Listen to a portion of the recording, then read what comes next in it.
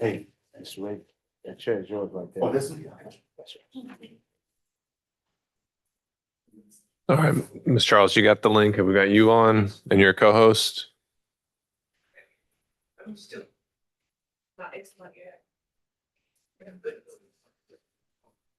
How we doing with your team, Mr. Regis? We got the Zoom link. She's in. All right, and we can add her as a co-host. Mute everybody. Test it out.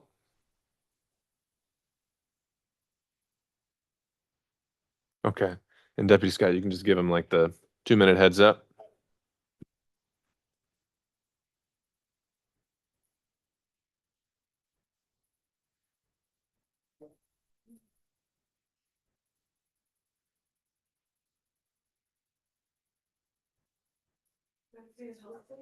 We need to add Ms. Charles as a co-host. Everyone is a co-host now.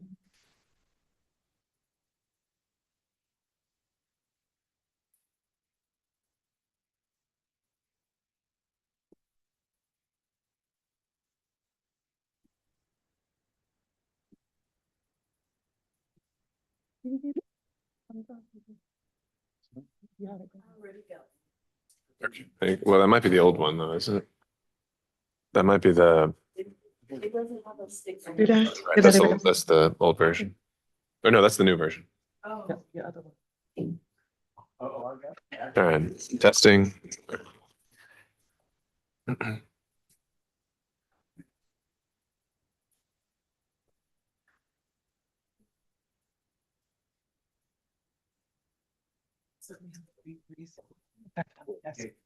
Ay, may alam namin.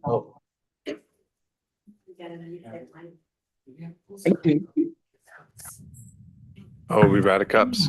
We got some extras on the states table. You can grab some of those.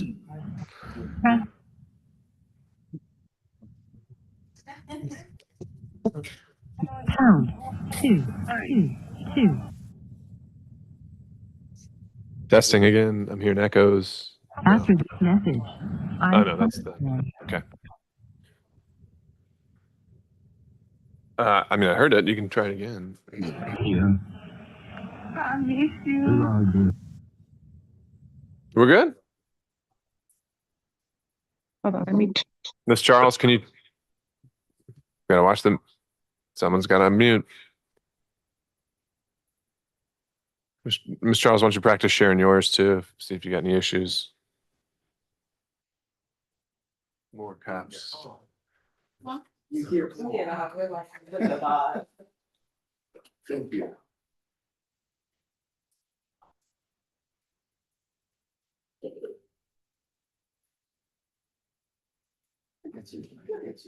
I'm being bad for that. Oh, no, it's in the back.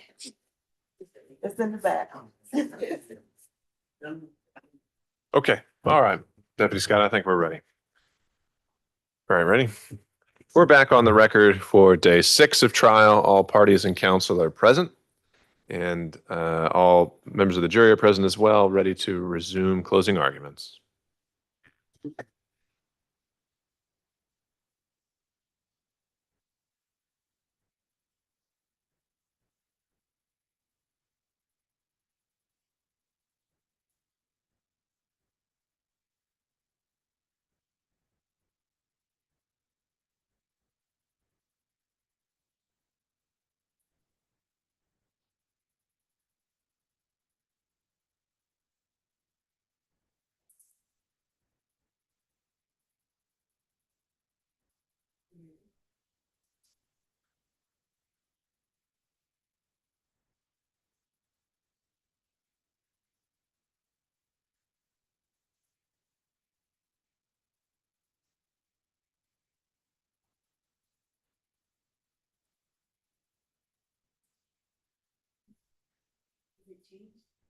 No, it's right, it matches my picture. You're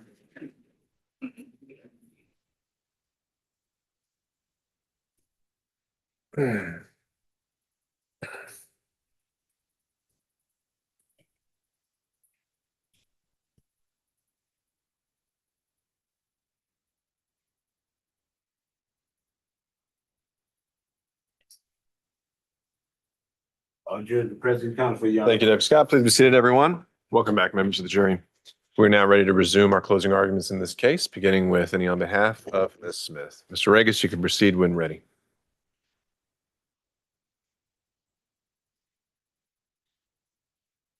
Ladies and gentlemen, boys and girls, welcome back. The worst show on earth. A show where Jalicia Smith sits in her seat, charged the crime she did not commit. But I'm so glad you are here. You are the ones, and only you are the ones who can put an end to this nightmare. You are the only ones who can take the weight off her shoulder. You are the only ones who can remove the hammer that's hanging over her head. I'm so glad you are here. I'm so glad you're here. Because you are the only ones who can tell the government you've gone too far. You have gone too far, and enough is enough. On that night, January 29th of 2025, Jalicia Smith was in that rambling way, rambling lane, rambling whatever apartment. She was there with her cousin Ardacia and her cousin Kamari and her friend Duda and this guy named Sosa and her cousin's boyfriend Jeremiah. They were drinking. She was doing hair. It was just typical Wednesday.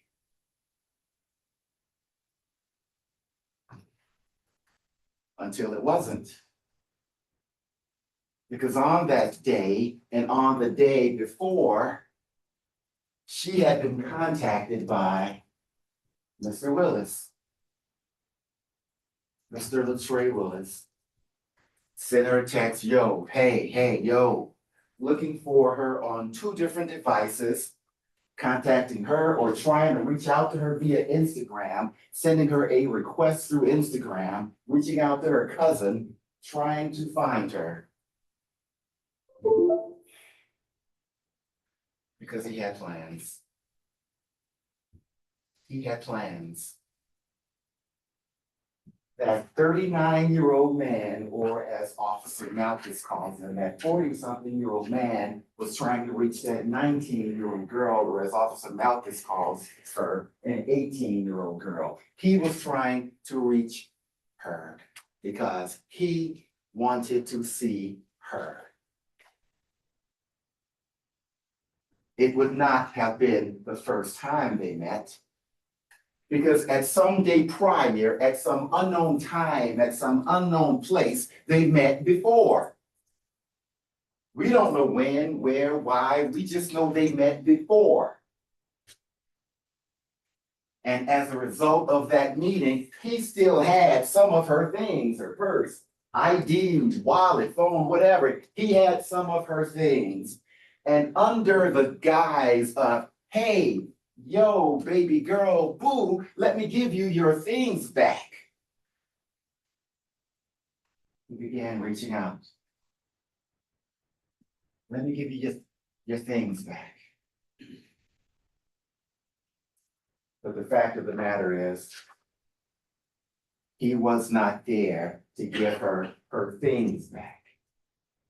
He was there to get something from her. And giving the things back was the way to get her in his presence, in his car, in his girlfriend's car, in his girlfriend's front seat.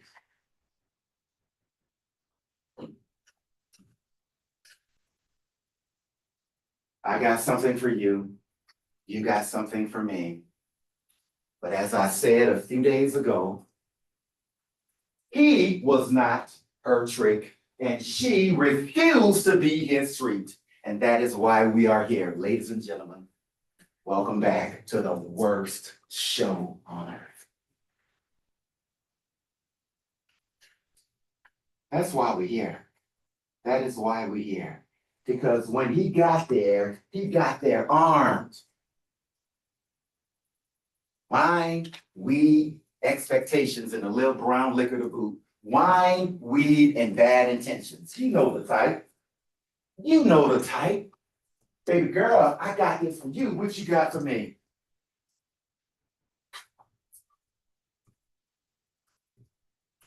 And that is why we're here. Nobody reached out to Mr. Willis and said, hey, come on over here. Come here, so we can do something to you. It wasn't that way. She did not lure him. He lured her. And when he got there, he parked that car, and I know you're tired of this chair. When he got there, he parked that car. And he sat and he waited for 20 minutes or maybe 21. Because see, they'd been contacting each other that day and a little bit the day before. So when he got there about 8 o'clock, he was there not to give her her things, but to enjoy her things.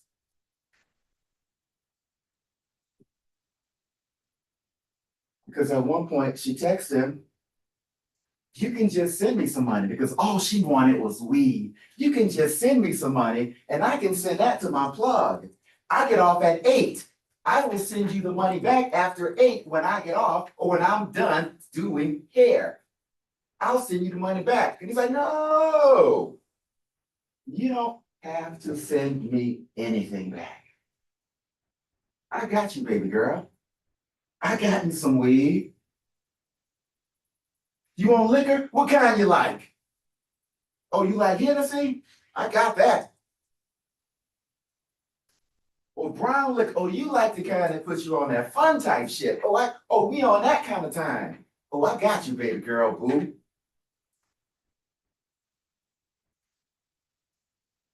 This 39-year-old man reaching out to this 19-year-old girl, asking her what kind of liquor you like. I got your weed. I'll give you some, and going forward, I'll keep giving you some.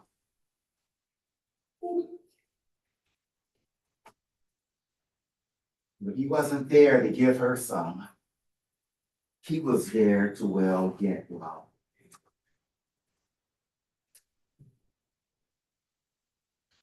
And that's why we're here. And I'm going to talk a bit about the evidence. I'm going to talk a bit about the law. I'm going to talk a bit about the people. But before I do that, I am going to talk a little bit about who I am. Not that it matters, because it's not about me. But I want you to know this one thing about me. And I say this with the risk of turning some of you off.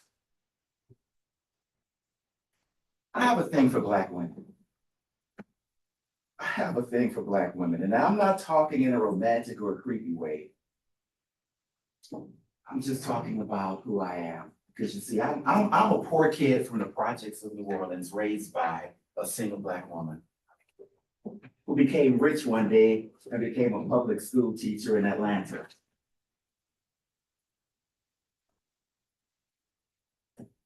And then I happened to meet a Black woman and marry her 30 years ago from June 1st. 30 years. And then we happen to have 2 Black daughters. And now one of them has produced another Black baby, my granddaughter. Rather think about it. Here's the reason I exist. Here's the reason I live. And the thing I don't think has been said enough this trial. Mr. Willis's life had value.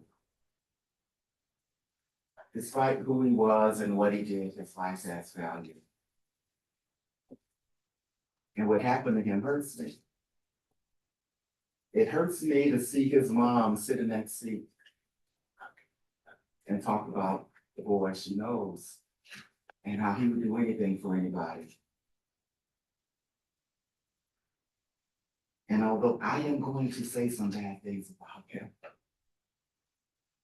I can't imagine mom's pain.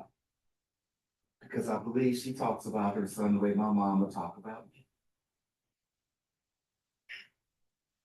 So just because I say bad things about her son, his life had value.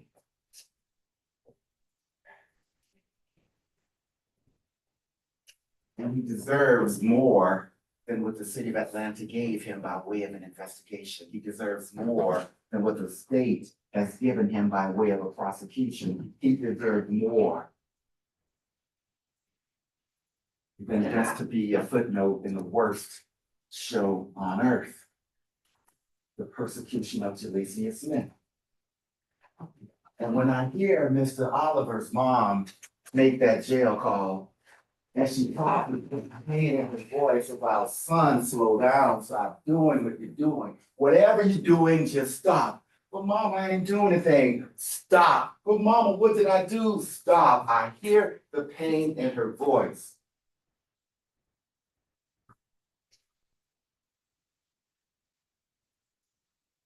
And then I look at Jalecia Smith, who apparently is a criminal mastermind.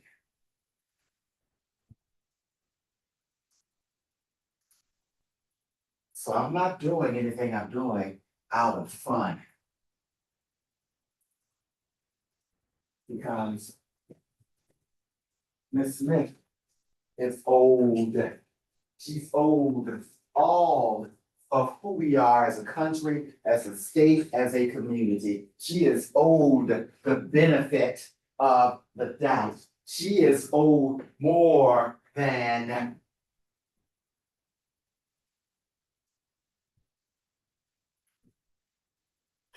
yes. She is worth more than I guess, because we are here because of two words. One person said two words, I guess. I guess. So ladies and gentlemen, boys and girls, meet Jalecia Monet Smith, criminal mastermind. I guess.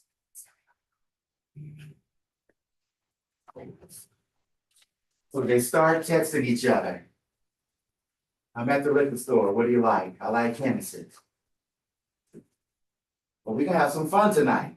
Well, I'm doing my client's hair. I'm gonna come down, we're gonna smoke, and then I'm gonna go back upstairs and finish work. That's what she said.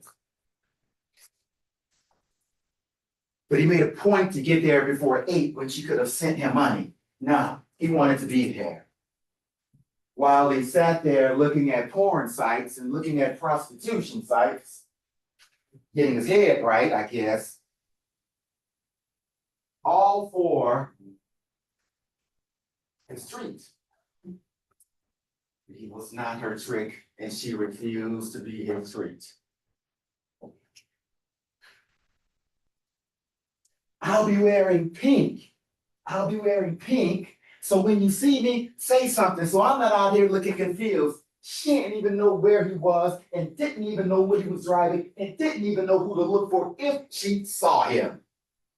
So I'll be wearing pink, so you spot me, and when you see me, say something. So I'm not out here looking confused. Ladies and gentlemen, boys and girls, I introduce you to Jalecia Monet Smith, a criminal mastermind, I guess.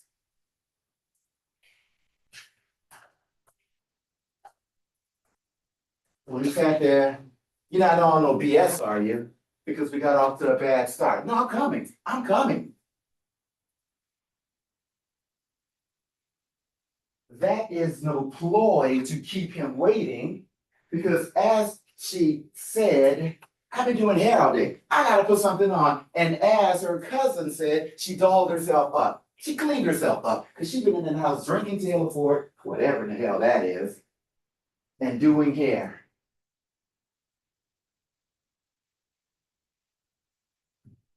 I'm coming. Coming.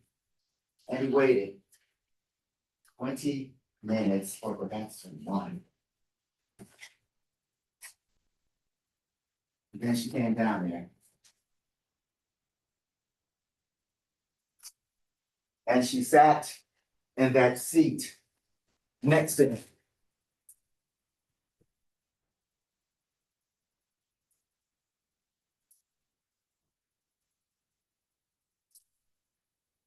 And she sat in that seat next to him. And she reclined. And she never even taken off her shoes. She got comfortable. And she started doing the thing she went down there to do. Smoke some weed. You can even see the shake, the remainder of what was left after you spill a little in a seat. They're real comfortable. And so did he.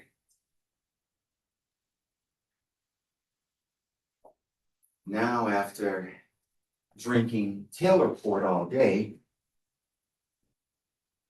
you're going to that car to meet Mr. Willis and taking a shot of brown liquor. That's who she is. That's what she's been doing. That is what occupied her time. Hair, Taylor Port, and now weed and hen. But what occupied his time, or rather what occupied his mind, was waiting for her, looking at porn sites or looking at prostitution sites. And now she's ready. Because he came there with weed, wine, and expectations, and now he's ready. And in his mind, at least, so is she.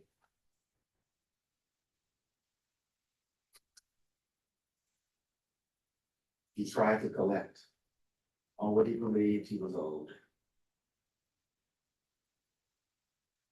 I think Detective Malkus called it. He had romantic interests. Now, perhaps having been married for 30 years, I no longer know what romance is. However, I doubt it's Taylor Port, weed, and Hennessy sitting in a Nissan Murano backed in by a parking lot and some apartments on the south side of Atlanta. But what do I know? It wasn't romance on his mind. It was collecting what he deemed was owed to him.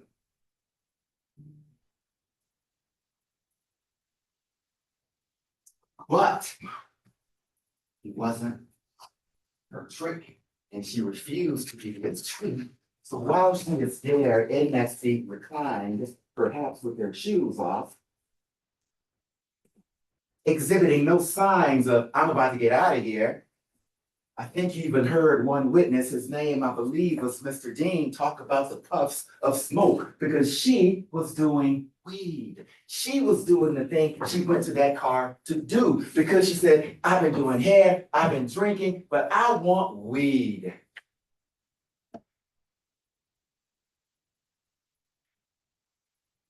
And now that she's sufficiently plied, she refused and did not comply. So now he's trying to force the issue. He's trying to get on top of her. All of 6'5" and 180 pounds or so. All of 5'2" and then 130 pounds or so. Get off me, get off me, get off me. And that is when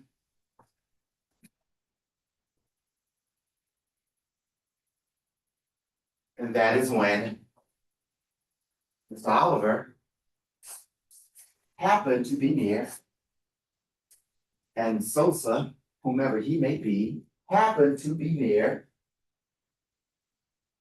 and they could tell something wasn't right. They looked through the window, and Sosa opened that door so she can get out. Now, as that seat is reclined and as her shoes may be off, she's riding the car. And it's not always easy to get out of a car with a reclined seat, unless circumstances dictate otherwise. She gets out of that car and walks away. She was no longer in fear of Mr. Willis. She was no longer in fear of the 6'5" frame on top of her, because now she's out and she can walk away. And she did, until she didn't. And she didn't because she heard shots that she wasn't expecting to hear. She heard shots, and then she began to run, as their witness told you, Mr. Dean again. They started running when they heard shots. He said that was the first thing that got his attention. This girl outside, and now hearing shots, she is running away. That's what he told you when he sat there. He saw her running away after hearing shots that she didn't expect to hear. She went back to that 1960 Rambling Way place. And eventually her cousin, Nardasia, comes up. And Nardasia sees her and she talks to her. And she's in the kitchen and she's rolling a blunt. Apparently something she's done a lot.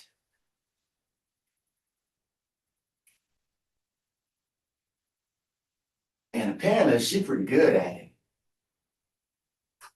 Apparently she has developed a proficiency, if you will, for rolling marijuana cigarettes.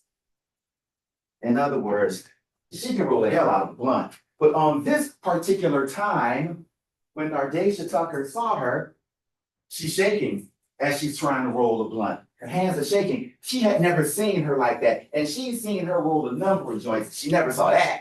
Because what happened that night was,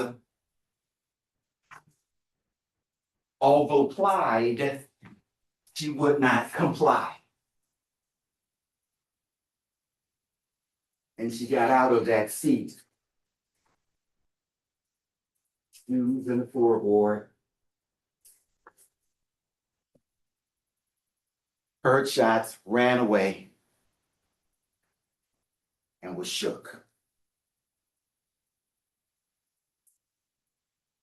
Because before all of this happened, she had been in that very apartment with those very people of whom I speak now. We're talking about Nardasia Tucker, Kamari White, Jaquan Oliver, Jeremiah Oliver, Judah Oliver, Sosa Stephen. She had been in there with them. And then they had all been doing all these things together. And at some point, she said, I'm going to go meet this guy. I'm going to go meet this guy. And because as Ms. Tucker said, she has a son. She didn't want people coming to her home. She didn't even want them to know where she lived. So she would have her parked sometimes far away, or not exactly far away, but out of sight from her apartment because she didn't want just random guys knowing where she lived. So she had him meet her at the playground away from sight of her apartment, but not away from the site, about 20 other apartments, as the evidence will show, and as their witnesses told you.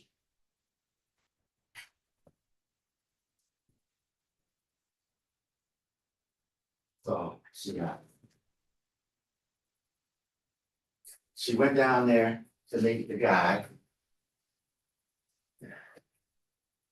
And while this is happening, Ms. Tucker is going through the phone of Mr. Oliver.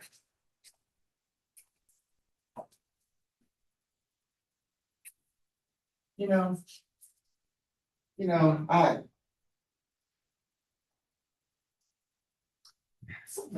sometimes dudes are just awful. Sometimes dudes. Miss Tucker allowed Mr. Oliver to stay there with her. Miss Tucker allowed her closet to be converted to a studio for him. Miss Tucker allowed her cousins to come there because they were mourning the suicide of his cousin. And how does he repay her?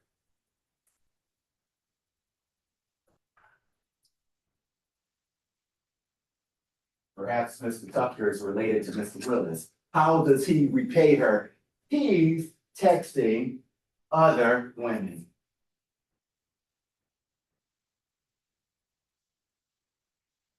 Ms. Tucker saw that. Ms. Tucker saw him. Girl sees boy, girl sees boy. Ms. Tucker jumping. All the while,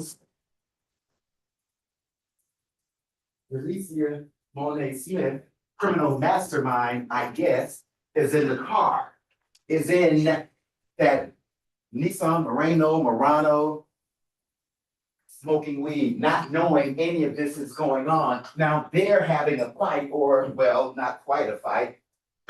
He's getting beat, or as the word I heard and learned, mollywop.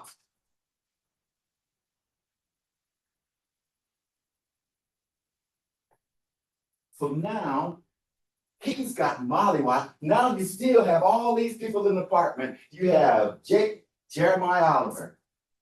You have Duda.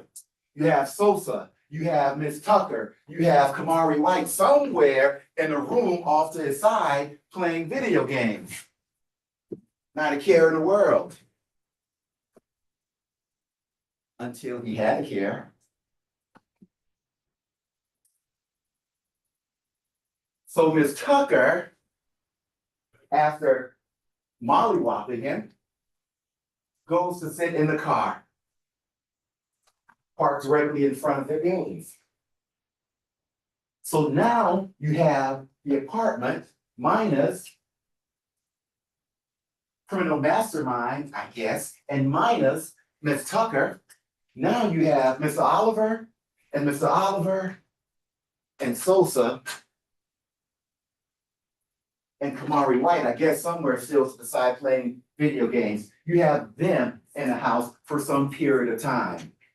While she's in that car smoking weed.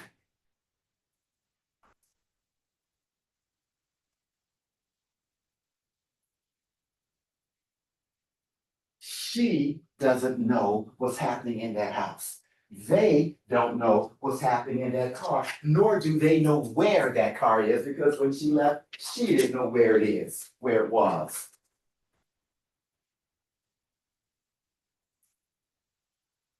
And that's why we're here.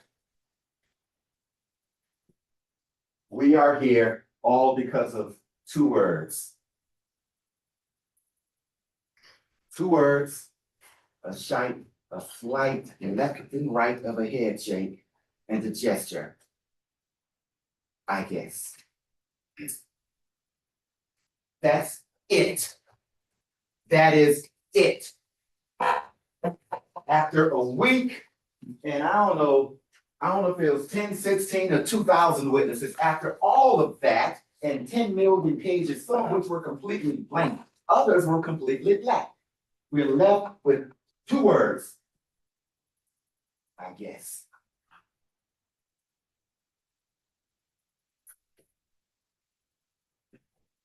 And not one of their witnesses said Miss Smith did anything other than Kamari White saying, I guess.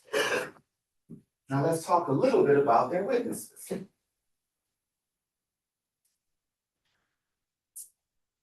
And they called a bunch of them. You have the first responding officer. There are three first responding officers. And they got there and their job is to just make sure nobody contaminates the crime scene, keep everything away. That's their job. Their job is to preserve the scene as it is so that detectives can detect, They don't touch, they don't destroy, they just preserve, leave things as they are. And when they get there,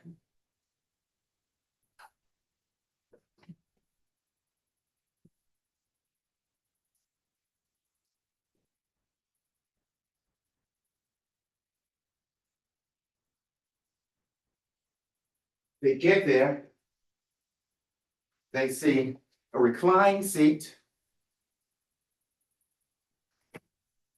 shoes and a floorboard, Hennessy on the seat, and weed on the seat.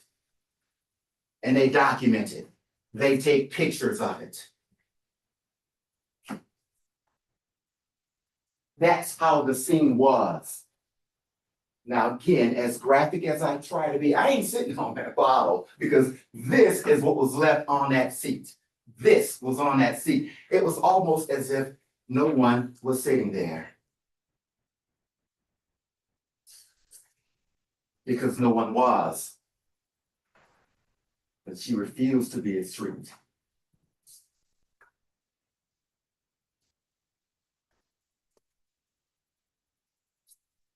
So they come, you have the crime scene people come, they take pictures, they don't move anything. And while they're all there, they know that cameras are everywhere. Well, get some cameras. So they see one camera, so they go talk to Mr. Dean and they get his camera. Because he has footage of the times in question. But he has footage for 5 minutes before and 5 minutes before that and 5 minutes before that. So we can see just how long has she been there. Perhaps what may have happened. Maybe there's some more cameras, we can get better angles, but they didn't bother. They did not bother. So I'm so glad you're here because you get to tell them enough of the persecution of Jalecia Smith. Criminal mastermind. I guess.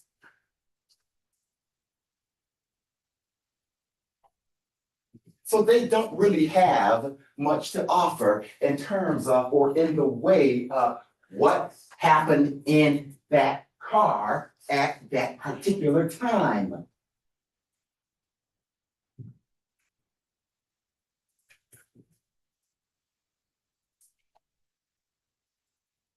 They called a medical examiner. And she talks about the hands being in bags and evidence bags because you want to preserve, again, that word, preserve. They want to preserve the hands to keep them as they are. And it's not just for the fun of it. However fun it might be to play with hands, it's not for the fun of it, it's for the evidentiary value. We want to know what's underneath those nails. And as a medical examiner called it, focal debris. There was focal debris of some sort under the nail. But beyond focal debris, there's this thing called DNA, deoxyribonucleic acid. So while they are preserving the hands, for the benefit of their evidence and the benefit of the nails and what may be underneath to see who those nails may have touched or scratched. They didn't bother checking. You have the evidence. It's cute. Love to look at it, but I ain't gonna test it.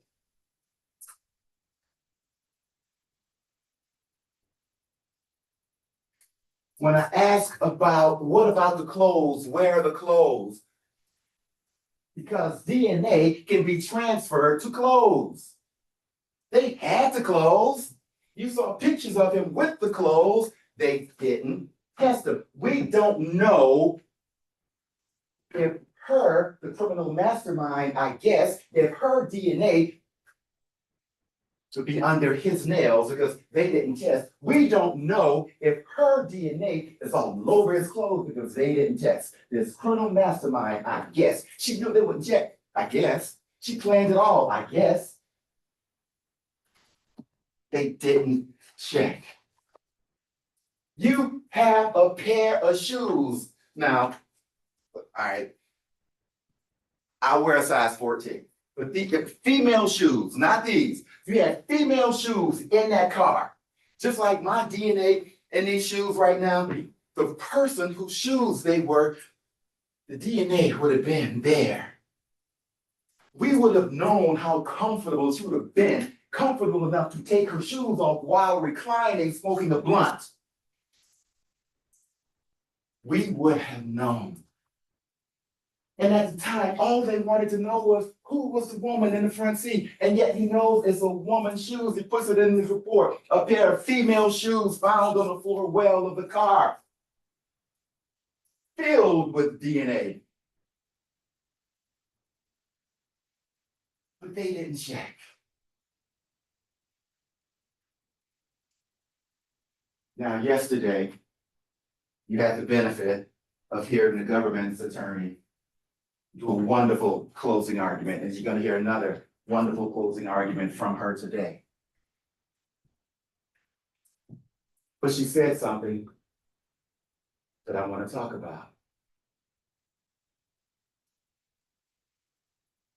She showed you a picture of a dollar bill with holes in it and said, look at this picture, look at this dollar bill. Y'all know what that is. Y'all don't need every little hole filled in. You know what that is. You know what that is. That's the equivalent of guilt by, I guess. You know what that is. But the problem with that is that those holes they point out, those holes they want to get the benefit of, you don't get the benefit of the very holes you chose to leave. You don't get to leave holes in a dollar bill and say, but look, there are holes in it. You know what this is? I guess. No. The holes shouldn't be there. But they chose to leave them there. And here you hear her asking, could this have been better? It could have been better.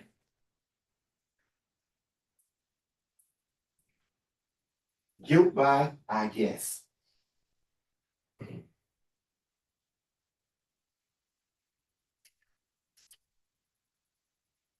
So,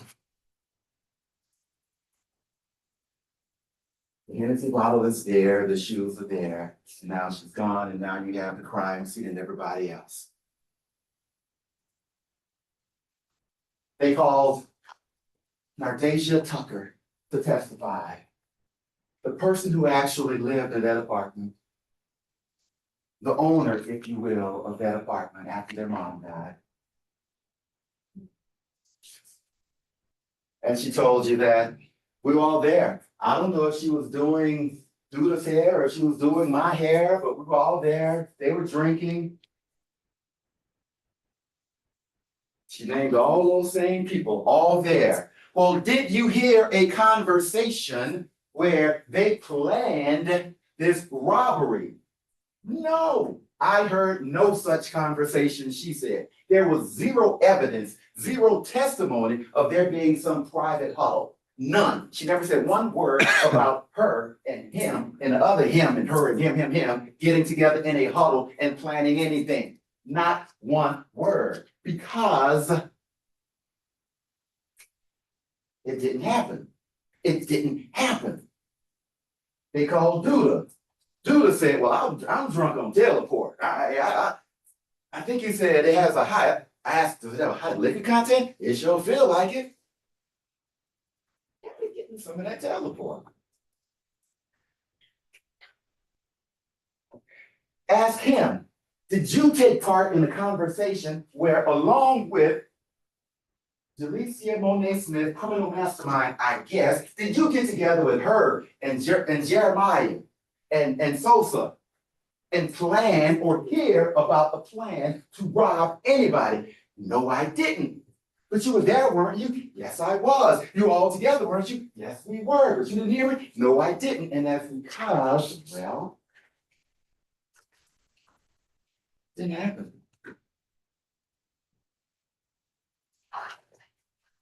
You had Martha Joan that stands. She never said one word in her testimony about this one being a trick, and she's going down there to milk her trick. In fact, when asked about it by Attorney Fagan, she's like, no, that's what they were telling me. I never said anything about her reading a trick and milking a trick. No, she was almost offended at the notion.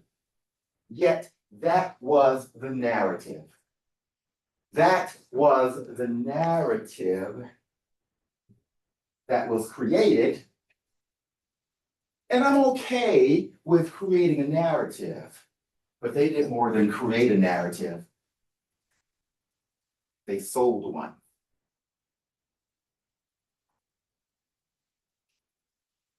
They sold it to Kamari White. They tried to sell it to Nardeja Tucker, but she wasn't buying. She wasn't buying. But they sold it to Kamari White. And he bought it. And it's a little difficult sometimes. It's a little conflicting when you want to tear apart a witness, yet you feel sorry for him for having to be there. He didn't want to be there. Did you see the tears? Did you see the tears? He didn't want to be there.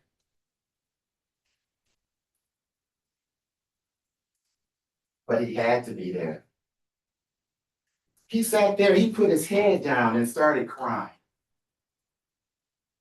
Because on January 29th of 2025, all he was doing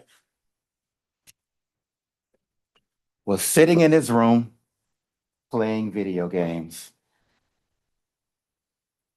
And then a couple of days ago in 2026, he was sitting in his seat testifying for his life. Because he knows that he's facing spending every day for the rest of his life in prison. He knows that his sister is facing spending every day for the rest of her life in prison. He knows that, and he doesn't want that. And he knows that if he looks up, there's this thing hanging over his head. He knows that. He knows that. And instead of looking up at that thing over his head, he looked down and began to weep. Because he doesn't want to be here.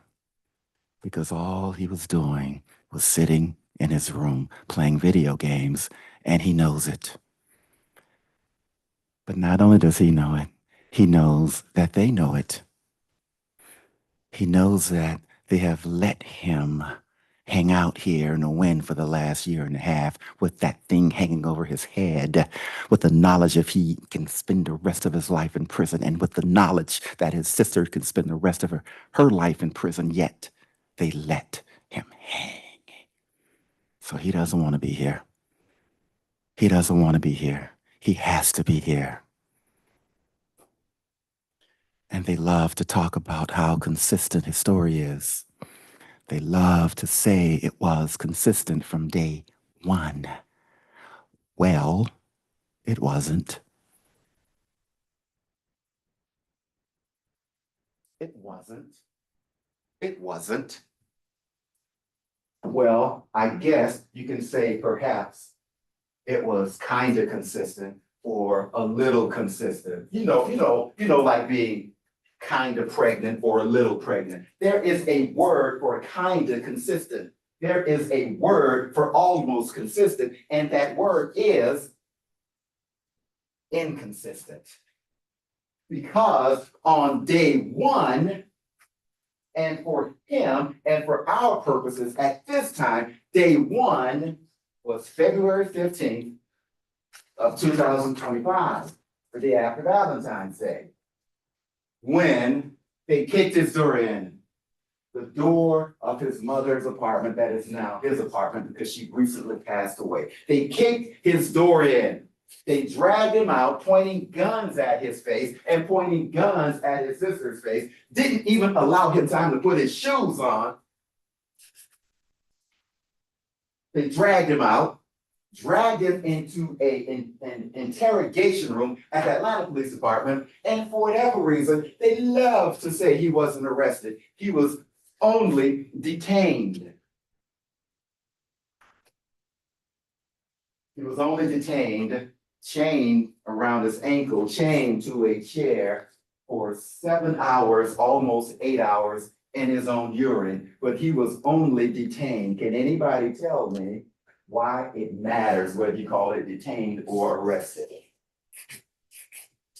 If a man not only cannot go to the bathroom, doesn't have enough length on his chain to reach the door to knock on it, to ask if he can use the restroom, and they want to say he wasn't arrested, he was only detained. It is very easy to say detained because sometimes where you sit determines what you say and how you say it. Because when Detective Malchus sits here looking all smug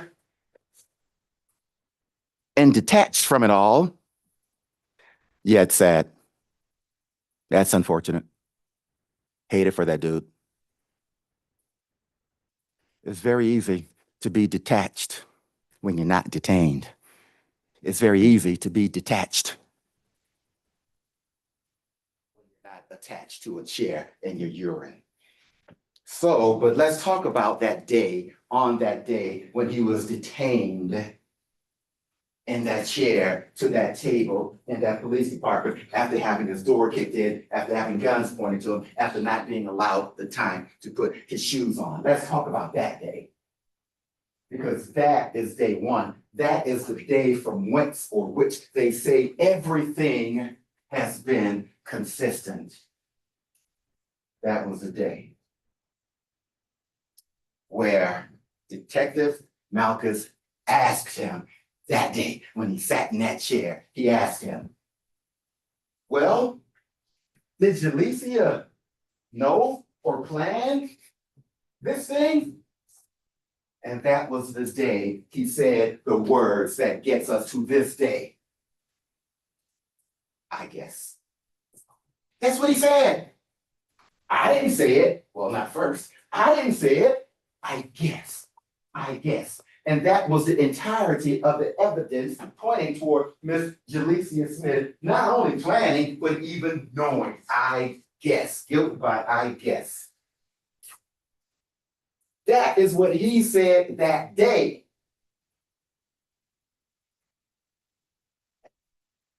But then, as time moves on, as we proceed to this day, it now has become, she knew all about it. She was in on the plan. No longer is it, I guess, now it's, oh, she did that. She knew all about it. She was in on the plan because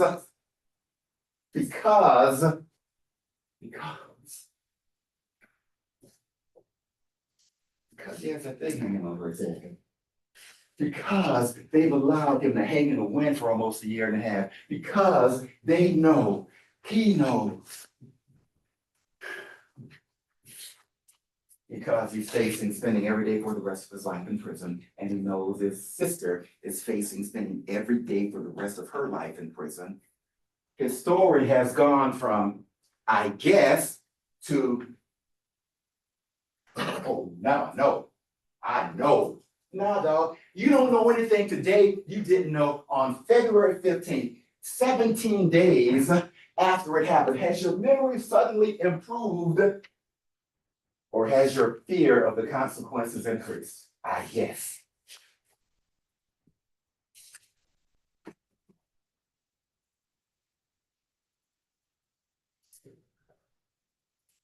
Mari White. I want to be mad at him. I want to, but I understand. You know, this old joke. I ain't saying it's right, but I understand.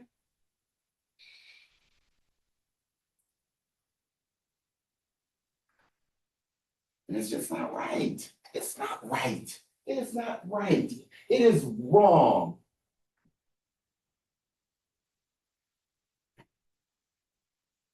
Did you hear her jail call?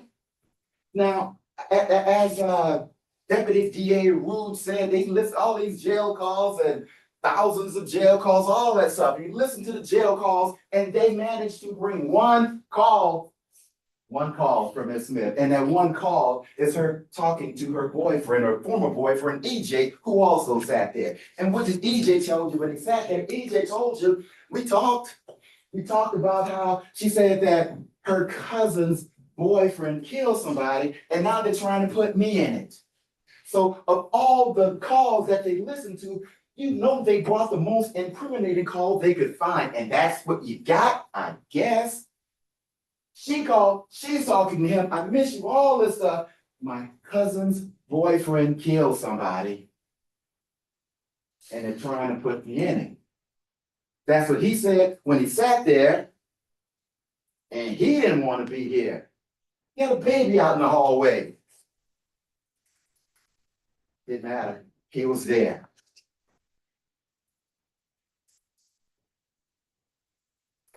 That's not right. You know, so when Mr. Oliver and Sosa walking on the way to the store, on the way from the store, wherever, going to get Black and Miles, haven't tried those either. They see something happening at the car, run to the car. Jalecia gets out, walks away until she hears shots and she runs away. They go to the car.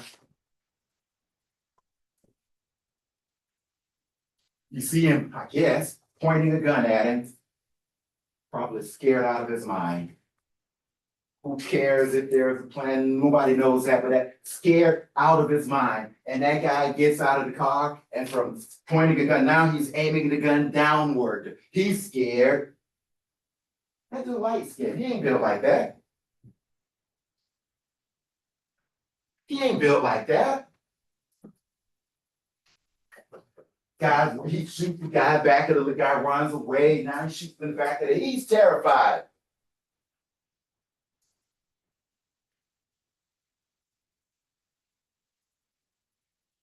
But wait, there's less. Or I guess that was the testimony of their other expert who showed you picture after picture after picture that did not matter.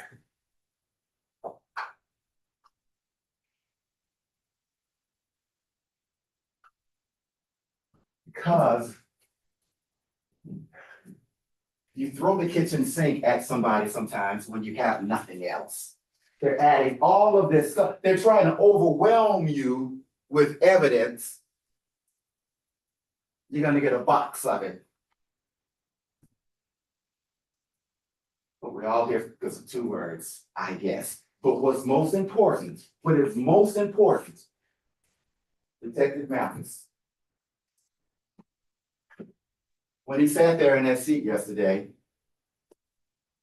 when I was asking him questions, when I was yelling at him and berating him, I'm a yeller and a berater. When I was yelling and berating at him, I appreciate him because I asked him the question that you'll be asked to consider. Because see, at one time, he considered the possibility of the person in his seat. being attacked by the person in that seat. At one time, he considered that possibility. And when I asked him, was that a reasonable possibility then? He said it was.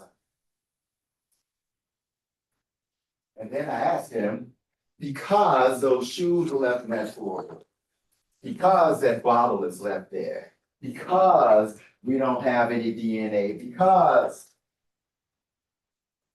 is that still a reasonable possibility today? And his response was yes. That's what he said. So the person in that seat could have been being attacked by the person in that seat.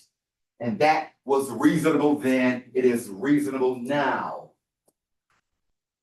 And see, when I finish and then they finish, then the judge gets to get, well, I would say the last word, but that would be you. And he'll tell you that when it comes to circumstantial evidence, you can only convict if that evidence points to guilt. But not only that, it must exclude every reasonable theory consistent with innocence. That's what the judge is going to tell you. In order to convict on circumstantial evidence, not only must that evidence be consistent with guilt, it must exclude every reasonable theory consistent with innocence. And even that detective couldn't go that far. The judge is going to tell you that grave suspicion equals not guilty. The judge is going to tell you that. The judge is going to tell you that an accomplice's words must be corroborated. And by definition, Kamari White is an accomplice because he is still accused of this offense along with him and along with her. He is an accomplice, and everything he says must be corroborated. That's what he's going to tell you. Ordinarily, you don't need corroboration, but when it comes to an accomplice, there must be corroboration, and that corroboration must do more than raise a grave suspicion of guilt. That is what the judge is going to tell you. That is the law. He is going to tell you that she must be found guilty beyond a reasonable doubt. What he is not going to say is she must be found guilty by, well, I guess, because that ain't a thing. And it's not a thing because that's not who we are. That's not who we are.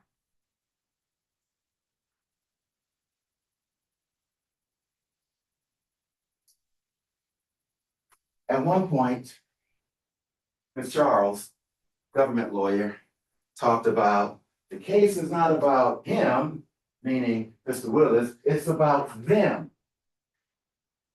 I so wish I could turn the phrase as well as she could. But that's what she said. It's not about Mr. Willis, it's not about him, it's about them. And yeah, it is. It is about her and it's about him. But to some extent, it is about all of us. It is about her and him and her and him and her and him and all them out there. All them. It's about all of us. Because to some extent, a trial, you are not only putting Jalecia Smith, criminal mastermind, I guess, on trial, you are considering who we are, and what we believe in terms of guilt beyond a reasonable doubt. Does that thing really mean something? And it must. So it's about him and her and all of us. Because again, you know, I'm a poor kid from the projects and New Orleans and the Calliope, me and Master P.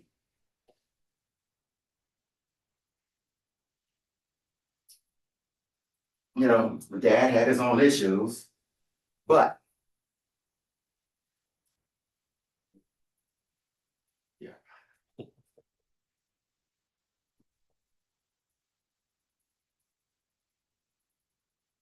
dad had his issues. Probably was hungry too, I guess.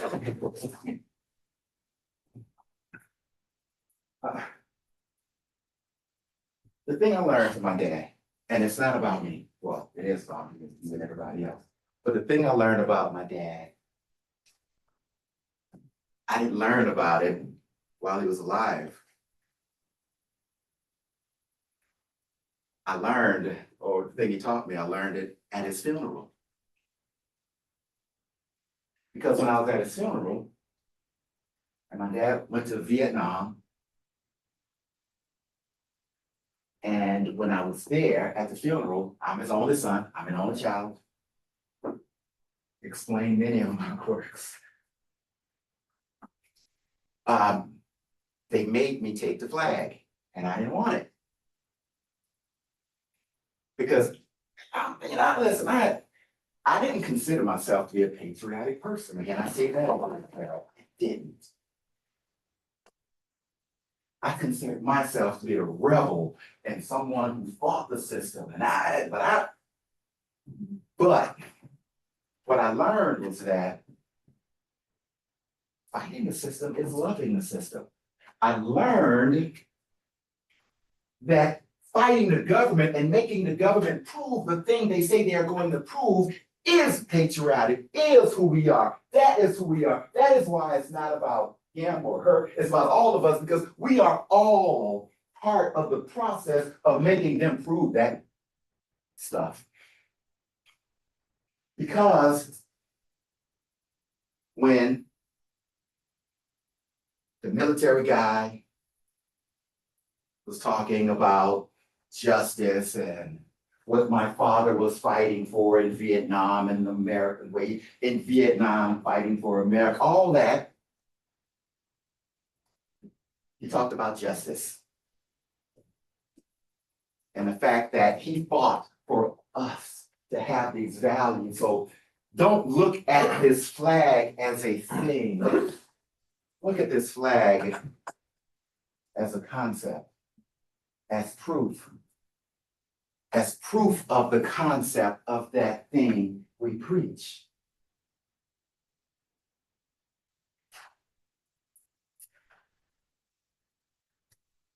And that thing we preach is guilt beyond a reasonable doubt. That thing we preach is not guilt by I guess. That thing we preach is you make them prove it. That thing we preach is that thing that, not to get political, because I'm not, or I am, but I'm not. It's that thing when I was a kid, and I remember Ronald Reagan as the president, not an endorsement, I'm just saying, but he had these words, trust but verify. Trust but verify. You don't just get to say something, you gotta verify. Trust but verify. And as the state take notes, because they're gonna add much of what I say into their PowerPoint, so you'll hear some of what I say in their PowerPoint, and you'll see them taking notes from time to time, and understand I don't get that right. I don't get to take notes and come back and refute and answer and perhaps even mock. Although I would never mock.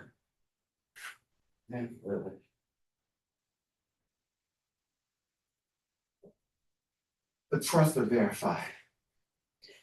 Trust but verify. You don't have to trust that the holes that we left. No, fill in them. So that's what I learned. But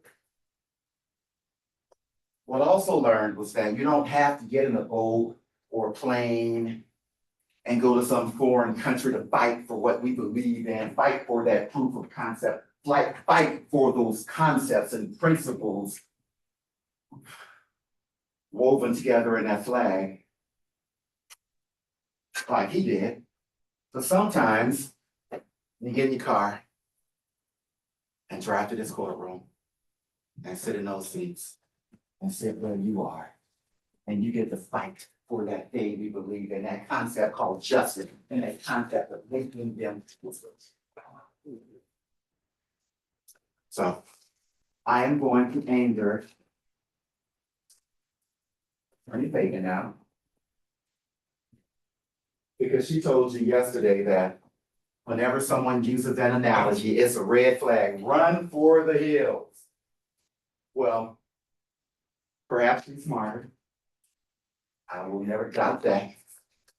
I need analogies. They help me. Just like I need chairs, they help me.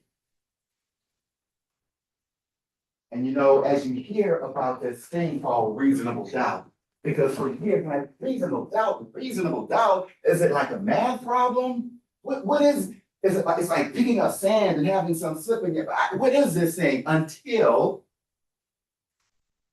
my wife and I were once lying in bed watching TV. And I did something I normally regret. I let her beat me to the remote control. And I found myself watching a documentary. And in watching this documentary, I learned about this young girl. Her name was Mary Kellerman, 7 years old. And she wasn't feeling well one morning. And her dad, doing the thing he thought was right, gave her some medicine. And his daughter, doing the thing her dad told her to do because her dad thought that thing was the right thing, took that medicine and promptly died. And then a few miles away in suburban Chicago, the Janus family. There's a bug going around. 3 people in that family took some medicine because they thought that was the thing that would cure them. And just like little Mary, they all died. And then this EMT noticed that all of these people, all 4 of these people, 2 homes a few miles apart, suburban Illinois, had taken the same medicine. They all took Tylenol and they died. And they realized that perhaps, perchance, the medicine was killing them. Perhaps, by chance, the Tylenol is bad. So, Tylenol did something. They pulled Tylenol from the shelf of every store in Chicago and every store in Illinois, because by this point, a total of 7 people in suburban Chicago died of Tylenol. So Tylenol, they didn't know all the drugs, but they had a reasonable doubt, a doubt based on a reason, and the consequences were far too severe. They had a doubt based on a reason that something is wrong, something is defective. And they pulled it off every shelf in every store in Chicago and in Illinois and in Atlanta and in Georgia and in Los Angeles and in Iowa, off every store shelf in America. Not because there is a 1 in 2 chance of somebody dying or 1 in 10 chance or 1 in a million chance. It ain't math. It was reason, because there was a doubt upon a reason. And I hate making her upset, but that is the analogy that helps me think of what is this thing called reasonable doubt. Not likely or anything, it's just, I have a doubt based on a reason. I guess.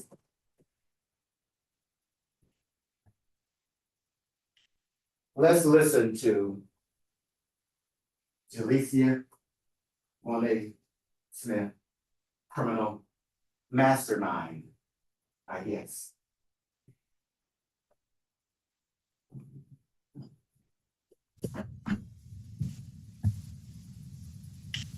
Let's listen to Jalecia Monet Smith, criminal.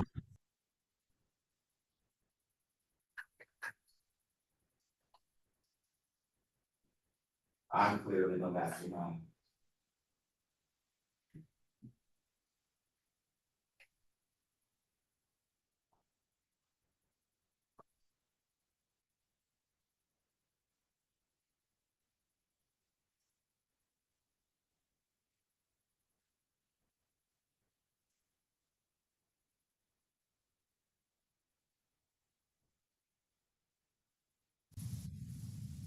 AM. To reports of physical or sexual abuse, press pound 222. After this message, platform, press pound 451. Press 1 to place a call. Press 4. Please enter your PIN number. AM. To reports of physical or sexual abuse, press pound 222. After this message, platform, press pound 451. Press 1 to place a call. Press 4. Please enter your PIN number. AM. To reports of physical or sexual abuse, press pound 222. After this message, platform, press pound 451. Press 1 to place a call. Press 4. Please enter your PIN number. AM. To reports of physical or sexual abuse, press pound 222. After this message, platform, press pound 451. Press 1 to place a call. Press 4. Please enter your PIN number. AM. To reports of physical or sexual abuse, press pound 222. After this message,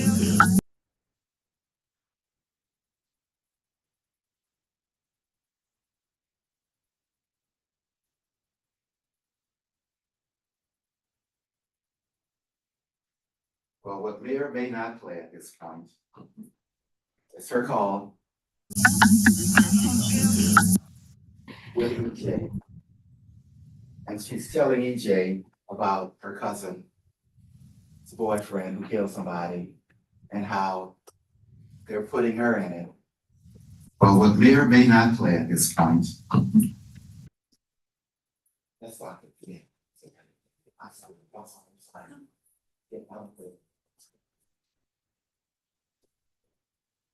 Trust me. And verify as well.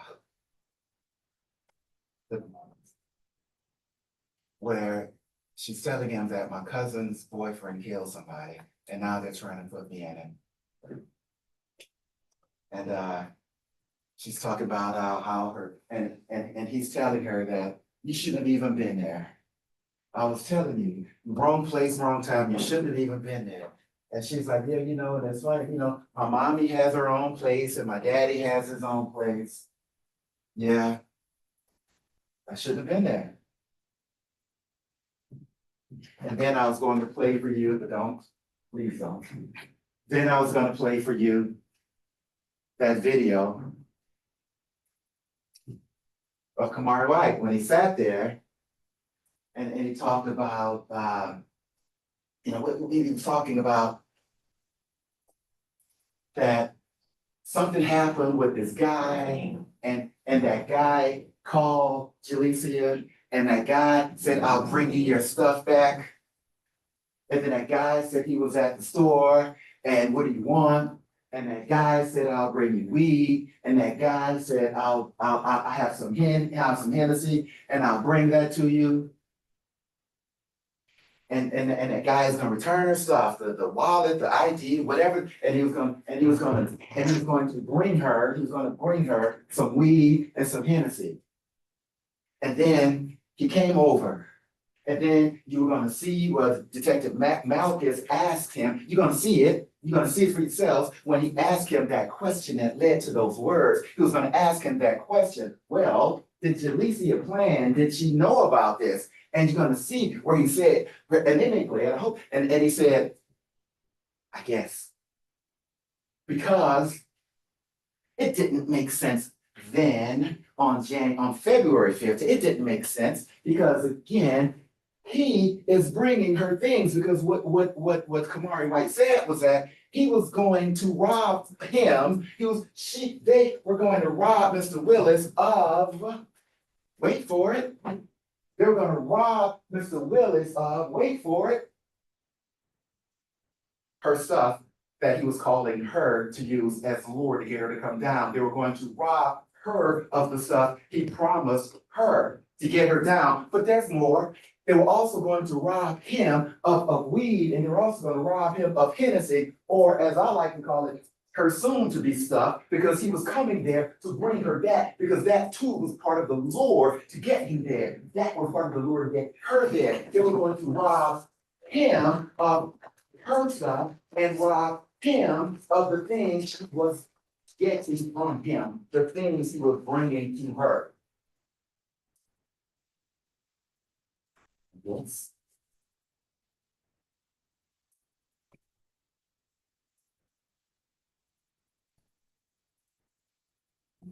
Yeah.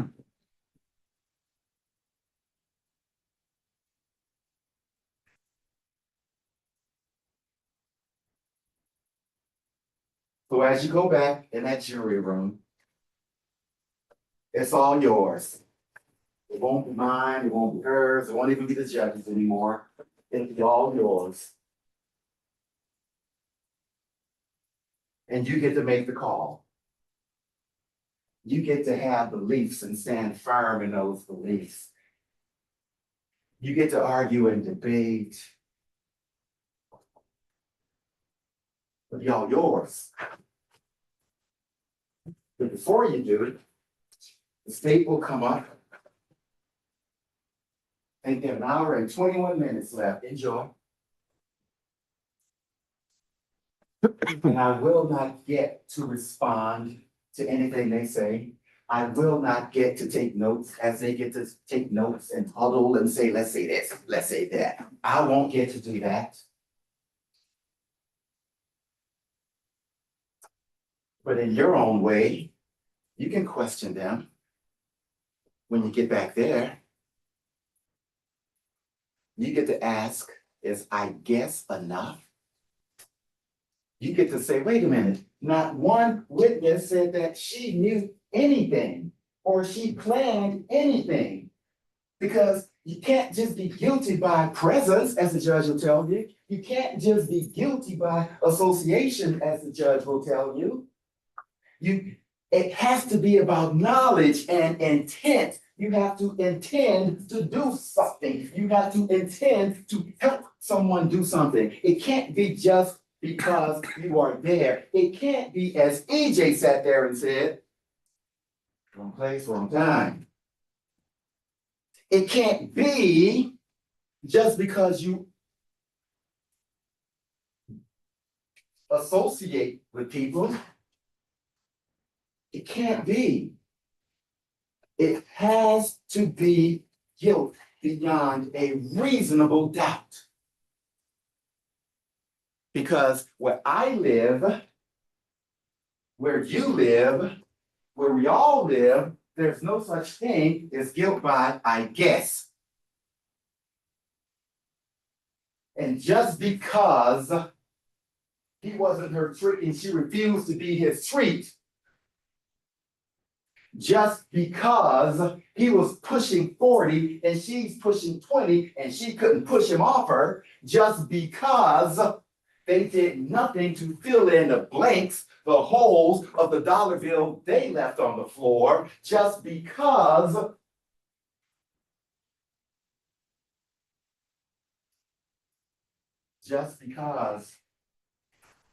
Delicia Monet Smith is a criminal mastermind, I guess. About this, I don't guess. About this, I know. Just like every time a witness started a response with, I guess, we'd object to speculation, and the judge would say, no, that's speculative. About this, I don't guess. She didn't do it, and I ask you to find her not guilty. I thank you for your time.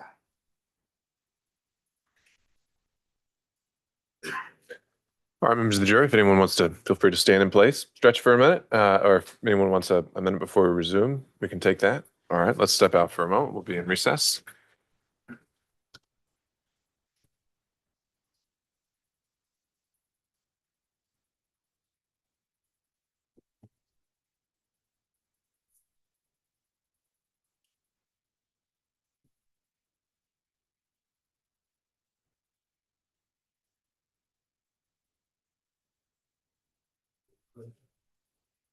All right, let's hold in place. I don't think the jury will take long. Step out if you have to. But if we can leave our Mr. Smith, Miss Oliver in the courtroom, we'll be in recess. All right.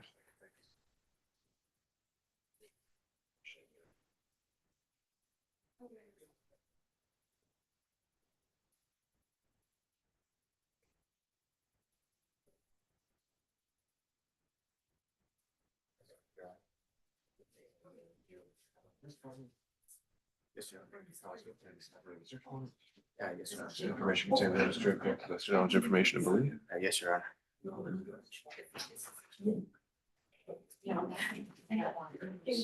There. That's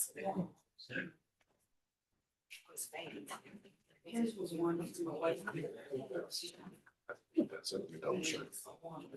There. Okay, he's gonna scan a copy, he'll get it right back to you, now you're on. Thank you, sir. Deputy Scott, this is for, we have a petition.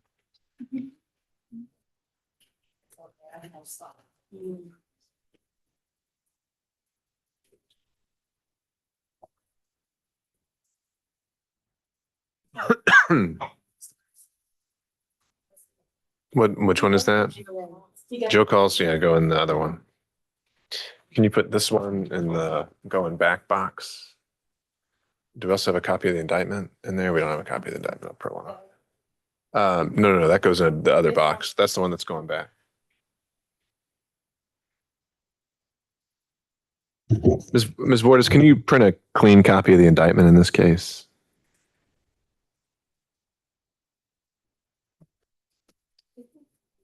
What's that? They're gonna have this one, I guess. Court's exhibit on. I gotta read it first. If you say you don't need it, I'll take that. You can put this in the. I said of the indictment. Okay. This is the jury instruction. Oh, sorry. Yeah.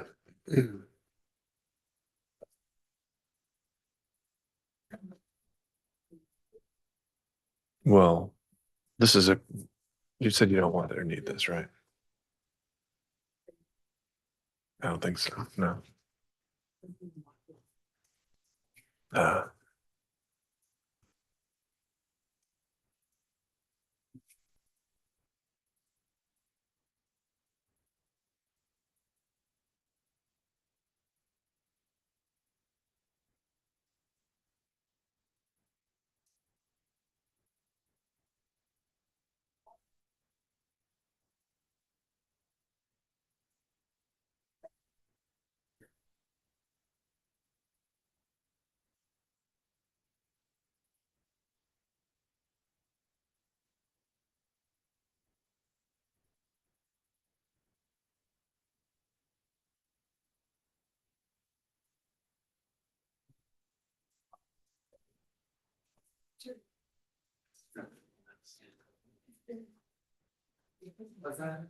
If we start playing stuff, testing it if you need to. What's that? Yeah, this is off the record.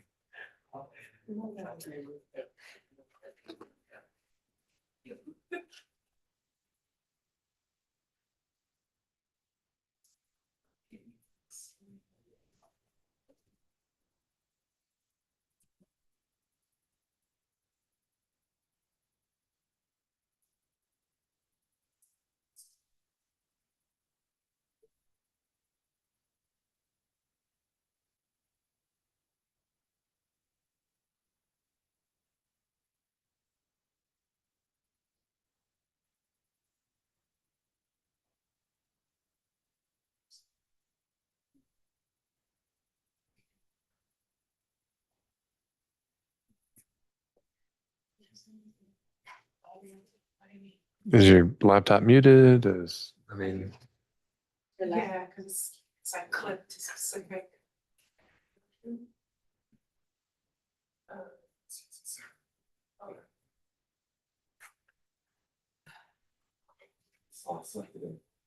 Yeah. Yeah.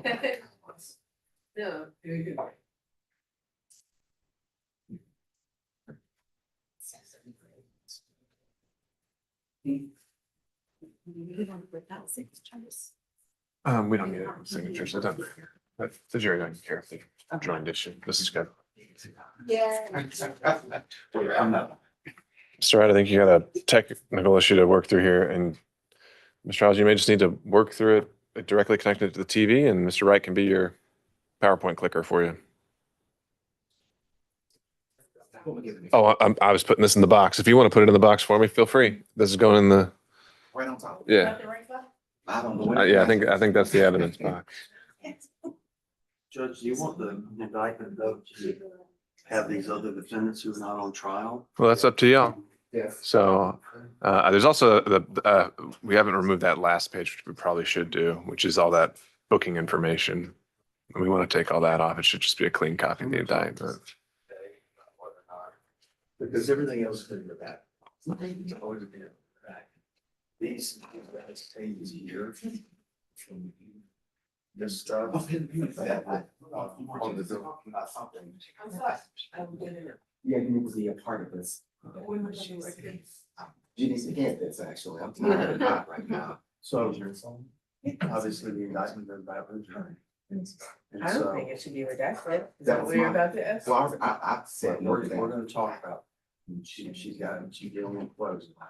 Talk about that, whether or not. these Is that things are her redacted. time? It's always been 1 redacted. hour, until we get 20 the case out there. These last pages though, we should. We agree that all these things should be removed. I would keep testing it, Mr. Charles. Just test everything until they tell us they need to come back. These things need to be removed.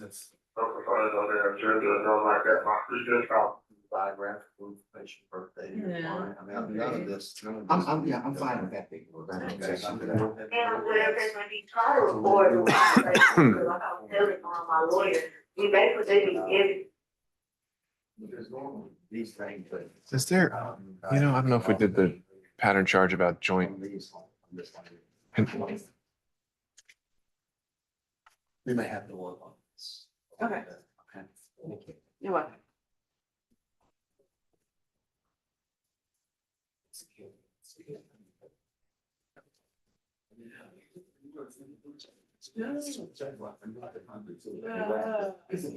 Oh, yeah, no, I seen that. Yeah. Say what? I didn't hear that at all. That's why you say hungry.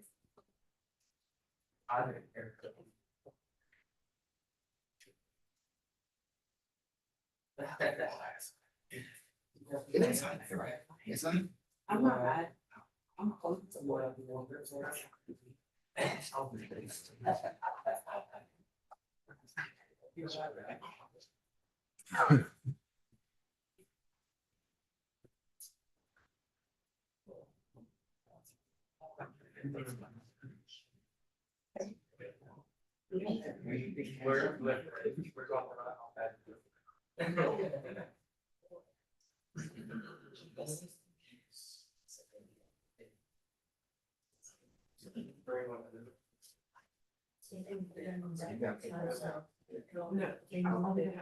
Sorry?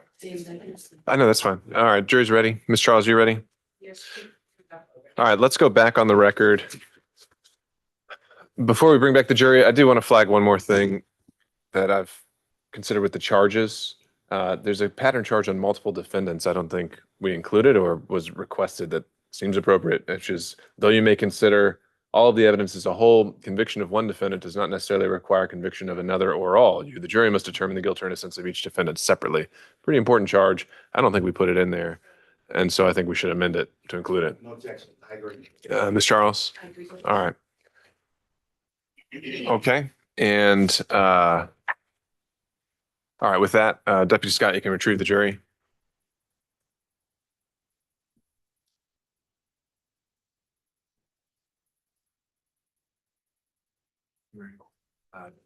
Raise your right hand. You solemnly swear, affirm testimony about this court to the truth, the whole truth, and nothing but the truth. Yes, Your Honor. All right, you can cause him to print this affidavit of search warrant. Yes. All right, information contained within is true, correct, best knowledge, information you believe. Yes. All right.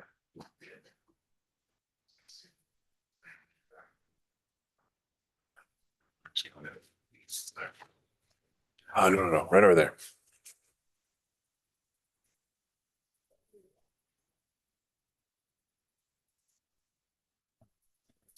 Second, we read it.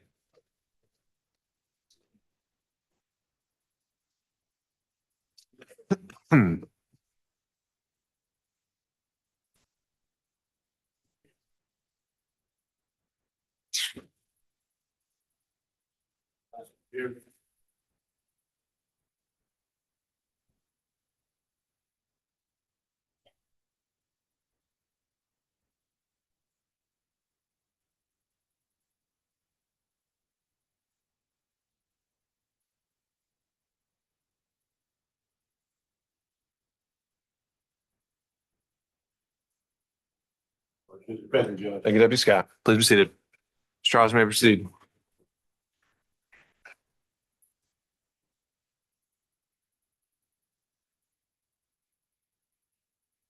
Verify. Verify what you've heard over the last week. Defense made a very, very good suggestion. Verify. Because for all of the rhetoric, all of the analogies, all of the stories, what does the evidence actually say? And so what we're going to do together is walk through and test the story we heard from the defense and test that story against the evidence that we have presented to you. Verify.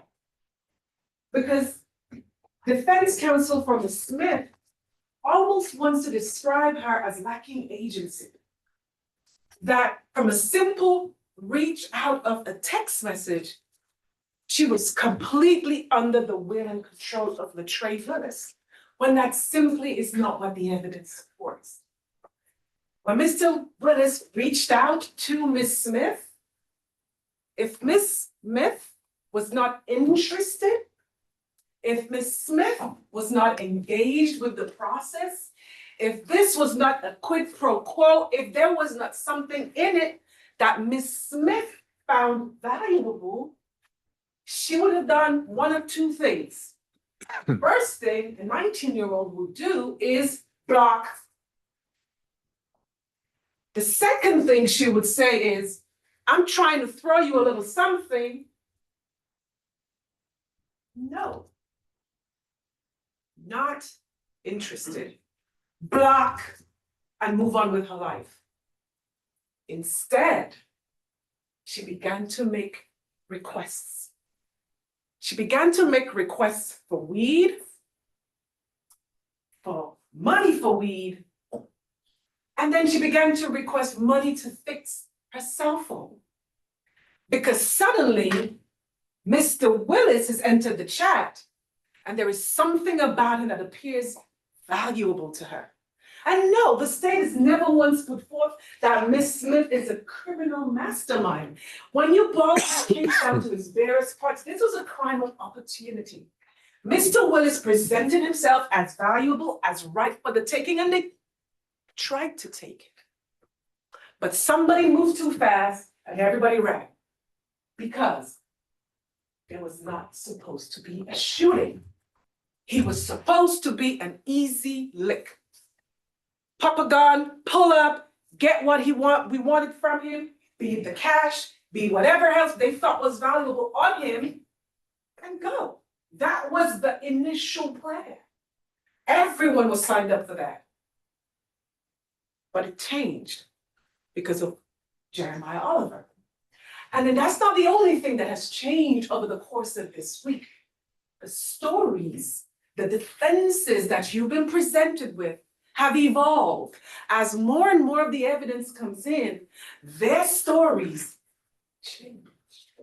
It expands a little bit. It contracts a little bit. Because what they're doing is, after you have been given the evidence, they're trying to present you a story to fit that evidence, to distract you from what the evidence actually means, and to get you to look the other way. That is what's going on here, ladies and gentlemen. Because when Mr. Regas, extremely capable defense attorney, keeps going on and on about, I guess, he leaves out the rest of Kamara's statements. He sticks on the word, I guess, because it fits their narrative, because their narrative is to try to get you to decide this case on a maybe. Maybe this happened, and maybe that happened. But ladies and gentlemen, the evidence came first. You have the text messages, the video, the audio recording, the jail calls, the digital trail, Jaleesa Smith's and Jeremiah Oliver's story. All of that came after the evidence was presented, after they had a chance to look at the discovery, after they had a chance to sit with their lawyers and craft a narrative to fit all of the evidence that came first. Because remember in opening what they promised you that they would show you. They promised you that they would show you his pants was down, his shirt was ripped. She was yelling, help me, help me. Those were Mr. Regis's words. Jeremiah Oliver took the stand and said he heard, get off me. Today, Mr. Regis says she's saying, get off me, get off me. That is a change. What the evidence actually shows is there was no audible scream on the video or overheard by any other witness. Jeremiah told you that he heard it because the windows were cracked. We'll see what the evidence actually shows. Jeremiah Oliver told you Willis threatened everyone, from Smith to him to the guy next on the passenger side. However, there is no witness that says to corroborate that. There is no recording that corroborates that. All we have for that statement is Jeremiah Oliver's self-serving statement. And I submitted to you yesterday, and I will resubmit today. We simply cannot trust Jeremiah Oliver. The gun was in the closet. How convenient. SWAT, Apex, APD's most premier force. They missed the gun. You have the 500 odd photos. We showed you everything, nook and cranny. They turned the place over. But conveniently, they missed the murder weapon? No. We can say that now because it's not in the photos. So if it's not there, they must have missed it. That is a story that comes after the evidence. Willis had a gun in his trunk, and maybe he was, fiddling with his torso or something of that sort. But what the evidence showed was there was no gun inside Mr. Willis's car, no gun inside his glove compartment, no gun in the console. None of that ever happened. The little bag that he had, no weapons were found. And then Kamari, the guy with the X-ray vision, Superman who can see through a wall, who's Karnak, who has a crystal ball, he made assumptions. Everything he told Detective Malskis, some 15 days after the incident, before he's arrested, before he's charged, before he's seen any discovery, before he even knows the video exists, somehow Kamari's statements matches the video, matches what we now know to have happened on that night on January 29th. The recording corroborates Kamari White.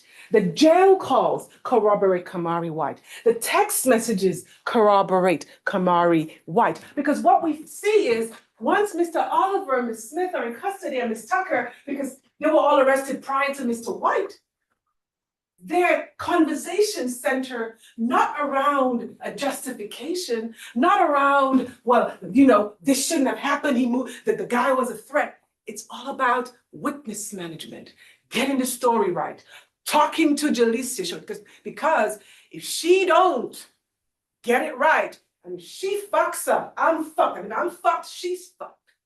That's his words. So she has to get it, she has to go along with his story. And then Oliver fled the scene that night. Yet he takes the stand yesterday and tells you, but he was justified. It was a rescue mission. He makes no report of the assault.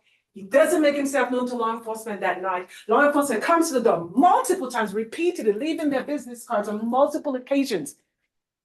Officer Mascis calls Nadeja Tucker. And when she realizes, she calls back and she knows it's law enforcement, she hung up the phone and blocked his number. So they know that law enforcement is onto this house, and that house is a place of interest. but nobody reports a rescue mission.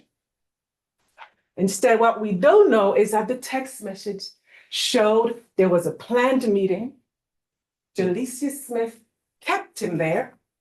Soso was supposed to grab the bag. And in the jail calls we heard, Jeremiah Oliver believes without whoop-de-woo, they got nothing. So yeah, I can come in here and tell them a story.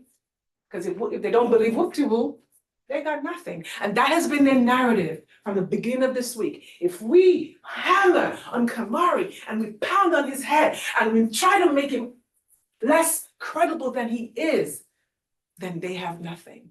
That is their defensive strategy. They're trying to pull the wool over your eyes, ladies and gentlemen. I submit to you, do not let them do that. Because from the very beginning, they have been trying to design a story that matches the evidence, but they haven't quite been able to do so.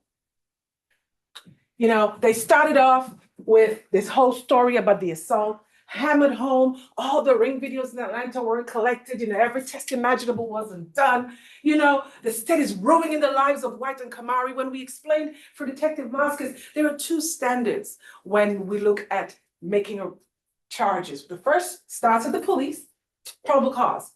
Detective Vasquez had a reason to believe that perhaps Kamari may have been involved. We have two people outside on the video. Kamari matches, you know, the height and sort of general weight of the second person. Kamari had a lot of intimate details you wouldn't otherwise have, so perhaps he was outside. And then they do the SWAT, and there's a 9mm magazine found in his bedroom. So there is a reason to believe Kamari may have known something, there's a reason to bring an arrest warrant. But then the investigation continues. And then we realize a couple of things. Wait, hold on. This house, the way it's set up, it's a free-for-all. Anyone could have put that magazine there. And then Kamari was able to confirm the Glock 40 was his gun. He doesn't own a 9mm. And then Nadeja Tucker says the only person with a 9mm in that house was Jeremiah Oliver, the one that was not found, but matches the shell casings at the scene. And then yesterday, defense for Oliver says, well, we didn't say his pants were all the way down there like it shows in the crime scene photos. Now that we've looked at the crime scene photos, we're saying the pants were like up here, about the thigh area, because that was the narrative in the beginning. That there was a fight, there was a struggle, indicated some type of assault. But that is not the evidence, ladies and gentlemen. They got it wrong. They started wrong and they're ending wrong. Let's see what never changed from the time we began this case. Texts haven't changed, the video hasn't changed, the recording hasn't changed, and the jail calls did not change. The only thing evolving and has evolved is Jeremiah Oliver's and Jalecia Smith's story. Ms. Fagan asked you, but why did they bring their spine officers? They have no business, they know nothing. They know plenty. Let's look at their body worn cameras. One day reported to the scene, just about 4 minutes after the incident. Look at the body of Mr. Willis. His clothing is intact. We have two different angles, states 309 and states 313, the Officer Cogdell, Officer Wynn. Both of them, from different angles, show you the pants were never down. The pants are up on his waist. His shirt is intact. And I asked Sergeant Brooks, if there was an inference that the clothes were ripped or the blue boxer shorts were exposed and pulled down, would that be consistent with your observations? He said, no. The defendants were wrong. But that was a story they were trying to sell you.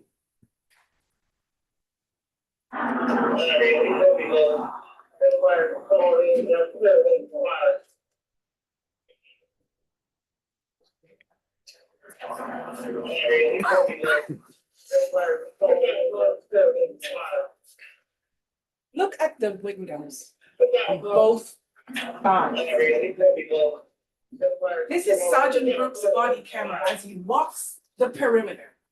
Look at the windows on the driver's side, passenger side, all around. They are wound all the way up. They are not cracked like Jeremiah Oliver said. They were wrong. So how could you hear it? That's a question for you to decide. How did he hear it? If the windows up, rolled up. And then we'll look at the crime scene for the state 68, state 70, same confirmation. The windows were up, they were never down. But he's all these feet away, almost by the apartment, retrieving a wallet allegedly, and he heard the scream that nobody has heard and no audio picked up. Ladies and gentlemen, I submit to you that was a story built around the evidence, and that's a story that is unreasonable because it's not true. It didn't happen that way.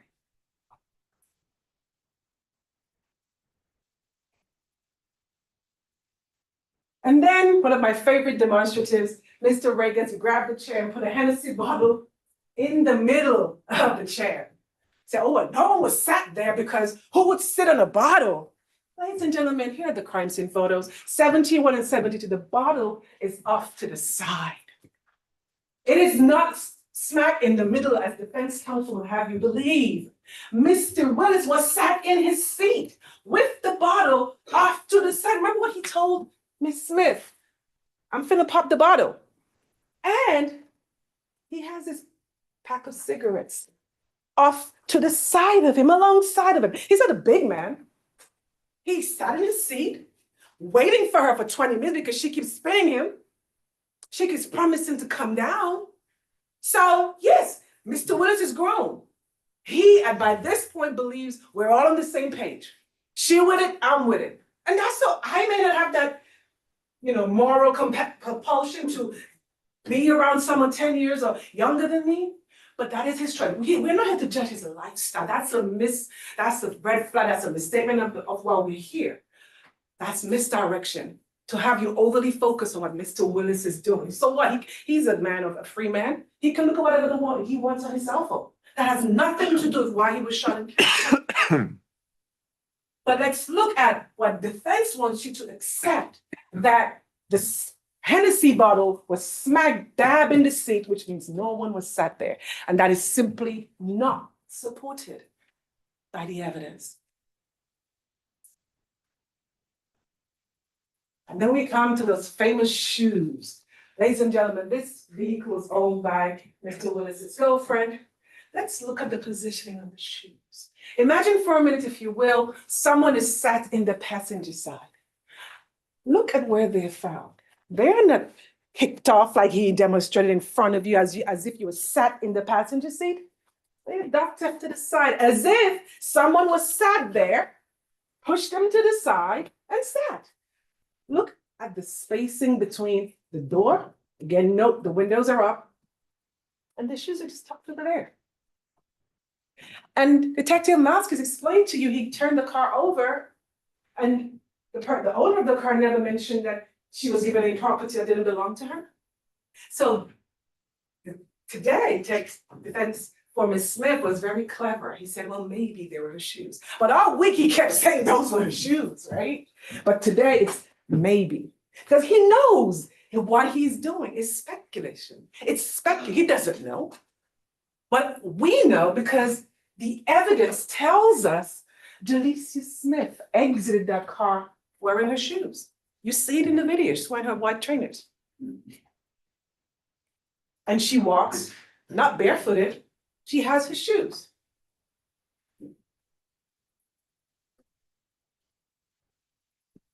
Right here, you see them. You see them as Oliver is engaged with Mr. Willis. She walks with her own shoes. And you can keep playing the video over and over again. Delicia Smith was not reclined in the passenger seat, being assaulted by Mr. Willis, her wrist being grabbed and she's clawing and fighting. That is just a story that is nice for trial. Because some defense attorneys have said to me in the past, this is not always about the truth, it's about who can tell the better story. But we're not to tell you stories, ladies and gentlemen. We're here to give you evidence, credible evidence that you can weigh, that you can deliberate upon, and you can use to come to a verdict that speaks the truth to the indictment, not to spin you a bunch of stories. And so let's look at the timeline, because when Mr. Rages talks about the communications, you see, he likes to cherry pick, jump all over the map to make it look as if Miss Smith is just being influenced and dragged along for the ride by Mr. Willis. But ladies and gentlemen, everything leaves a trail. From the text messages to the videos, to the jail calls, everything left a trail that you can follow, a trail we can all follow. And I'm not going to read all of it for you because you will have that for your consideration, but we'll just highlight some key points. Yes, Mr. Willis reached out on Instagram, and she replied he followed up a question mark, because if you're not following someone on Instagram initially and they reach out to you, you're not going to know who they are. Eventually, they figured out who it was. She doesn't block him. She doesn't say, leave me alone. She gets on Nadeja Tucker's cell phone and reaches out to him and says, yo, this Draco. I was texting you from my cousin's phone. What's up? That's how it starts. So now Mr. Willis is thinking, well, great, she's interested. All right, let's see where this is gonna go. So yeah, he says, look, again, he's grown, she's grown, been trying to throw you a little something. She didn't say, no, thank you, I'm straight, I'm good, couldn't be bothered, leave me alone, oh no. She was like, oh yeah, actually, yeah, that works for me. Let me tell you what I need right now. My plug just pulled up. I need some weed today and I need you to cash app me. I want to get a 3.5. That's the day before. Because instantly she's hooked, because what it is, Mr. Willis represents is money, finances, a means to an end for her. And she was going to accept his treats, because to her, he was presenting as a trick. And then at 5:09, they continued to talk the back and forth on the Cash App. He didn't have the 25, so he sent her 15. And she was okay with that. And then we continue along the timeline. They trail off on the 28th, and we come back on January 29th, and then we see what goes on, right? By 6:57, oh, she's well into it with him. Yeah, you can come. She doesn't say, well, let's just see how things go. I'll catch up with you a week later. I'll catch up with you in a week. She says, nah, come now. You finna be on the way? Now? Question mark, question mark. And then she says, in between that, I'm doing hair with my client. She wasn't with her client, ladies and gentlemen. You heard from Duda. She was with her boyfriend. She's with her boyfriend, texting an older man, a 39-year-old, and telling him she's at work when she's in 1960, Ramblin' Lane, chilling, drinking teleport, getting high on weed, and doing her man's hair. That's what she's really doing. But the image he's giving Mr. Willis is, I'm just hard at work, I'm gonna take a break and come see you. That's what she's telling him. And we know that is not true. And then he says, well, look, Shay, we had a bad start. Let me just know you're not on the BS, because he ain't just going for it right away. But she's like, no. What's BS? Now we're just gonna chop it up. And we're gonna talk about what happened before. Because you see, the defense counsel wants to minimize what happened at that Airbnb. We talked about it, during trial. There was a situation between Ms. Smith and Mr. Wood that didn't end well. And there was a situation where he took her stuff. And there was a situation where she wanted her stuff back, but he didn't give it back to her. And she said, let's talk about it. Let's talk about what happened. That means, by inference, it didn't happen all that long ago. Because if it happened months and months ago, why would there still be a need to talk about it? It happened recently, close in time to this day. And therefore, she's like, yeah, come on over, we're going to talk and shit. And then she gives an address. Now he has directions. Now he knows how to access her. She's given the access to him. He didn't take it from her. And then we continue. He doesn't come immediately, but then she says, again, you on the way? And he says, yeah, All right, cool. This is about the 7 o'clock hour. By 8:12, I'm in. So we know, contrary to what defense said, we know when he arrived. He got there at 8:12.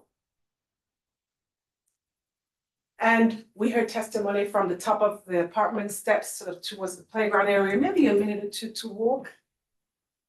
But she doesn't immediately come down. And then Ms. Tucker tells you right around that time what's going on. And Ms. Tucker is a very interesting character. Now, as we talk more, we'll see, where she landed in this whole case. But she mentions the huddle. She mentions that they were having conversation, but she wasn't paying attention to it. She puts the players together. Duda puts the players together, but he won't go as far as telling you what was being said. He won't do it, because that's his uncle. Of course, he's not going to say anything that might make things worse for his uncle. So he's going to say, I don't know. I don't know. And remember when he started, who is so-so? When I asked him, who is so-so? I don't know. And we kept going. I asked the question a different way. Oh, yes, so-so was there before me. Oh, so you do know who so-so is. He knows so-so's age. He knows so-so was there before him, and he knows when so-so left the next day. They all know Duda. And the story Mr. Oliver told you, and the story that Ms. Tucker told you. They all know more than what they told you. But to the extent we're dealing with human lives, this is a layered case. In some ways, complicated because we have a lot of people making decisions, maybe under not the best circumstances, but they're making those decisions. And what is sort of sad and why we're here is that those decisions have severe and deadly consequences. And it's not because we're unsympathetic to their age, but the law says when we consider charges, we cannot consider sympathy. We have to hold people to account for their own decisions and the decisions that are, and the consequences, that are the natural consequence of their decision. But for Ms. Smith's decision, Mr. Willis would not be at Ramblin' Lane. But for Ms. Smith's direction, he wouldn't be parked over in that corner in the parking lot. And but for Ms. Smith keeping him there, because Mr. Smith, Willis, after a while, wanted to leave. He told her this, right? Because by 8:16, she still hasn't come yet. And she's telling him, I'm making sure my client is straight first. When we know that was not what was going on. She keeps telling him, I'm coming, I promise. Reassuring him, pressing him, wait, stay, don't go. And then he says, huh? My trust be off. Plus, we don't have a misunderstanding and a bad start. She reassures him again. No, I'm coming down now, right now. And he says, I hear you. And then the other interesting thing about their communications is that whenever he calls her, she doesn't pick up the phone because she can't pick up the phone because she's with her boyfriend. Because she never answers his calls. She just keeps texting him. And then we hear how she then describes the incident. I miss you. I miss you so much, but you know when I called you told me that she was that she was wearing for that. My heart was like, oh my God. You do this. I know I was doing it, I'm locked up, you see. Well, we love you definitely want to talk. I want to do it, I've been locked up since March 21st. Get in trouble, I understand so. What you say? Because there goes the young listener. I've been trying to keep down stuff alone, this is me. I know, I mean, you know, I'm here because my cousin's boyfriend got into the fight, and they got their patience. Yeah, when when I was at the house. Didn't get off around them. Yes, I didn't tell you that, I didn't tell you go back to your dad's house. She was addicted. They were rescuing her.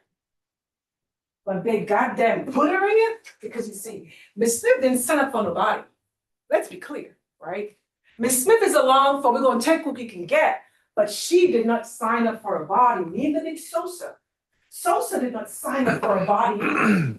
That's why he fled after the first gunshot. Because let's see what we don't hear in that call. We do not hear my cousin boyfriend shot someone because he was rescuing me. We do not hear some man was threatening me and my cousin boyfriend swooped in to save me. We do not hear in that call my cousin's boyfriend shot someone in self-defense. That is nowhere. They goddamn putting me in that shit. And she has to keep the braids right or she's going straight to hair school. Talk to her. My hairstylist is stressing me out. Talk to her. Because if I'm fucked, she's fucked. We know what happened, ladies and gentlemen. We don't need to be inside of the car. We don't need a camera inside the car to understand what was going on. Common sense and reason, our life experiences tell us what this all was about. It was a crime of opportunity that went wrong in the execution. And that is why they're charged with an attempt, because you don't have to take something. You simply have to execute the substantial steps towards that taking, which they did. But he was trigger happy and he shot too fast. I miss you. And whatever that may be, try to record them conversations, because like I was telling my lawyer, we basically did the evidence to show that like the family trying to put it on me because they mad about, legally and everything like that. So whenever y'all get on the phone with them folks, all the way record the conversation, like just tell them to slip on the face on, like, if I would have known that this was gonna happen, I would have recorded Keita when she was like, they saying that, oh, everybody gotta go down legally, this, that, or even though we ain't got nothing to do with it. And everything like that. So whenever y'all talk to them, they make sure y'all record the conversation just in case. I know somebody bound to slip up to say something. Oh, I got proof right now that's gonna get it all. I'm coming over right now. You need to send that. You need to send that. You say, okay, what you got? You be careful what you say. What you got? I got a voice recording. You know what I'm talking about? A voice recorder who? Who else? My earphone? No. Sam? No. Jeremiah. Hold on, wait, hold on. I don't want to say too much. Be careful, but what you mean by that? Him admitting? No. Okay, when you had, when you had text him yesterday, what he, text her today, what he say?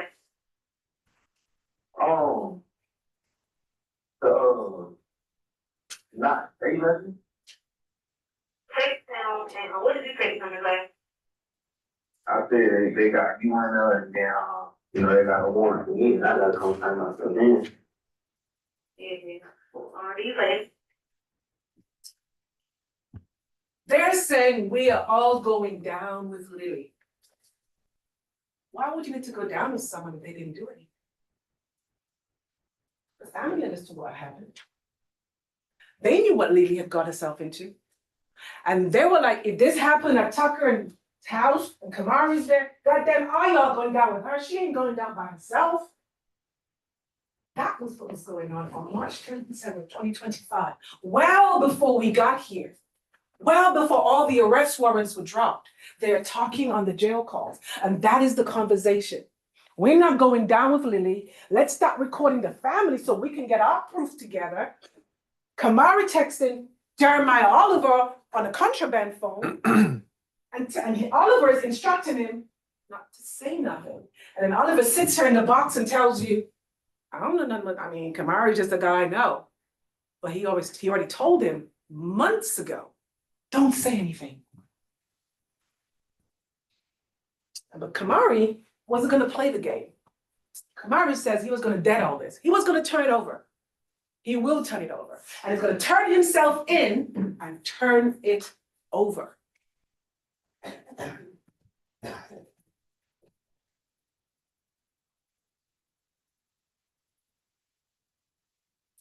And as we get into Mr. Oliver's calls, I want you to remember some of the key points. Call my hairstylist. Be careful of Kamari. They spent an extraordinary amount of time berating and hammering on Kamari to make you distrust or try to discount Kamari's testimony. Why was Kamari so important in 2025? 2 months after the incident. And he was important enough to Jeremiah Oliver. He had repeated conversations telling Tucker, make sure she keeps saying everybody was on the inside.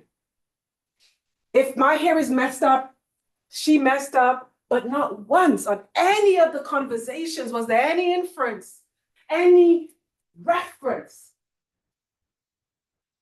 to Mr. Willis being armed, to Mr. Willis being shot because Jeremiah Oliver was afraid, to Mr. Willis being shot because Jeremiah shot in self-defense. It was always, say I wasn't there, and don't talk about why we went out there. That was the play from 2025 March, before Kamari was arrested.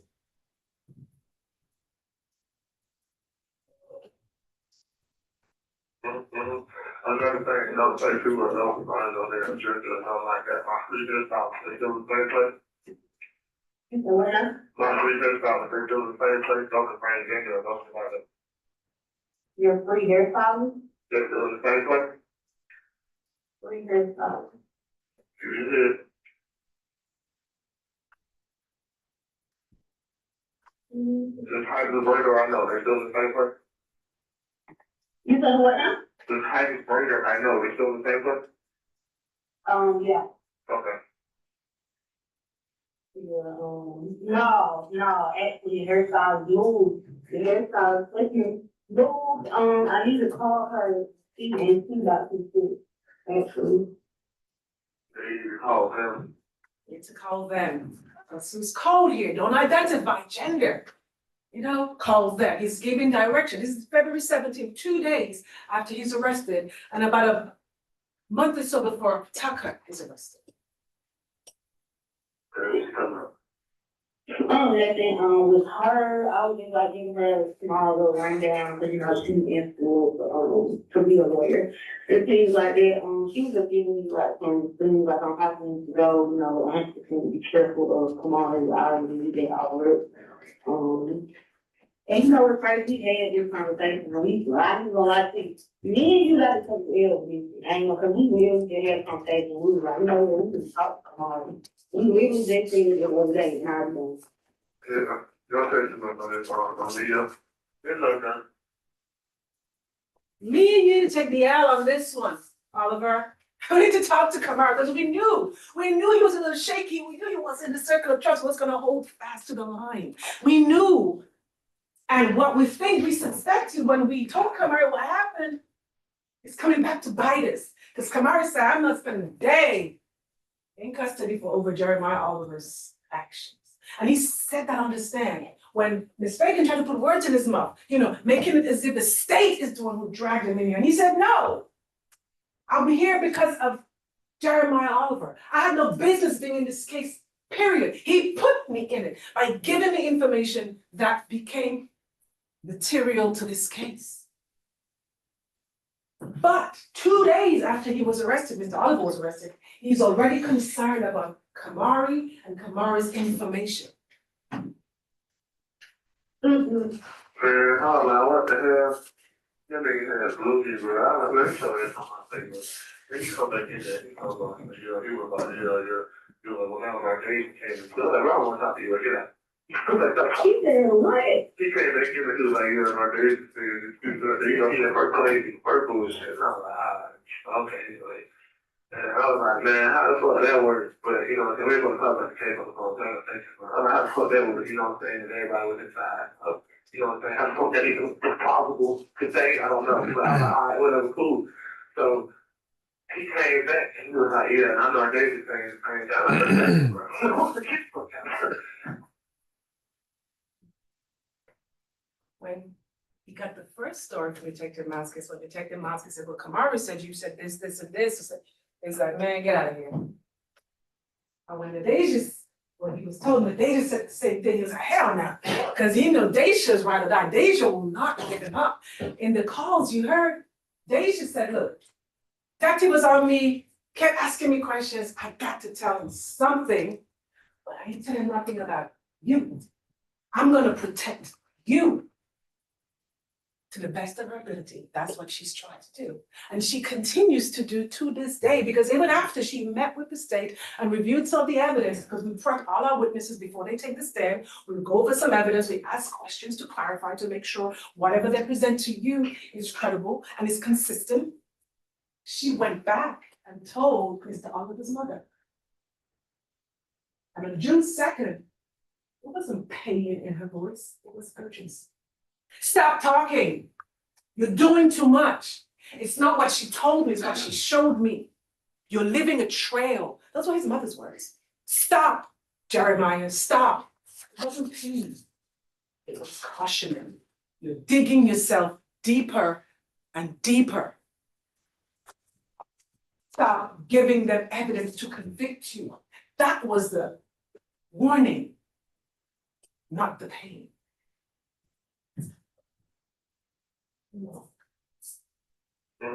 Another thing, another thing was also fine. Yeah, okay, so I mean, well, let's just put it this way. Let's put it this way, okay? Well, I love my heart. If the board don't make sure she can bring right time, don't get kicked out of their school, and she don't want that. I don't know what she thinks this is, but I'm telling her how the brain and world works. She needs to really 100% understand that 100%. If she don't burn this shit right, she's getting kicked out of their school. You know what I'm saying? Yeah, she come out from here, she gonna do shit, all this stuff, thinking about her school and shit like that. She was telling me like, she was saying like, she was gonna do shit on her own anyway, but then we, got, intervened and shit like that. And, you know, she had shit on her own, you know, all that shit. She's bad. Hell nah. You need to talk to her for real. I am. Yeah, you know, you need to really reality check that because I don't know, she don't bring this shit right. After this, you know, after she get out of, after everything, I didn't talk to her right now. Like I said, I'm just straight forth around. I understand. So I'm just making real talk right now. I was even talking to my folks about everything like that, and they was like, "What the fuck?" And I was like, "Yeah." They was like, "Fuck her." So yeah, I'm just gonna talk right now. Yeah, I'm saying something right, I ain't. Like I said, I need to go to make sure people in your area and that's like at the end of the Yeah, let her talk. But then after she gets done talking, make sure you overly express to her. Like, look, I get what she's saying, but if you don't break this shit, get that ass thing. Not even being funny. Not even just that I want my car. If she don't break this shit right, she fucked. Yes, we fucked with you. She needs to know that. My hair is fucked up, she fucked up. Okay? There is stuff up. With her, I was just like giving her a small little rundown because, you know, she's in school to be a lawyer. And things like that. She was giving me like some things like I'm having to go, you know, I'm just be careful of tomorrow's hours and we get all of it. And you know what's crazy? We had this conversation and I just gonna like see. Me and you gotta take the L with you. I ain't gonna, cause we really just had a conversation. We was like, you know what, we need to talk tomorrow. We really just said it the other day, how it's going. Yeah, don't say too much on this phone, though, but yeah. It's like a fire department there, they accused me of being in the car, and they accused me of being in the car. I warned to come to the house and took everyone. They accused me of being in the car, found out I wasn't in the car. And then now they're trying to say that Jeremiah committed the murder, even though Jeremiah came out the house afterwards, after the shot, to get me out of the car.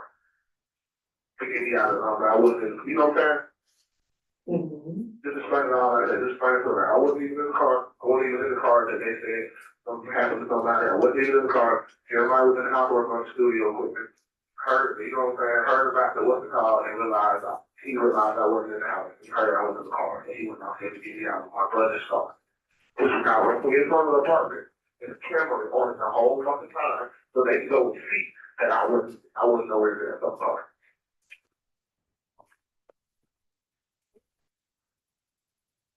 So February 17th of 2025, he was nowhere near the car. He was making music in his closet, studio closet. And he caught wind of gunshots. How did that go?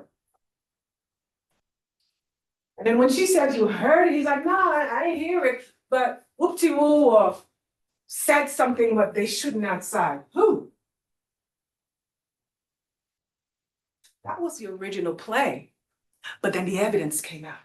The video came out. The audio came out. And then the story evolved. The story changed because now I can't stick to this play and say it wasn't me. I gotta say something else. I'm gonna try and say it was self-defense. When we know that wasn't the truth. And they all understood it back then, a year and a half ago.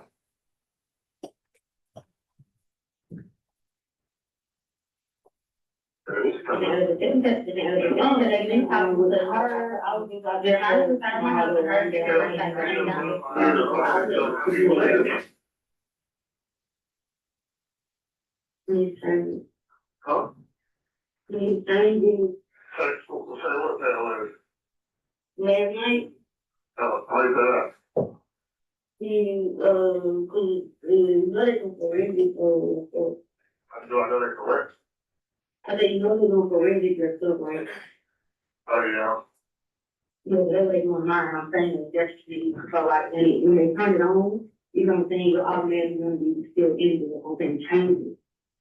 yeah. Oh, shit, yeah, okay, You know what I'm saying? yeah. Okay, yeah, that's what I was, I had think it had it on the phone, like, hey, you need to do it, like, whenever you can. But, We had passed. She's telling him, log in remotely, change your password to your phone, because they're going to extract your shit.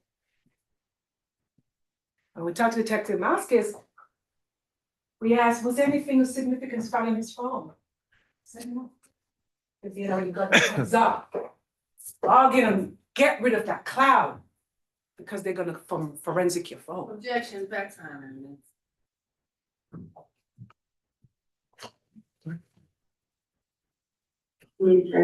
Hold up, Ms. Strauss.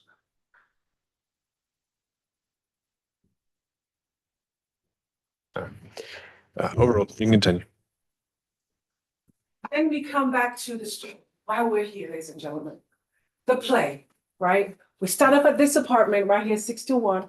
This is the playground. This is the incident location. Look at the trails leading to and from the locations. And then we look at the sidewalk. Remember what Kamaru said? Why did it go to the back steps, go around, and then come up this way? If you're just coming back from the store, you could just come out and just go straight down. Why'd you make this entire circle to come back around the back of the playground? Unless, like Kamaru testified, Oliver wanted to make it look like a coincidence. They didn't really know yet where the guy was parked, so they walked the scene a little bit. Check it out, let's see where he is, see, walk around, we look at it, there's one car parked, no one's moving. All right, this is good. We can proceed. Because when we look at the video, for 1 minute and 33 seconds, he walks past the car. But he says he goes into the house for his wallet. But remember what Ms. Tucker testified to? I asked her, after you left the house, after the incident, when you had the situation with you and Oliver, and you went downstairs and signed your car, you're on the phone, when was the next time you saw him? And she said, when he came out to get me, wearing the shorts and the checkered hoodie. But if he had walked back past the steps towards the apartment, she would have seen him, because she said the car is like a fishbowl. There are no tents. She's parked right there at the front. She didn't see him.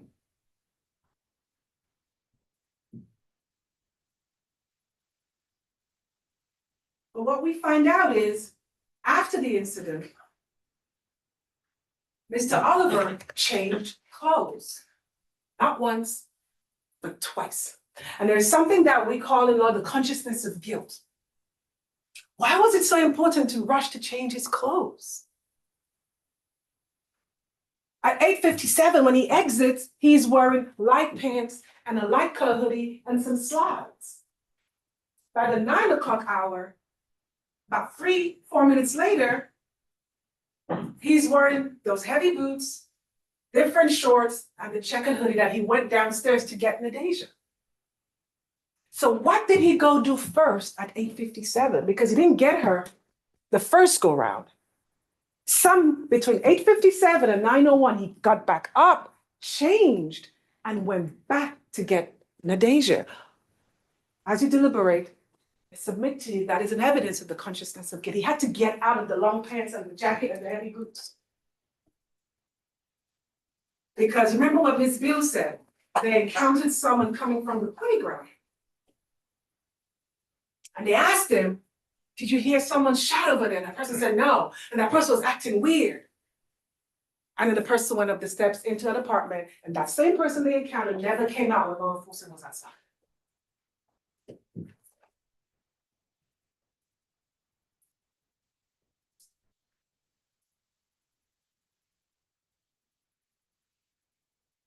You ain't never did shit to nobody. You ain't got no bleach, you ain't got nothing. Stop fucking playing with me, boy. Get your ass out there, goddamn field playing with this, you really do this shit, so.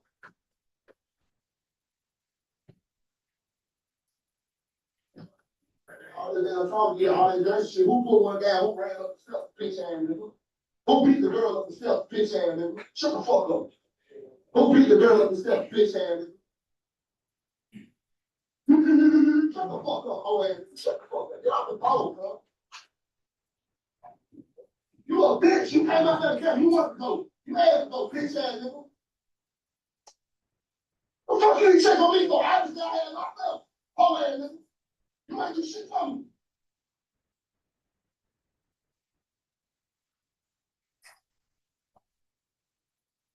I did it. You ain't do shit.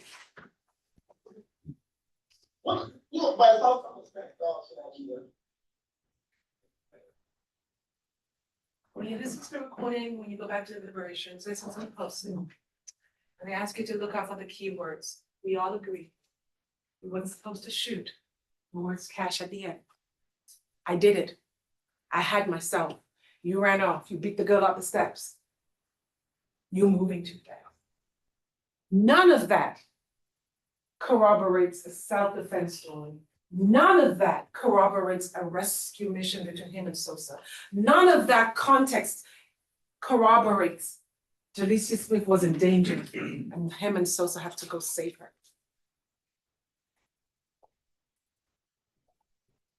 So as you deliberate, I want you to recall what you do not hear on this call.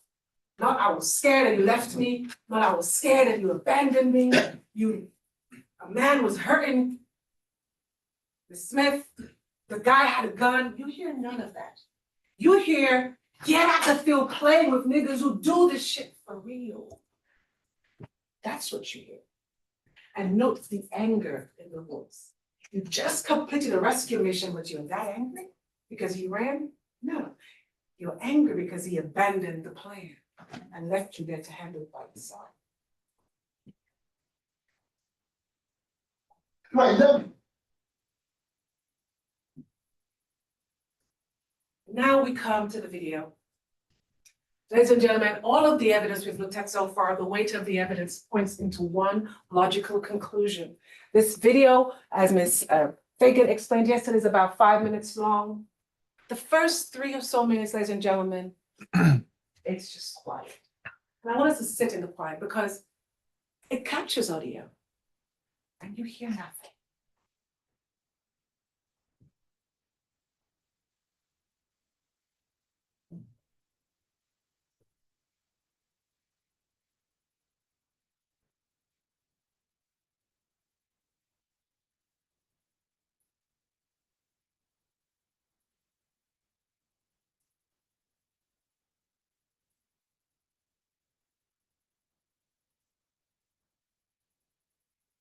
About 54 minutes in, Jeremiah Oliver comes into play. He's there in our red circle. And, I like that Ms. Fagan previewed my video before I did yesterday, because I shared it with her, in full transparency. But she's correct. That is Jeremiah Oliver, and they won't pass.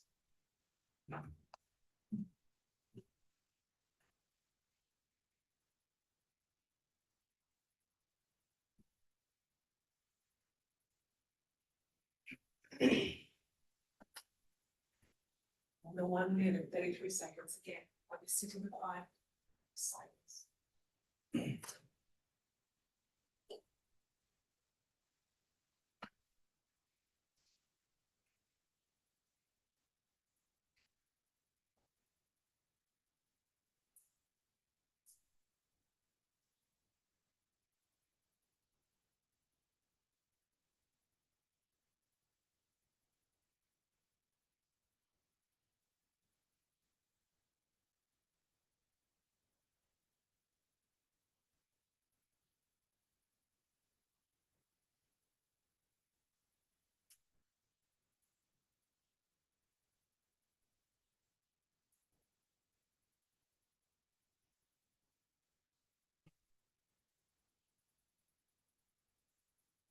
Wow.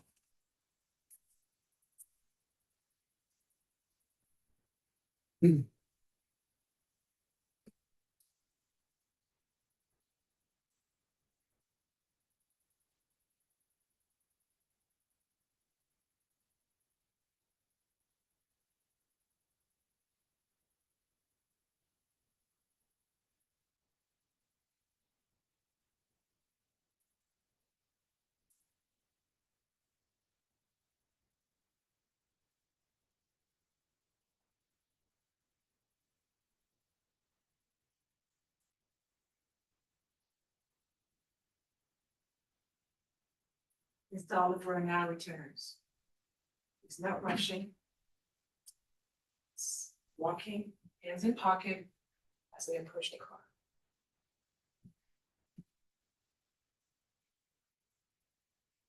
You're hearing the scream, "Get off me, get off," but you're not running to see who you need to get off of. And so we zoom in. And he looks into the window. And his hand is on the outside of that door. It opens up. Release your exits. The gun is up.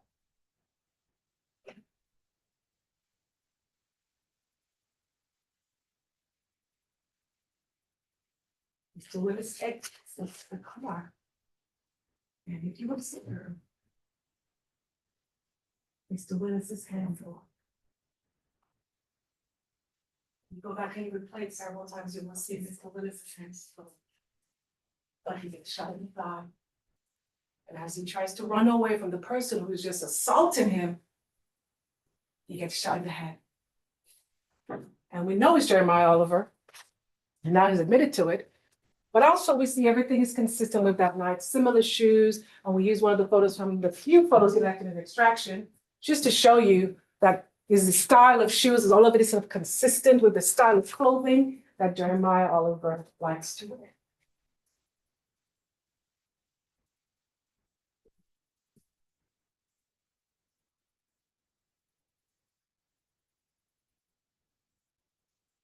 Then we come to the gun in the closet. Only Oliver mentioned anything about a gun in the closet, ladies and gentlemen. There was no gun in the closet. No one else saw it. No police officer found it. There is no report. There's nothing in evidence. There is no tag, no chain of custody report. There is nothing but Oliver's words, which we cannot trust. There was no gun in the closet. When he left that night, he took that gun with him, I submit to you. But it's convenient to say for testimony, because then that gives his attorney something else to argue the police didn't do. But again, that is a story that comes after the evidence, after you consider all 500 photos of the crime scene texture.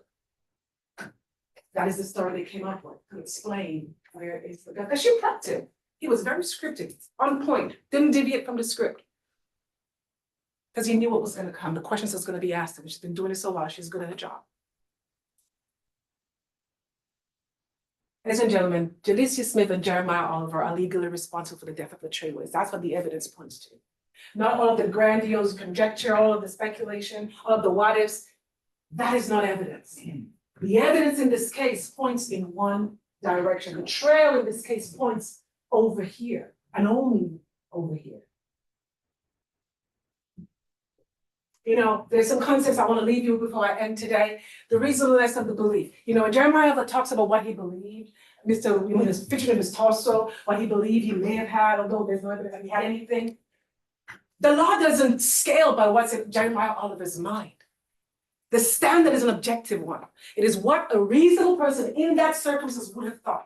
And in that incident, when you look at the totality of the circumstances, there was no reasonable threat. There was no credible threat that justified Jeremiah Oliver pulling that trigger. It simply wasn't there. And no matter how earnestly he tried to say it yesterday, it didn't happen the way he said it did. He was the aggressor. He approached the car. He was armed. He pointed the firearm. He took that man out of the car. He shot him twice when he wouldn't give it up. Remember what Kamara said? So-so was supposed to grab the bag. Jeremiah says, give it up. Mr. Willis says, I ain't got nothing, man. You ain't got to do this. He did it anyway.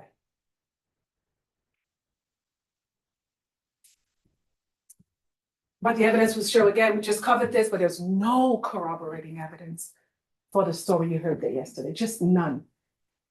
No gun recovered, the audio didn't capture anything. The two Miss Bills coming back from the store and you walk past, didn't hear anything. The Major Tucker sitting in a car, didn't hear any gunshots. She said she heard the street noises and then the two shots. That's it. And then, more than anything else, although it's not self-defense, Mr. Oliver's actions were excessive. When Mr. Willis is shot in the leg for no good reason, besides he won't give up what Mr. Oliver Sosa and Janice Smith anticipated that he wanted, at that point, all bets are off. Mr. Willis is entitled to go to his trunk and pick up his gun and fire back. He's entitled to because he's just been assaulted. He's now in the position of defense. He is now the victim, not Jeremiah Oliver. So to the extent that he was going to his trunk, that is permissible under the law. That is justified under the law. Willis was justified, not Oliver, but he had no gun. He was simply running away. And where he ended up was around the other side by the passenger side before he succumbed to his injuries and lay there bleeding while Mr. Oliver ran and fled.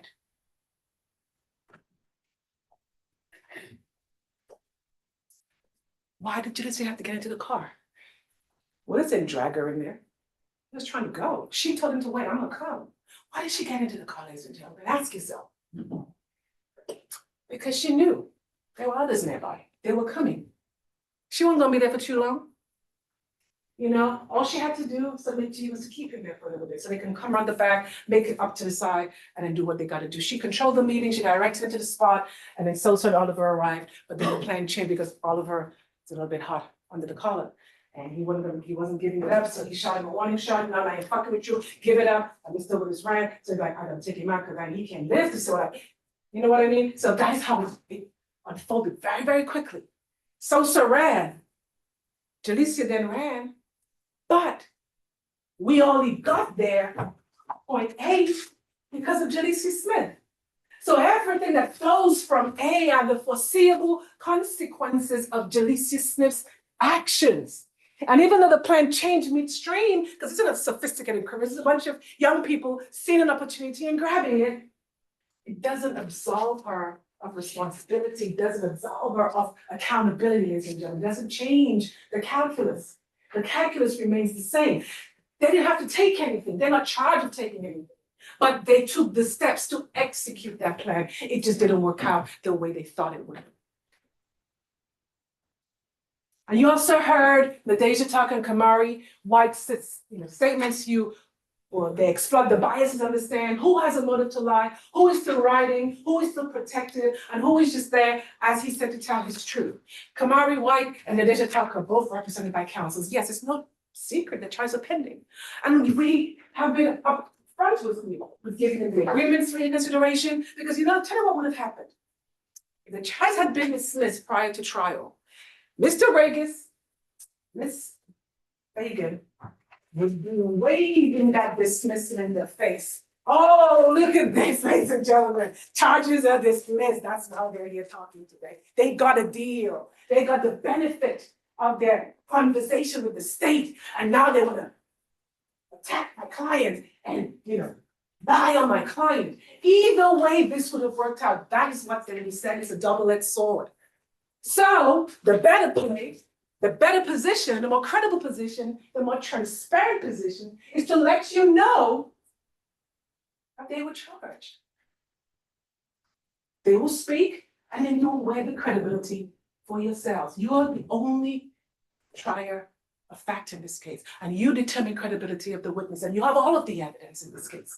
And Ms. Tucker's attorney has been in court today. Mr. White's attorney has been in court with him the whole time. They're acting on the advice of their attorneys. The state isn't chaining them to this desk. They could have pled the fifth. We don't know. They could have come here and said, look, I talked to you before, but I'm pleading the fifth. I ain't saying nothing. And then what? We don't know. But we put them up in good faith. They spoke in good faith. And here we are today for you to consider the rest of it.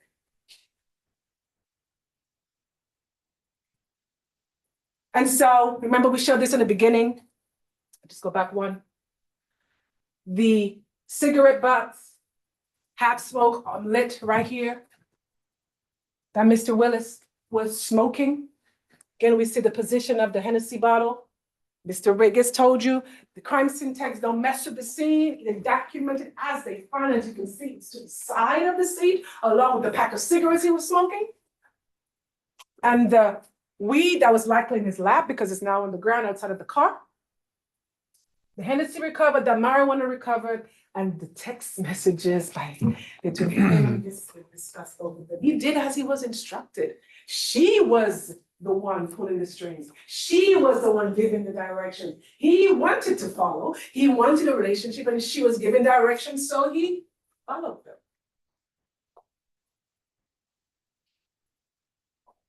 And then we saw and heard from the photos, and we heard from the medical examiner. Ladies and gentlemen, I submit to you all of the evidence support that this shooting was an unnecessary use of deadly force. It was simply unnecessary. It didn't have to happen.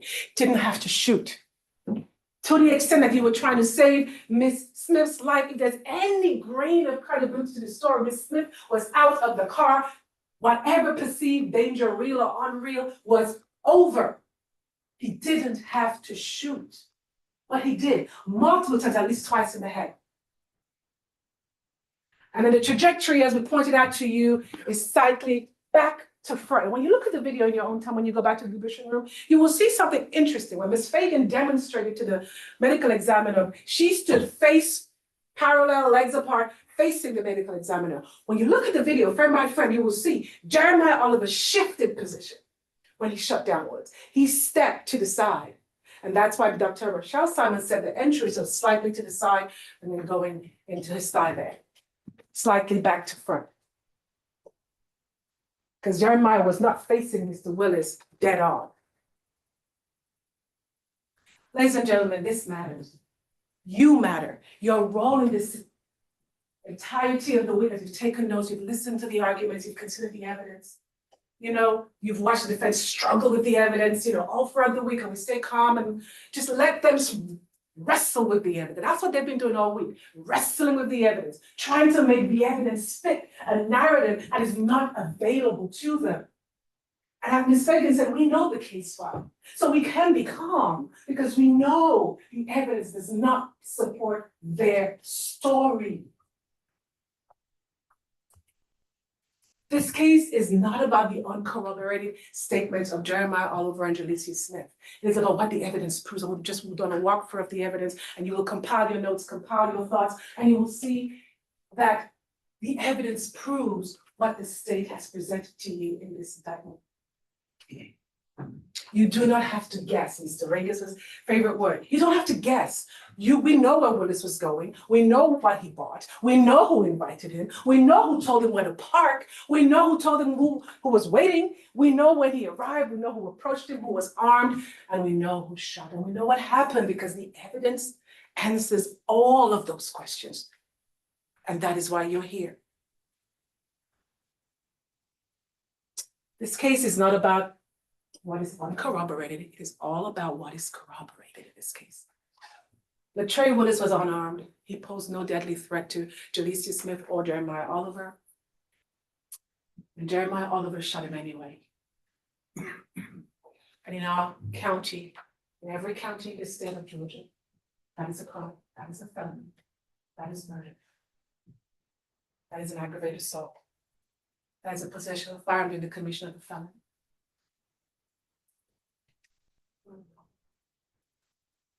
The weight of the evidence authorizes a guilty verdict.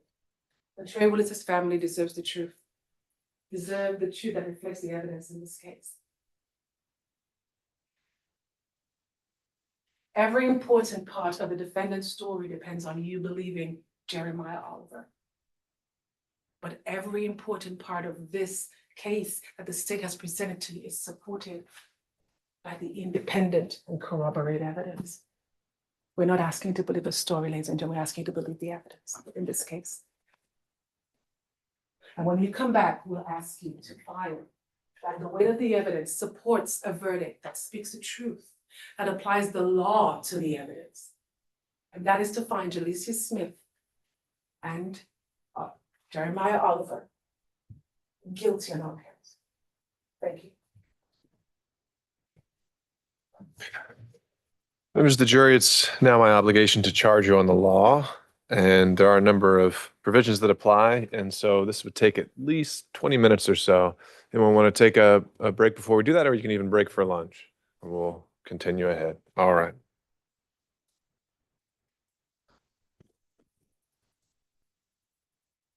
Members of the jury, you are now considering the case of the state of Georgia versus Jeremiah Oliver and Jalecia Smith. The grand jury has indicted the defendants with the offenses of murder, felony murder, 2 counts, aggravated assault with a deadly weapon, criminal attempt to commit armed robbery, aggravated assault with intent to rob, and possession of a firearm during the commission of a felony. You will be provided with a copy of the indictment and these instructions during your deliberations. The defendants have entered a plea of not guilty to this indictment. The indictment and the plea form the issue that you are to decide. Neither the indictment nor the plea of not guilty should be considered as evidence. The defendants are presumed to be innocent until proven guilty. The defendants enter upon the trial of the case with a presumption of innocence in their favor, and this presumption remains with the defendants until it is overcome by the state with evidence that is sufficient to convince you beyond a reasonable doubt that a defendant is guilty of the offense charged. No person shall be convicted of any crime unless and until each element of the crime is proven beyond a reasonable doubt. The burden of proof rests with the state to prove every material allegation of the indictment and every essential element of the crime charged beyond a reasonable doubt. There is no burden of proof upon a defendant whatsoever, and the burden never shifts to a defendant to introduce evidence or to prove innocence. When a defense is raised by the evidence, the burden is on the state to negate or disprove it beyond a reasonable doubt. However, the state is not required to prove the guilt of the accused beyond all doubt or to a mathematical certainty. A reasonable doubt means just what it says. A reasonable doubt is a doubt of a fair-minded, impartial juror honestly seeking the truth. A reasonable doubt is a doubt based upon common sense and reason. It does not mean a vague or arbitrary doubt, but is a doubt for which a reason can be given, arising from a consideration of the evidence, a lack of evidence, or a conflict in the evidence. After giving consideration to all of the facts and circumstances of this case, if your minds are wavering, unsettled, or unsatisfied, then that is a doubt of the law, and you must acquit the defendant. But if that doubt does not exist in your minds as to the guilt of the accused, then you would be authorized to convict the defendant. If the state fails to prove the defendant's guilt beyond a reasonable doubt, it would be your duty to acquit the defendant. Members of the jury, it is my duty and responsibility to determine the law that applies to this case and to instruct you on that law.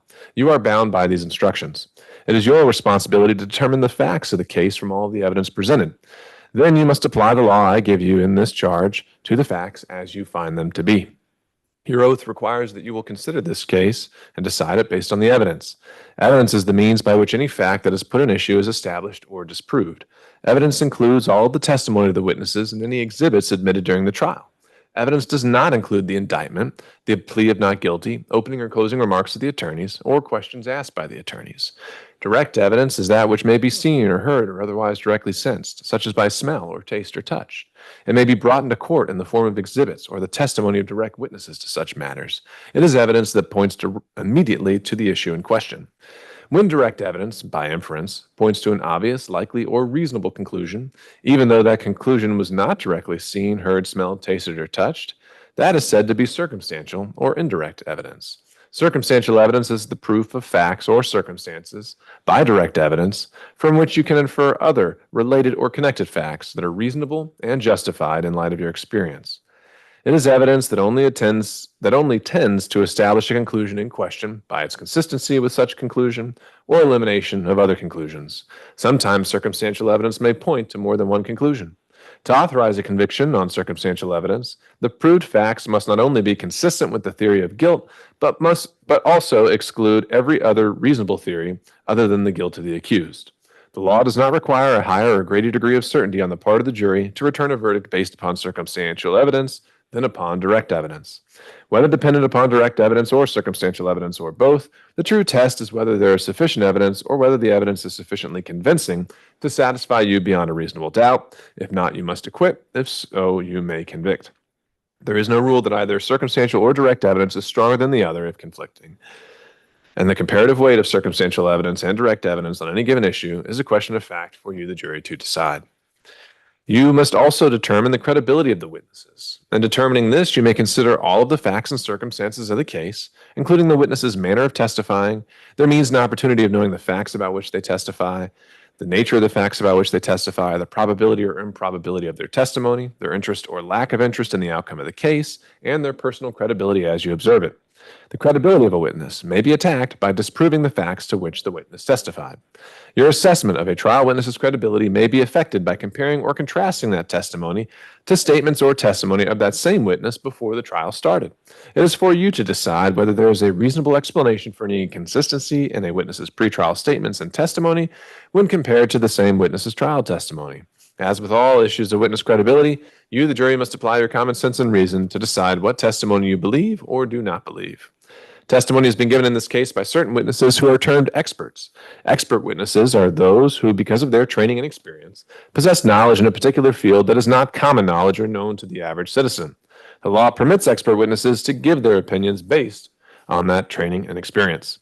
You are not required to accept the testimony of any witnesses, expert or otherwise. Testimony of an expert, like that of all witnesses, is to be given only such weight and credit as you think it is properly entitled to receive. The testimony of a single witness, if believed, is sufficient to establish a fact. Generally, there is no legal requirement of corroboration of a witness, provided you find the evidence to be sufficient. An exception to this rule is made where the witness is an accomplice. The testimony of the accomplice alone is not sufficient to warrant a conviction. The accomplice's testimony must be supported by other evidence of some type, and that evidence must be such as would lead to the inference of the guilt of the accused, independent of the testimony of the accomplice. It is not required that supporting evidence be sufficient to warrant a conviction, or that the testimony of the accomplice be supported in every material particular. The supporting evidence must be more than that a crime was actually committed by someone. It must be sufficient to connect the accused with the criminal act, and must be more than sufficient to merely cast upon the accused a grave suspicion of guilt. Slight evidence from another source that connects the accused with the commission of the alleged crime and tends to show participation in it may be sufficient supporting evidence of the testimony of an accomplice. In order to convict, that evidence, when considered with all of the other evidence in the case, must be sufficient to satisfy you beyond a reasonable doubt that the accused is guilty. The testimony of one accomplice may be supported by the testimony of another accomplice. Whether or not the testimony of one accomplice does, in effect, support the testimony of another accomplice is a matter for you to determine. The sufficiency of the supporting evidence of an accomplice is a matter solely for you to determine. Whether or not any witness in this case was an accomplice is also a question for you to determine from the evidence in this case. The defendant in a criminal case may take the stand and testify and be examined and cross-examined as any other witness. You should evaluate such testimony as you would that of any other witness. However, the defendant does not have to present any evidence nor testify. If the defendant chooses not to testify, you may not consider that in any way in making your decision. Evidence of prior difficulties or lack thereof between the defendant and the alleged victim and or a witness have been admitted for the sole purpose of illustrating, if it does, the state of feeling between the defendant and the alleged victim or witness. Whether this evidence illustrates such matters is a matter solely for you, the jury, to determine, but you are not to consider such evidence for any other purpose.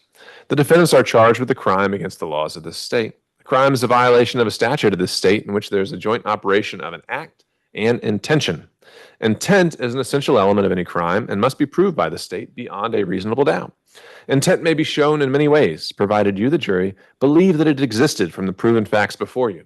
It may be inferred from the proven circumstances or by acts and conduct occurring before, during, or after the commission of any alleged crime, or it may be, in your discretion, inferred when it is the natural and necessary consequence of the act. Whether or not you draw such an inference is a matter solely within your discretion.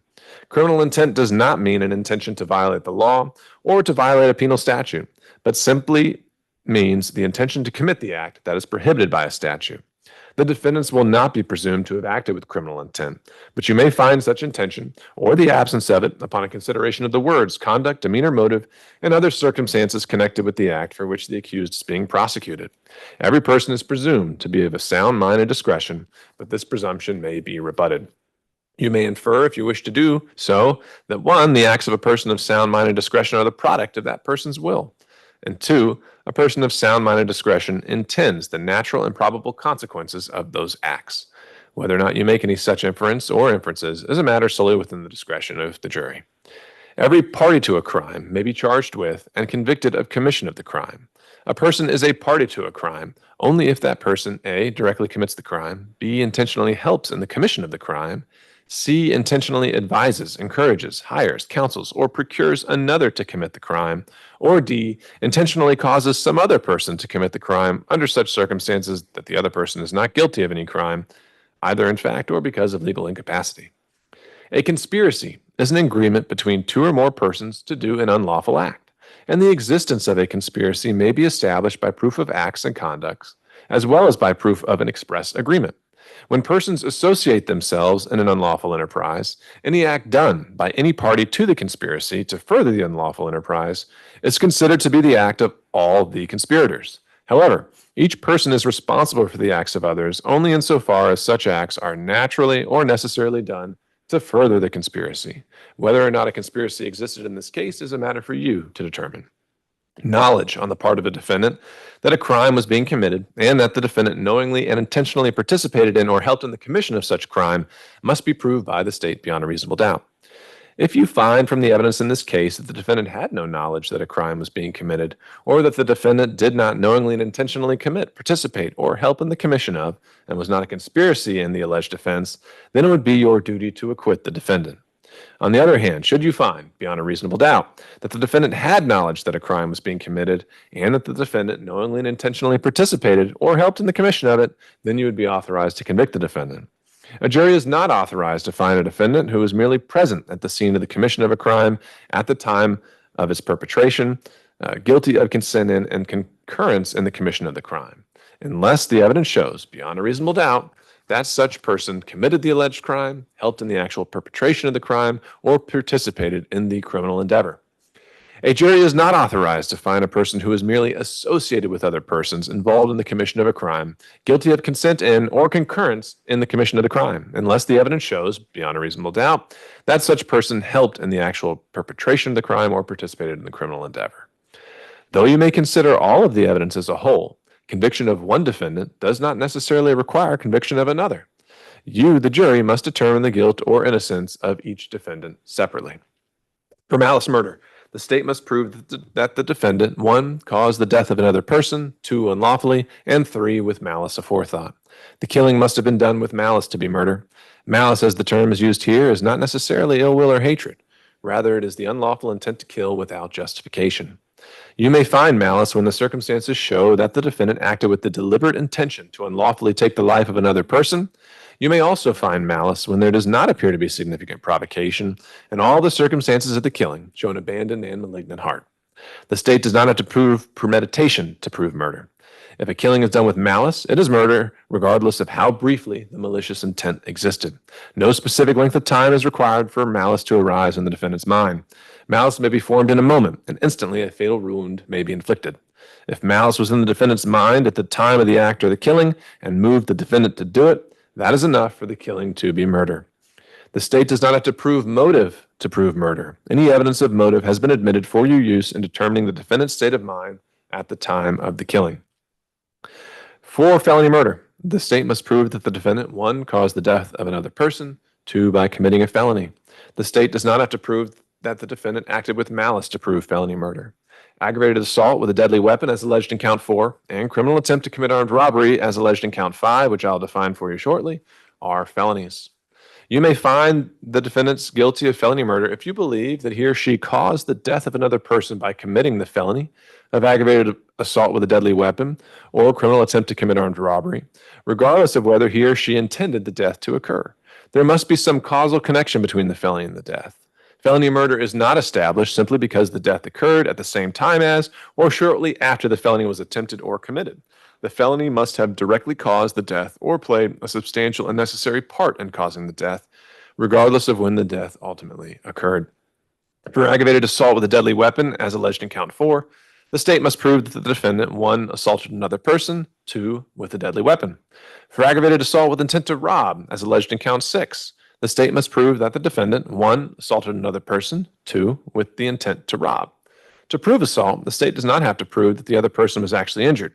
However, the state must prove that the defendant attempted to cause a violent injury to the person or committed an act that placed the person in reasonable apprehension or fear of immediately receiving a violent injury. The intent to rob is an essential element of aggravated assault as alleged in count 6. Robbery is defined as follows. The state must prove that the defendant, 1, took another person's property, 2, directly from the other person or from the other person's immediate presence, 3, by force, by intimidation, by threats, or by placing the other person in fear of receiving immediate serious bodily injury, and 4, with the intent to commit theft. A firearm, when used in the way a firearm is ordinarily used, is a deadly weapon.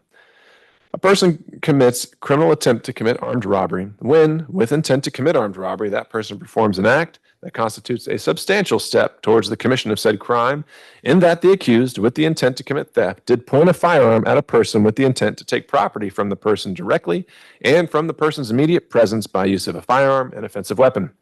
An offensive weapon is any object that is likely to cause, or actually does cause, death or serious bodily injury if used against someone.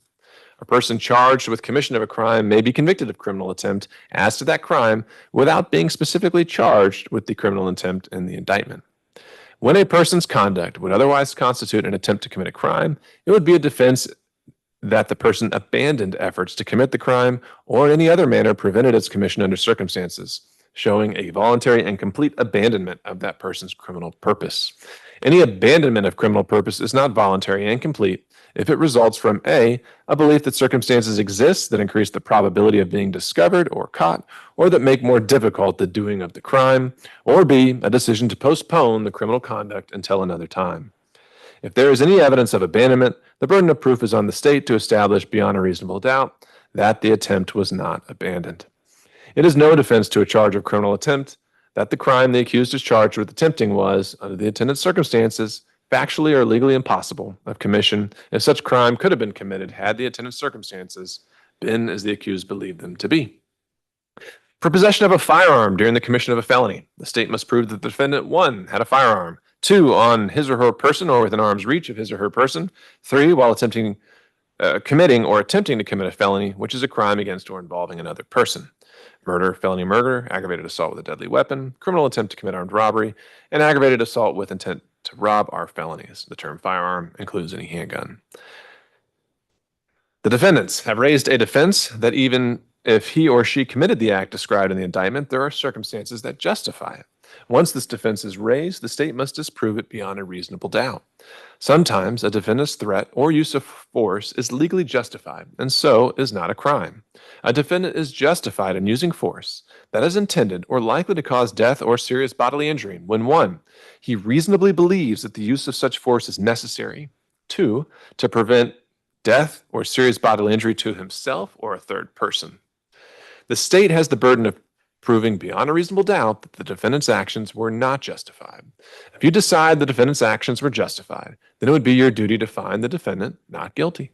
A defendant is not justified in threatening or using force if he is attempting to commit or is committing a felony, is the initial aggressor, unless he withdraws from the encounter and clearly commits to the other person his intent to withdraw, and the other person continues or threatens to continue the use of unlawful force. And for the defendant's threat or use of force to be justified, the defendant must believe that his threat or use of force is necessary. That belief must be reasonable. That is, a reasonable person would also believe that the threat or use of force is necessary. And 3, the defendant's reasonable belief must be what prompts him or her to threaten or use force. A person who is not the aggressor is not required to retreat before being justified in using force he or she reasonably believes to be necessary. The defendant's use of deadly force may be justified even when there has not been physical contact between anyone, if the menacing action of the alleged victim is sufficient to create a reasonable belief that the defendant's or another's life is in imminent danger, or the defendant or another is in imminent danger of serious bodily injury, then the defendant's use of deadly force may be justified. Words alone never justify the use of deadly force, no matter how abusive or provoking. However, verbal threats accompanied by some menacing action may justify the use of deadly force. A defendant is not justified in using excessive force while acting in self-defense. If you decide that the defendant used more force than was reasonably necessary to defend against the alleged victim's threats or use of force, then the defendant's actions would not be justified. The law provides that criminal actions shall be tried and indicted in the county in which the crime was committed. Venue, that is, that the crime was committed in Fulton County, is a jurisdictional fact that must be proved by the state beyond a reasonable doubt as to each crime charged in the indictment, just as any element of the offenses. Venue must be proved by direct or circumstantial evidence, or both. By no ruling or comment that I have made during the progress of this trial have I intended to express any opinion upon the facts of this case, upon the credibility of the witnesses, upon the evidence, or upon the guilt or innocence of either defendant. Your verdict should be a true verdict based upon your opinion of the evidence according to the laws that I've given to you in this charge. You are not to show favor or sympathy to one party or the other. It is your duty to consider the facts objectively without favor, affection, or sympathy to either party. In deciding this case, you should not be influenced by sympathy or prejudice because of race, creed, color, religion, national origin, sexual preference, local or remote residence, or economic status for or against either party. You are only concerned with whether the defendants are guilty or not guilty. You are not to concern yourselves with punishment. One of your first duties in the jury room will be to choose one of you to be the foreperson. The foreperson will manage your deliberations and will sign the verdict to which all 12 of you freely and voluntarily agree. You should start your deliberations with an open mind, talk to each other, and consider each other's views. Each of you must decide this case for yourself, but you should do so only after discussing and considering the case with your fellow jurors. Don't hesitate to change an opinion if you are convinced that it is wrong. However, you should never give up an honest opinion to be congenial or to reach a verdict solely because of the opinions of the other jurors. During your deliberations, you must not communicate with anyone other than your fellow jurors about this case. You are also not permitted to conduct any research about this case, including persons, places, or legal concepts mentioned during the trial. And these rules apply not only to in-person communication, but also to communication or research using cell phones, text messaging, websites, blogs, or social media of any kind. Whatever your verdict is, it must be unanimous, that is, agreed to by all. And the verdict must be in writing and signed by one of your members as foreperson, dated and returned to be published in open court. Do not begin your deliberations until you receive the indictment and any evidence that has been admitted in the case, and then you may begin. Any objections to the charges given on behalf of the state, on behalf of Mr. Oliver, and on behalf of Ms. Smith? All right, members of the jury, as it relates, a few follow-up instructions as it relates to the form of your verdict. We have two different verdict forms which will be provided along with the evidence, listing each count and listing an area to check whether not guilty or guilty for each count. Should be fairly straightforward, and you can utilize those during your deliberations. I'll also give you a copy of this charge. And finally, there will be some exhibits, as I mentioned, that we're allowed to send back with you that are electronic. You might have noticed there's a TV in the jury room with a computer attached to it. It's my understanding that that there's no internet access through that computer or any other applications installed. But I want to instruct you that if there are other uses for that computer on there, that you're not to use that computer for any other reason but to review the evidence in this case.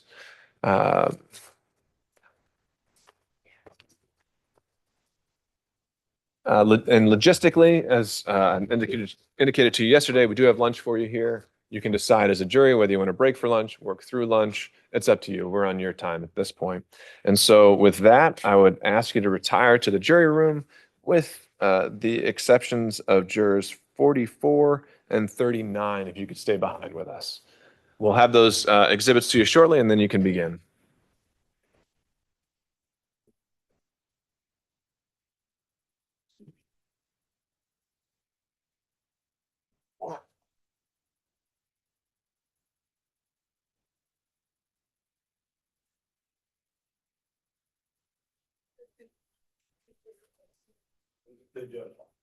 All right, so jurors 39 and 44, as you may have guessed, 14 of you in the box, but a jury is only composed of 12. So you are our alternates. Not off the hook just yet, but what we're going to do is we're going to excuse you for the day, grab lunch on your way out, collect your belongings, go home, go about your business. There have been situations, though, where we've had to sub one of y'all in. So you're still under the obligations of your oath in terms of not doing research, not discussing the case. And then we're going to give you a call and give you that update. If the other 12 are able to reach a verdict, we'll let you know. And thank you for your time. And that'll be the end of it. But you might get a call asking us to have you come back. I would anticipate that wouldn't happen today. If it's going to happen, it's going to happen Monday. And so I would first, I guess, check in with you. Scheduling conflicts for Monday, flights, anything like that? And to not go to work on Monday? No, I would say plan to go about your business. Okay. And then if we'll give you a call, we'll go from there and work through it. Because I know we only qualified you for this week, and we've asked a lot of you already, and it would be a heavy lift to bring you back. But we just need to make sure that we can get the case across the finish line. So unless you have any other questions for me, again, probably won't see you again. But if I do, so be it. But for now, thank you so much for your time and all you've done with this case. Take care.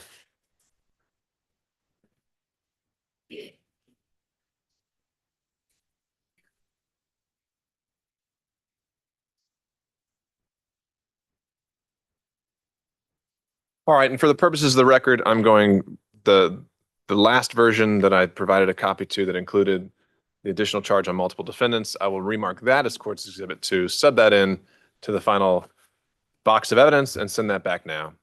Is there anything on behalf of the state before we go into recess? The indictment, I am going to present the court with a copy of the indictment with the just showing the two who have been on this particular trial. And the other two defendants are David Tucker and Maury White, who are on the original indictment here, from not only the face page, but also charging language of the indictment, which should go back. All right, so essentially the state's asking that it be a redacted copy. And do you have any argument you want to add in support of why or why not it should be the redacted copy? It should be a redacted copy because these are the only two defendants on trial. And that's what we commonly do when there's a trial like this, where only two or more or one defendant here is on trial. Okay. There are 4 people currently under charges of this very indictment. That asks for the indictment that you received reflect the entirety of those people that are under that indictment. So I'd ask it not be indicted, and whether it's commonly done is beyond the point. I'd ask that the indictment of the people charged go back with that jury. All right, Ms. Fagan. And I just want to add that it's not that the jury isn't aware. I mean, they're fully aware, and in most cases that Mr. Griner's speaking of, it's cases where you don't need to worry about what happened to Mr. White, and you don't need to worry about what happens with Ms. Tucker. We're only here about Mr. Oliver and Ms. Smith, and that wasn't the argument at all in any of this trial. So I would request that the original indictment. All right, last word, Mr. Griner. Anything, any authority or anything else you can point to? Well, respectfully, I believe that having the unredacted indictment go back to the jury would be confusing because they are to consider the evidence as to these two defendants and these two defendants alone. There are verdict forms as to these two defendants alone. And so it would be potentially confusing to have remaining these. All right. So I'll just note some thoughts for the record, which is I've never actually seen any case law kind of explaining or providing much guidance on how to treat redacted indictments. I think it's more just kind of custom. And I would say that when we do it, it's because like there is something that either other unrelated counts or defendants who haven't been as intertwined in the evidence as they are in this case. In my mind, I think the default should be it's the indictment that is the indictment. Here, I don't think there's any possibility of confusion because every defendant has been charged for every single count. And the fact of their being charged has been a recurring theme throughout trial. And we have 2 separate verdict forms to reduce any confusion. And so I just really don't see any harm anywhere to either side, including the original indictment. And I just think the default rather should be the original document that the grand jury returned. So I'll overrule the objection. I'll remove the booking information that is commonly attached to these. And so it would just be the first 4 pages of the original indictment. And I'll also note that Exhibit 8, which was the surveillance video with the audio, just looking back at the continuing witness case law, I think that should go back. And so I'll overrule the objection. It is preserved on behalf of the defendants. Anything further on behalf of the state? Anything on behalf of Mr. Oliver and Ms. Smith? All right, thank you both. Well argued. We'll be in recess awaiting word from the jury, and I'll send the exhibits back with with Deputy Scott now, off the record in recess. You're gonna let us, we're gonna deliberate, take a break. Deliberate. I would imagine I've never had one not work through lunch, I'll put it that way, and Deputy Scott will give us an update. I think it's safe to walk away for a bit. They're gonna eat for a little bit. All right. And we know how to get in touch with you. Can I make sure the original indictment is in here in this box? I also need to sub out the jury instructions. I don't know if someone can hand me that. Yeah. And y'all just take one last look through this box perhaps before you send it back. So Court's Exhibit 2, I'm subbing these out. This one's getting thrown away. I gave it to y'all, the one I'd printed. Yep, this one goes in the box.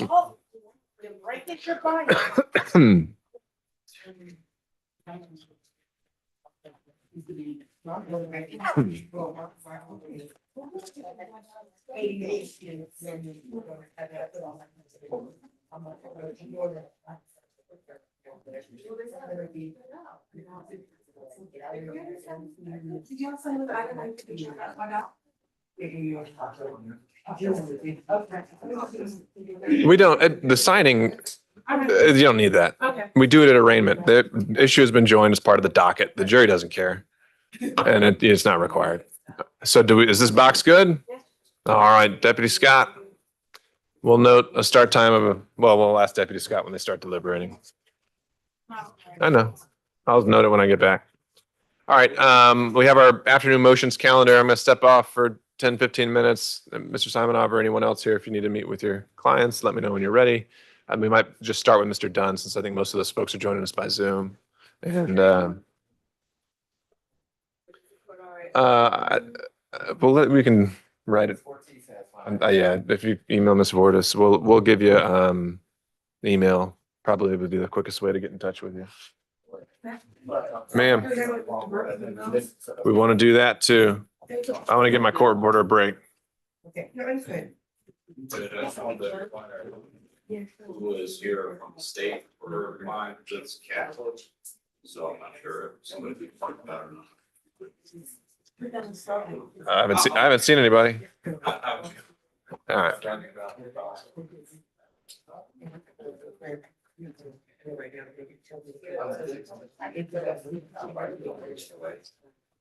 I need to rewrite this or we good?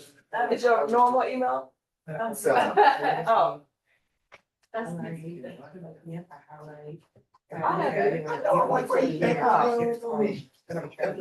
thought y'all were doing email. I heard Judge say email. Sorry, dude, my bad. And I really took it off.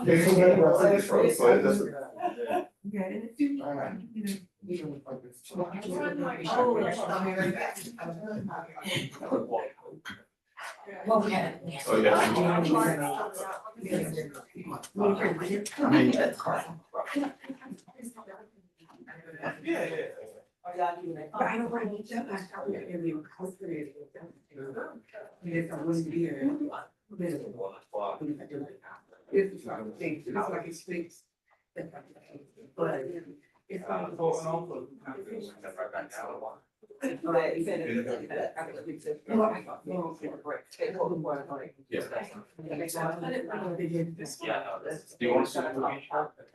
Well, I mean, if I can, I don't mind. I am. I just have a quick question. I think Because I have a just case here, maybe this is something for presiding, but it's already been decided. Okay. Yeah, it's just. You won't know. Okay. So we What's just. the deal? All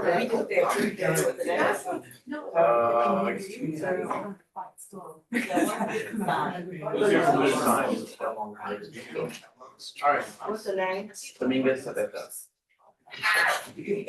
What's the name? Byron. Yeah. I think Yeah, come back again. Huh?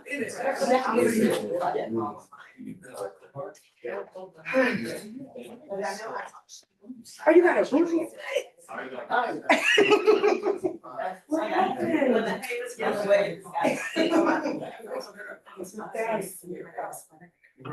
Anything on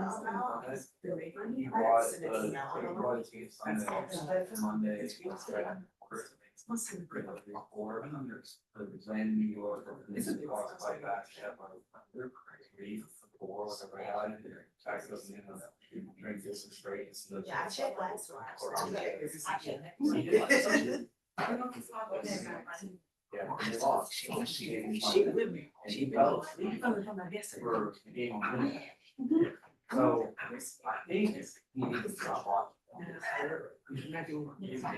I think he's done enough. Yes.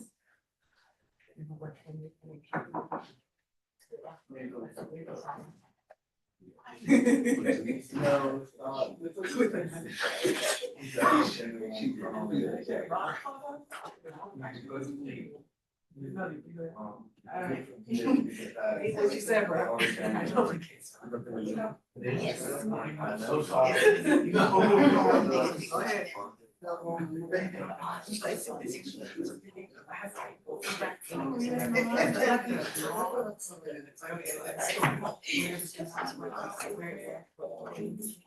gonna be that your week, right? No, we got it. Okay.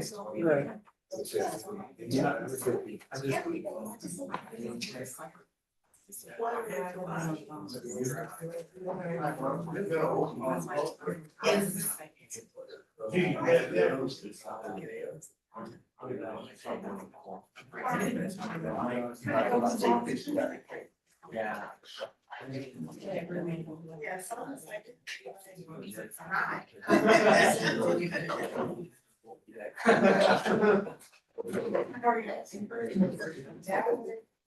Give me a minute.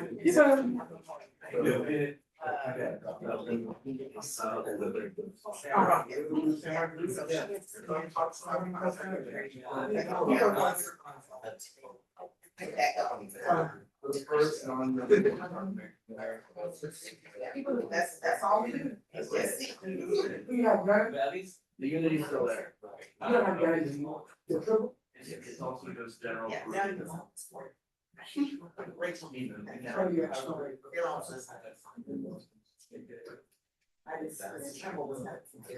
Hey. Nick, your parents love it. Yeah. Absorbed. Every time I had you. I can kick out, I was like, all right, I mentioned this. That's all right. They're doing it. And so this is 3 of the grades. So I was just in. How old are you? 30 to 40. You're right. Not yet. Well, my oldest son, I think he's maybe first. They live in life. My oldest son has his own thing. His girlfriend is actually pretty close. But he's raised by like. It's a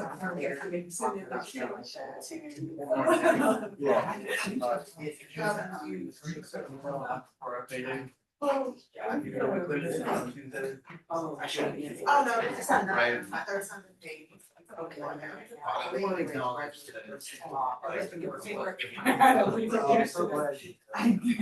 There's little lights. And now it is. Yes. They did it earlier.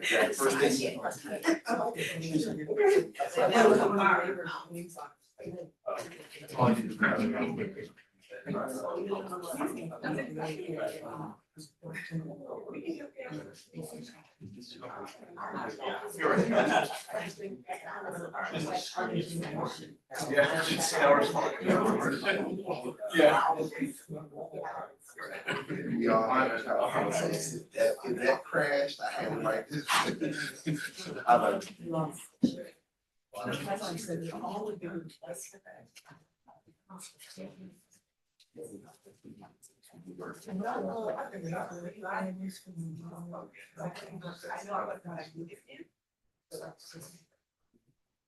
Were you able to let him look at the video? Deputy Scott is gonna let me back there in a few. Cause I had to wait for y'all to finish, so he said he gonna let me back there. Please give it all, I just pray. I'm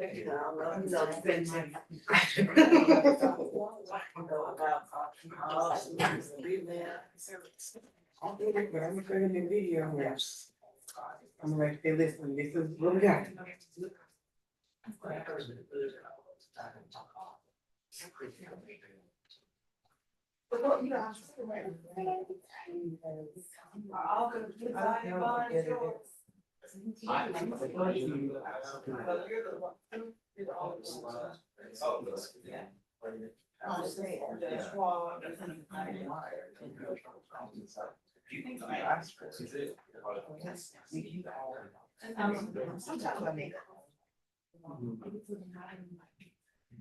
If we had it, you could have done that. I don't think we.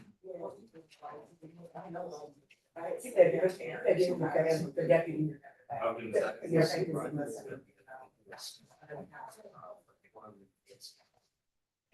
Ah, shoot.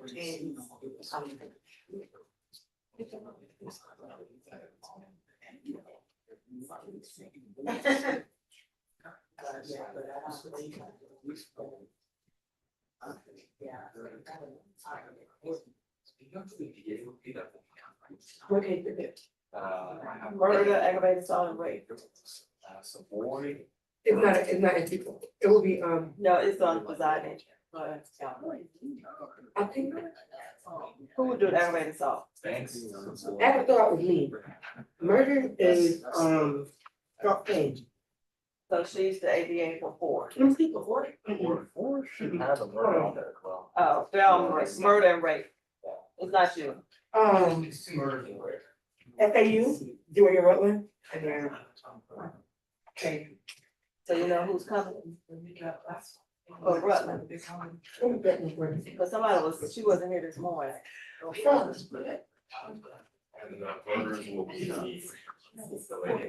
I don't know since she's on trial. How you gonna ask?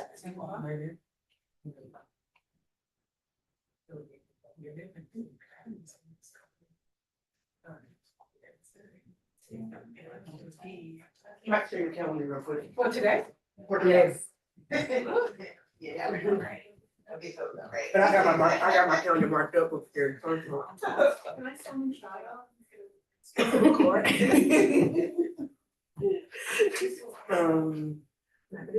We'll come back. But this is gonna be what I know. Oh, yeah, the show code. But that's yours, but then these are. No, this one has been, I haven't done that. I noticed. No, we're on the motion. I'm sorry. Right here. Motion.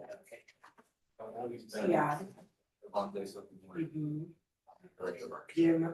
This should be somewhere in SAU Cats. This one I believe I haven't mentioned. Okay. Who is Kat? Cat, you look at Michelle? Michelle, which is not in, so So it'll be. Potter is. Potter or- She's on Zoom. Miss Potter. Yes, ma'am, that'll be me today for 2, 5, and 6. Okay. Okay. 2 is off, that's been indicted. Did you say 2? Yes, 2's been indicted, 5 has not, and 6 is indicted. Okay. Miss Potter, And then. the defense attorney want to speak with you, Okay. but he's in court. Right. Um, And we're live on YouTube, so I know you don't want to give us the number, so you can email it to me. Smile. Yeah, actually, Ms. Vortis, I just called you 5 minutes ago. Will you give him the number that I called you from? You call me in the office or on my cell? I think on your cell. Okay. Yeah, for the business. Slip back there, I think. Okay.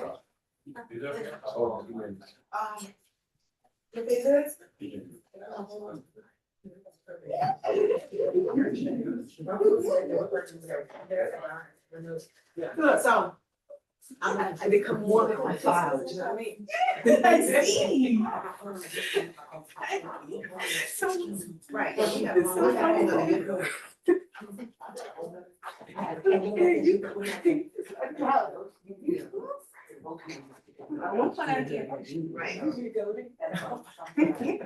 Yeah, you were. But that's the case.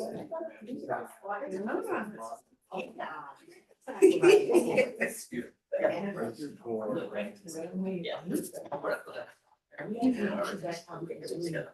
that's what I asked. There it is. Oh, yeah, I know. It's just funny.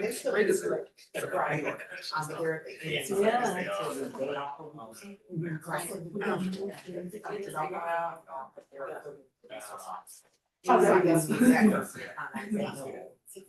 Right. But in the meantime.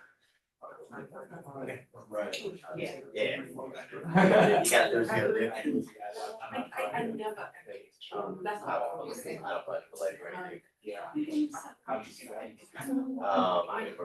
was gonna ask you, but never mind, Cheryl. You probably have it. Just the adrenaline. You type like a. You can like either or Apple.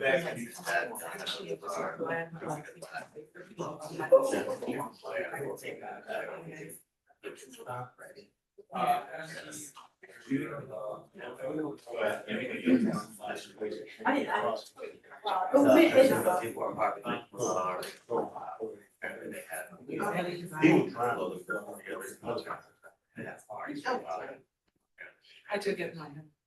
In the days were here.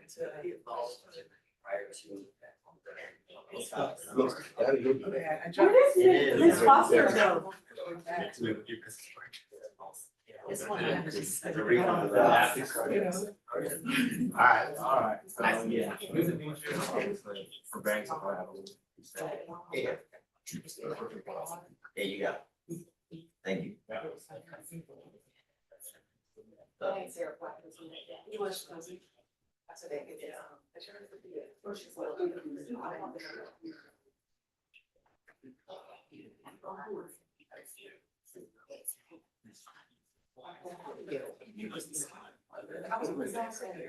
don't know. That's what I'm saying. I don't know.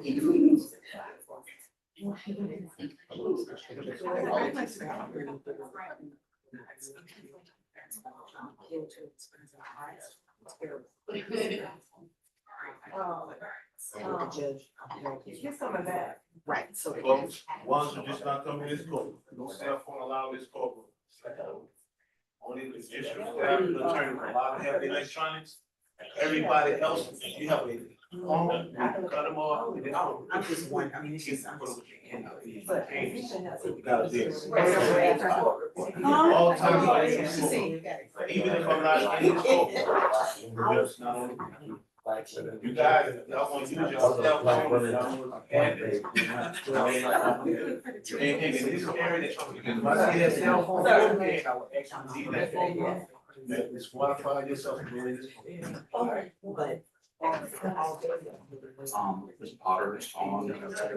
before you come into this courtroom, that phone need to be put away. Don't have it in your hand coming in this courtroom. If I see that, I'm gonna ask you to leave the court. All right.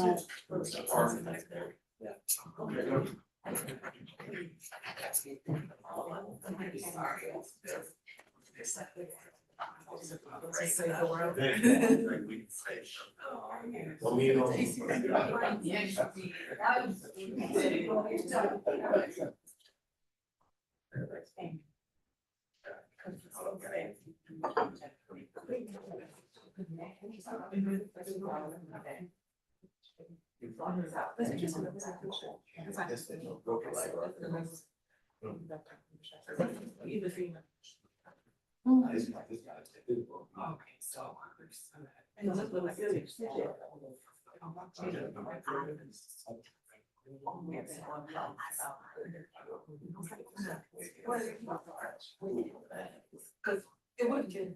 This is either one. Yeah. But I get it. Was instant.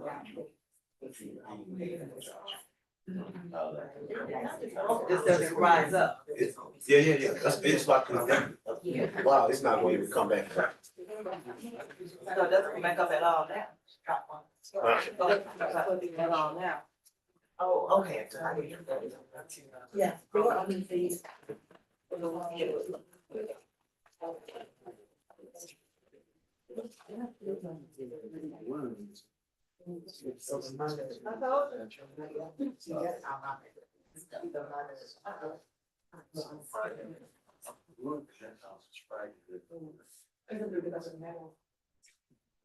Right.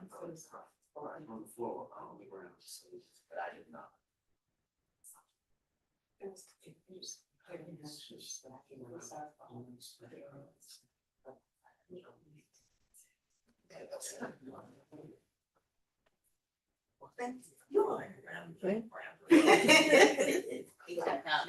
Now you asked about a disposition.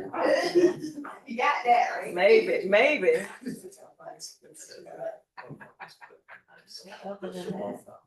See, I forgot when I was coming over here to look up. Don't do that now. Come on.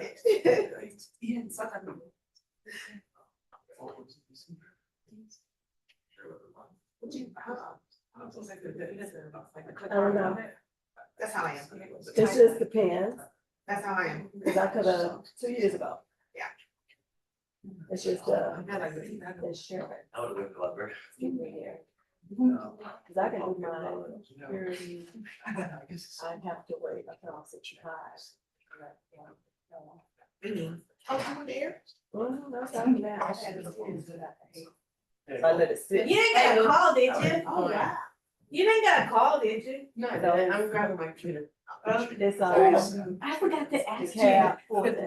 You remember that time when you came to court and you had to Uber? 16 years. Did you find your keys? I had to Uber back and forth. Yeah, did you find Yeah. them? Where did you find them? Cobb called me and then really somebody brought them in. Since I was 7. So you didn't say where they turned it They in? didn't have all my stuff in it, but I have my keys. Oh, you did that. That's cool. Yeah. 16 years, and Yeah. came here. I knew we were back and forth. And then here. I'm fine. Yeah. 22 Okay. or 23, depends on how you look at it. Yeah. I got Comfortable. it. Or, you know, how they look at it. 24. Here. I'm on motion. And then I had, like 8 in Cobb, but there's nothing there. So just the time. Yeah. And then so started from here. What did she say? It's just because of She didn't. Yeah, she did. I told her. notifications like, hey. I love it. Boy, it's making me stay.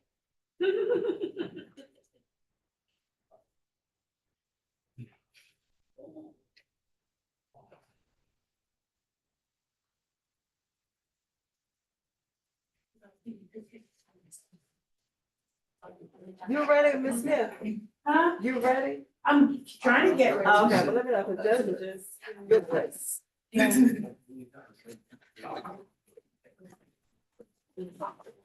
I'm trying to figure out, but I don't see Attorney Foster, what's gonna be next, so I can be ready. She's not next, Oh, she's not first. well, who's next? It's done. No, I know, but who's after done? On the motions calendar, she's not on the motions calendar. Okay. Starting with number 3. Okay, thank you.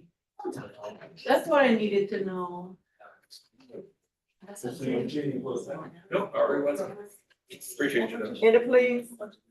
I have bought here. Huh? I have bought here. No, I say any please, but I know how to print anything.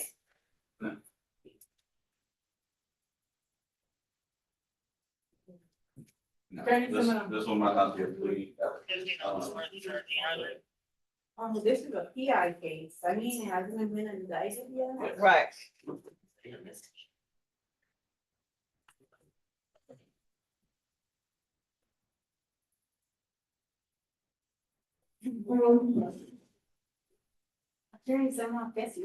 Smith, are you still trying to appear via Zoom, or are you good? Okay. Thank you. Well, I heard Smith, that's all I heard. Was that Mr. Smith? I didn't hear Smith. Who you bump into? Huh? Who you bump into? I didn't bump into, they called me and I didn't recognize the number. Oh, Miss Hornsby. oh, really? Yeah. She said, that's how you was doing. What's she calling you? She saw me on Zoom. I was like, you sure it was me? No.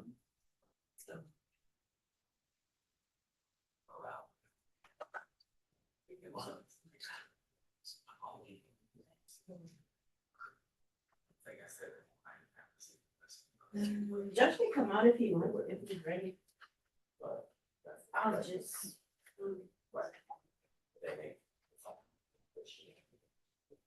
I'll just wing it.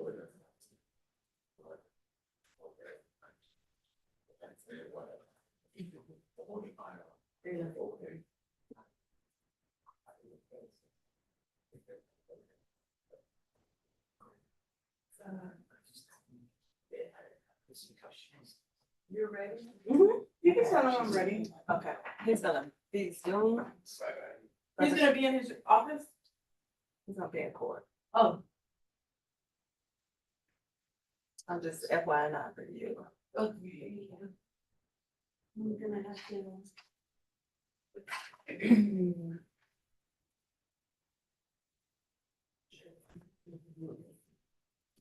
Hey, are you all ready? Hmm? You all ready? Okay.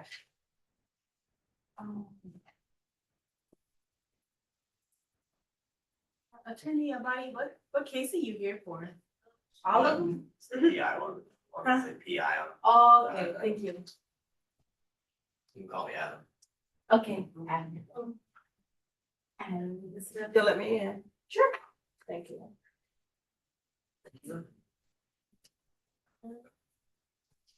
No, you're ready, Mr. Trump. You know. Thank you.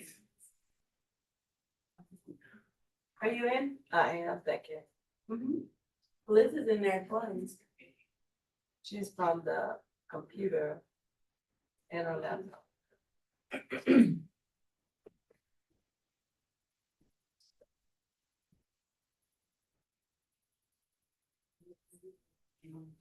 Thanks. Oh.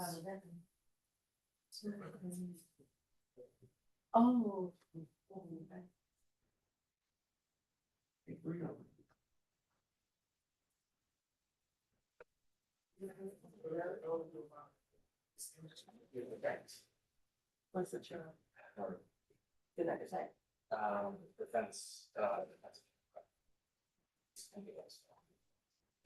Nobody's here.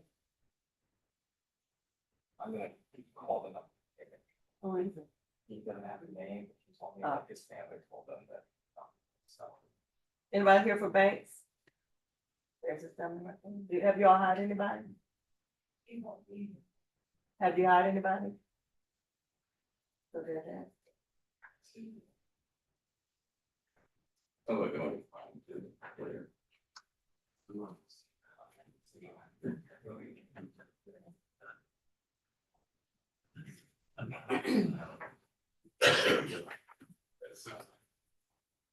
French.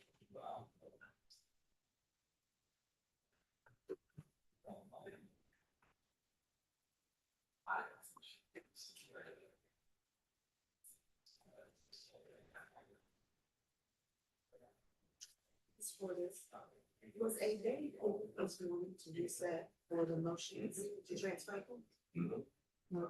Unless they already. I'm done. During that conversation, I had a black spot, right? If there's a room on that calendar, That's on the scheduling order, then I'll go on that day. What date is it? I have to look at the schedule. Oh, okay, it's a file schedule. Okay.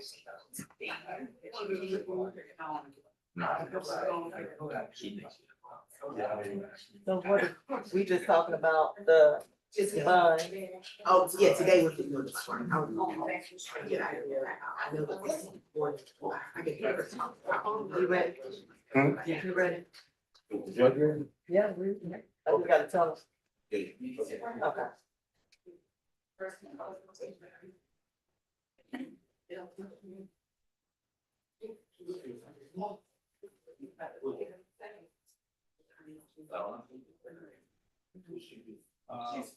Thanks, family.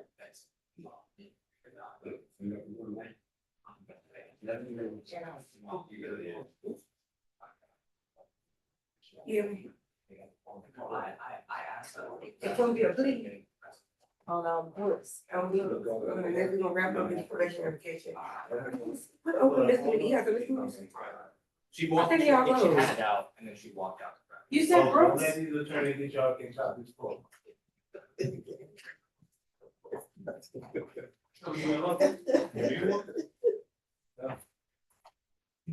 Do we do all these paperwork and stuff saying out here?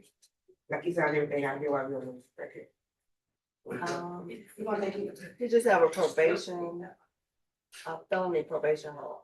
Right, and we're gonna wrap up the probation here too. I mean, tell probation to get on the phone. Okay. And you guys feel like he was better.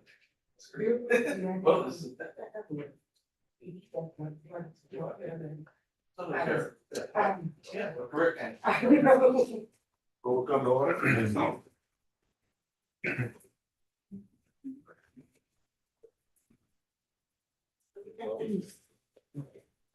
Good.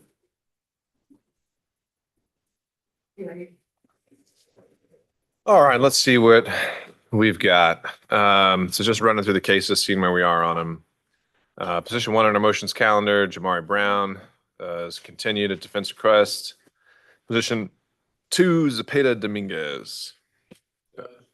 He's my colleague, Attorney Bell's case. That case was indicted, and we're under the impression that you won't hear it. But it's been assigned to. If it's going to Judge Cox, then yes, I think Judge Cox would prefer to hear that. So give his chambers a shout, and we'll just reset it or further notice. Thank you for joining us. Do you need to see him again, or? Oh, you've got another one. Okay. Do you still need to see Mr. Dominguez at all? Okay. Oh, okay. Whose client is that? My colleague. Fair enough. Okay, then we've got Dontavius Banks. That is my client, Judge, and. All right. And Mr. Abadi on that one? All right, great. For Cavantes Savoy. Yeah. Who's got that one for the state? That's you too. Okay. Horatio Burton. Okay. And 6 is Mr. Mabogo. And Ms. Potter's also. That's Miss Potter. Okay. And we had Mr. Bobby Trimble with Mr. Rhodes. Is he still here? He was. That's fine. He's talking. Okay. And then on Zoom, do we still have the folks here on Mr. Dunn? Yes, Your Honor. I think my client's family needs to be let into the Zoom whenever the court is ready. All right, we could let them in. And I think Mr. Dunn's relatively straightforward, so we'll probably start with that one just to get that done. And then Mr. Simon, you've only got one, so why don't we do you and Miss Potter after that? And then we'll see who's ready. Oh, what's this quick? Really? Okay. Did you see the video? You did. Yes. Oh. That'll do it. Okay. So, could we add our folks on the? Yes. Okay. Ms. Green, do we have you on Zoom as well? Yes, Judge. Good afternoon. All right, welcome back.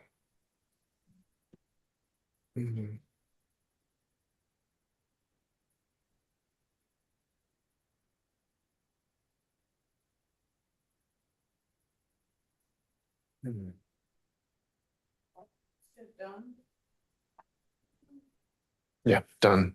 It's not on the motions calendar, it's from case management.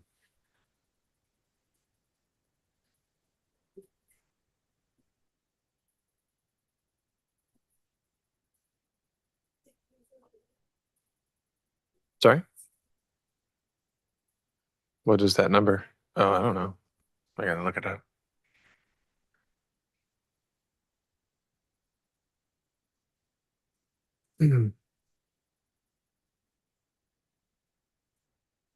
Yeah, 1671.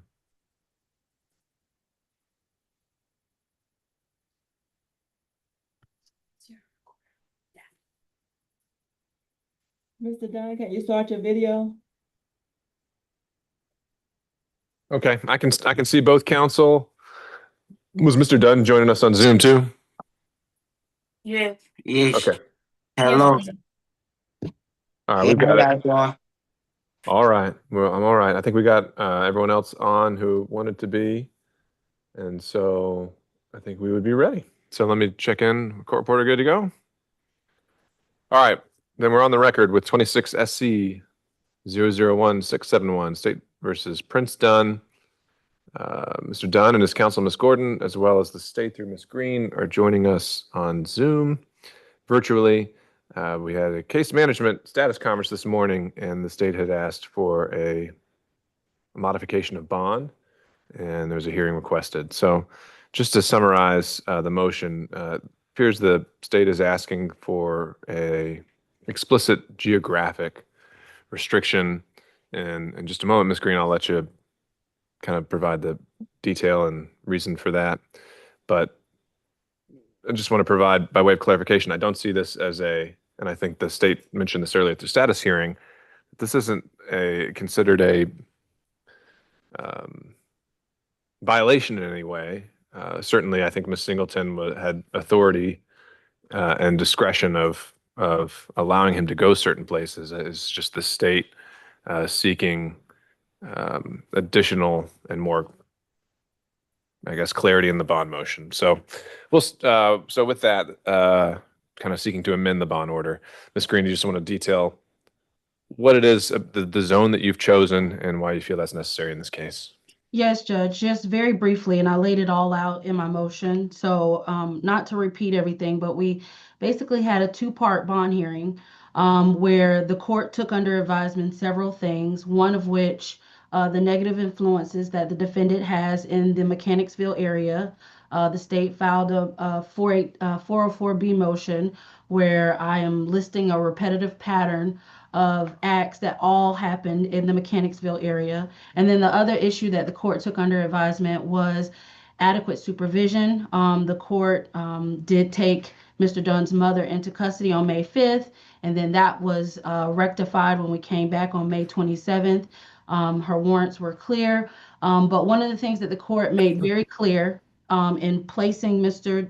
Dunn at 2900 Landham Drive is that it was a way of reassuring that Mr. Dunn would not return to the areas of the negative peers and influences, which we're talking about that Mechanicsville area, 721 Cooper Street, and he will reside with the grandmother's sister, which would be adequate supervision. That was really what hinged the court's decision, is Mr. Dunn is away from this area in another area off of Campbellton Road.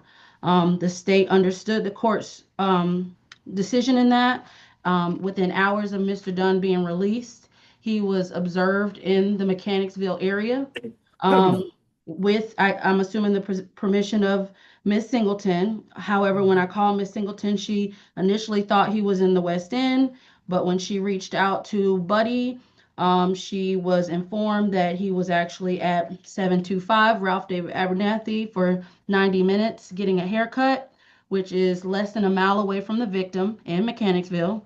And then he was at 329 McDaniel Street, which is pretty, it's just right across the interstate at a connecting area, which is a high crime area where he was allegedly there for 60 minutes getting a key. The state has video footage of him being at that area. it was not as described by Ms. Singleton. I'm not trying to make a fuss here. I just don't want the permissions that Ms. Singleton gives Mr. Dunn to really undermine the whole purpose of the court placing Mr. Dunn at 2900 Landham Drive. Well, And let me ask this, Ms. Green, just going off the map that you included in your motion. Right. I want to make sure I understand it. Is the green arrow the store that's at issue in this case? The green marker? Kind of, or pinpoint, I should say, rather? What is that? this was prepared by APD Gangs. I'm sorry. I don't know. Let me see. I have to look at the colored version. I printed it out. I guess I'm trying to figure out So the how you reason, crafted this exclusion zone. sure. So the first zone is the Mechanicsville area, and then the second, which is, if you look at it, is 4, 5, 6, and I guess 3. That's the area for Mechanicsville, where the victim is located, where 721 Cooper Street is located. And then the area of, I guess, 32187 surrounds that, it surrounds high crime area right where 369 McDaniel would be. Now, this is all 6 miles away from where the defendant resides. Now, it does not include the courthouse. It does not include the public defender's office. It does not include any therapy services or at promise center that the state is requesting that he attend. And after speaking with Ms. Singleton, there is no known medical appointment scheduled that would be in that area. Ultimately, the defendant is on 24-hour house arrest. So I never expected to have to create a zone. But the fact that he is being given permission to leave the house and go certain places, I'm just asking that it not be these places. He can go wherever else Miss Singleton wants him to get his hair cut or get some food, but just not this location. And it doesn't inhibit his ability to get services if he doesn't go to this area. All right, Miss Gordon. Yes, Your Honor, just one moment. Sorry, I was pulling up the map as well to be able to look at it with the court.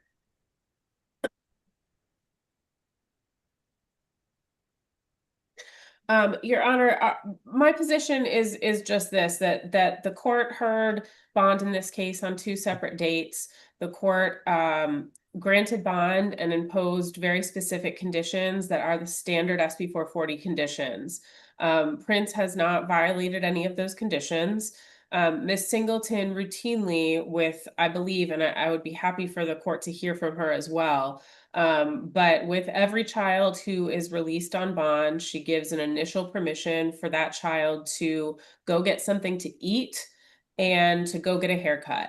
And that is what Prince did that day. And he also went to one other location in order for he and his mother to obtain the key to get into his great aunt's house where he is residing per his bond order.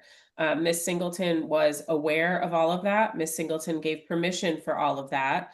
Prince did not commit any crimes. He did not harass any victims or any witnesses in this case. So the defense's position at this point, Judge, is just that the bond order as it stands is sufficient and that this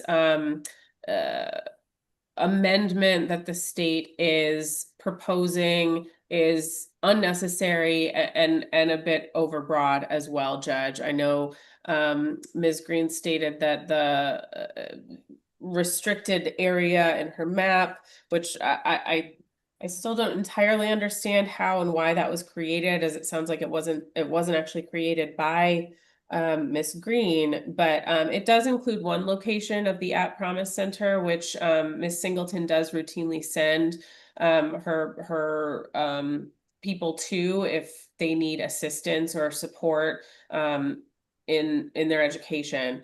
There are other locations of the At Promise Center, and maybe Miss Singleton can speak to why that location is one that she tends to send kids to. But I would ask that the court hear from Miss Singleton. And again, the defense position is just that the bond order as it stands is sufficient, and this amendment is unnecessary.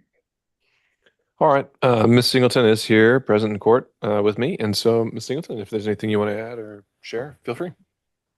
Your Honor, only that, as Ms. Gordon stated, and I did speak with Ms. Green as well, it is a standard practice that when, the SB 440s are released, I do immediately say, okay, if anybody wants to go get something to eat, or if you want to get a haircut now, after that, you're going to be in the house until next steps are determined.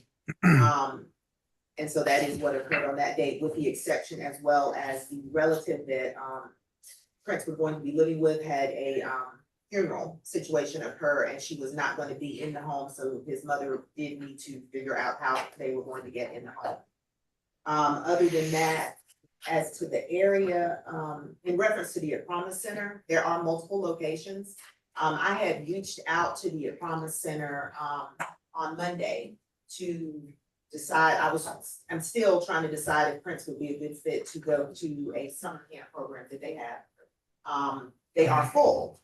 However, I do have a relationship with the, program, and they have, said that they can give me a couple of slots. I actually mentioned a couple of you for the program. I'm just still trying to make a decision about that. And so one of the locations was the Cameron Alexander location. I have spoken with the Hamilton Road location, because initially I had asked about Cameron Alexander, as being the, location, kind of thinking ahead. Prince is going to likely be put online for school, which brings with it, different challenges. They do have a program where students that are online can come to the building and get, assistance. However, that, also is dependent on what the Board of Education has to say. So to not lock down all of the options of him not being able to participate, I, was only concerned about the Cameron Alexander location. However, I have received, the, answer that he could possibly go to the Hamilton Road location for summer camp if we get to that. But other than that, Your Honor, that's all that I have to say. All right. Your Honor.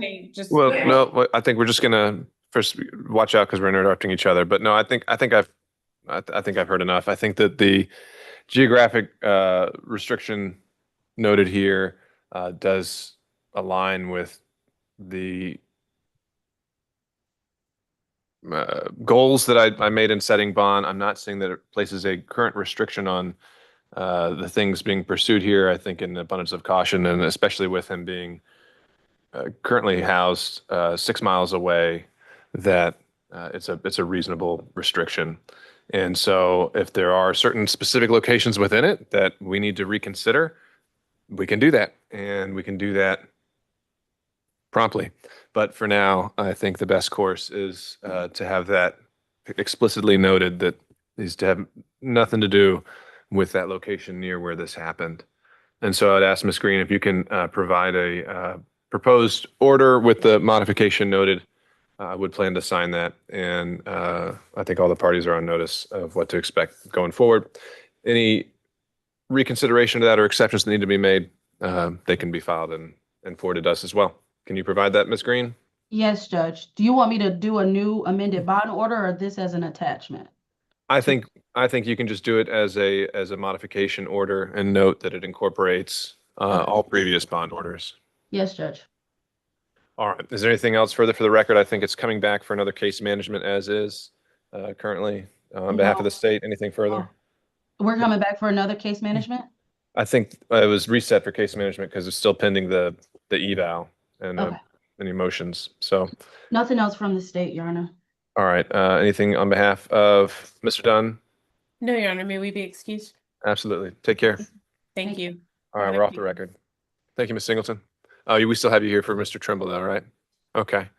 Why don't we take that up since you're here? If we can bring out Mr. Trimble and Mr. Smith, you'd be next up, and then we'll be with Mr. Simon. Do you have a counterpart? Who'd you say was handling yours?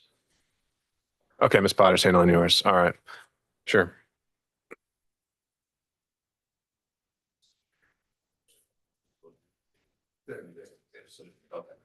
Just presiding.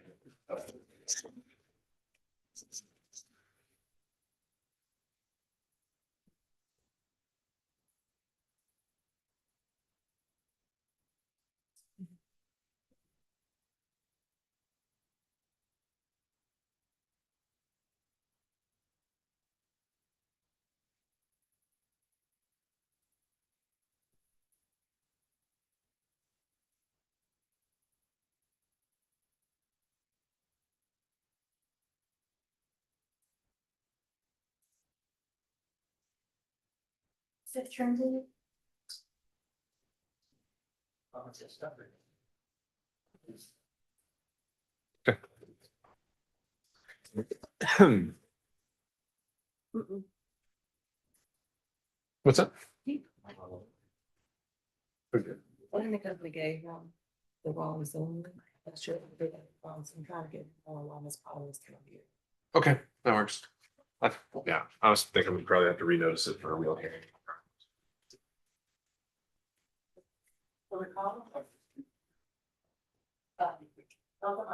Oh. 13-3-0.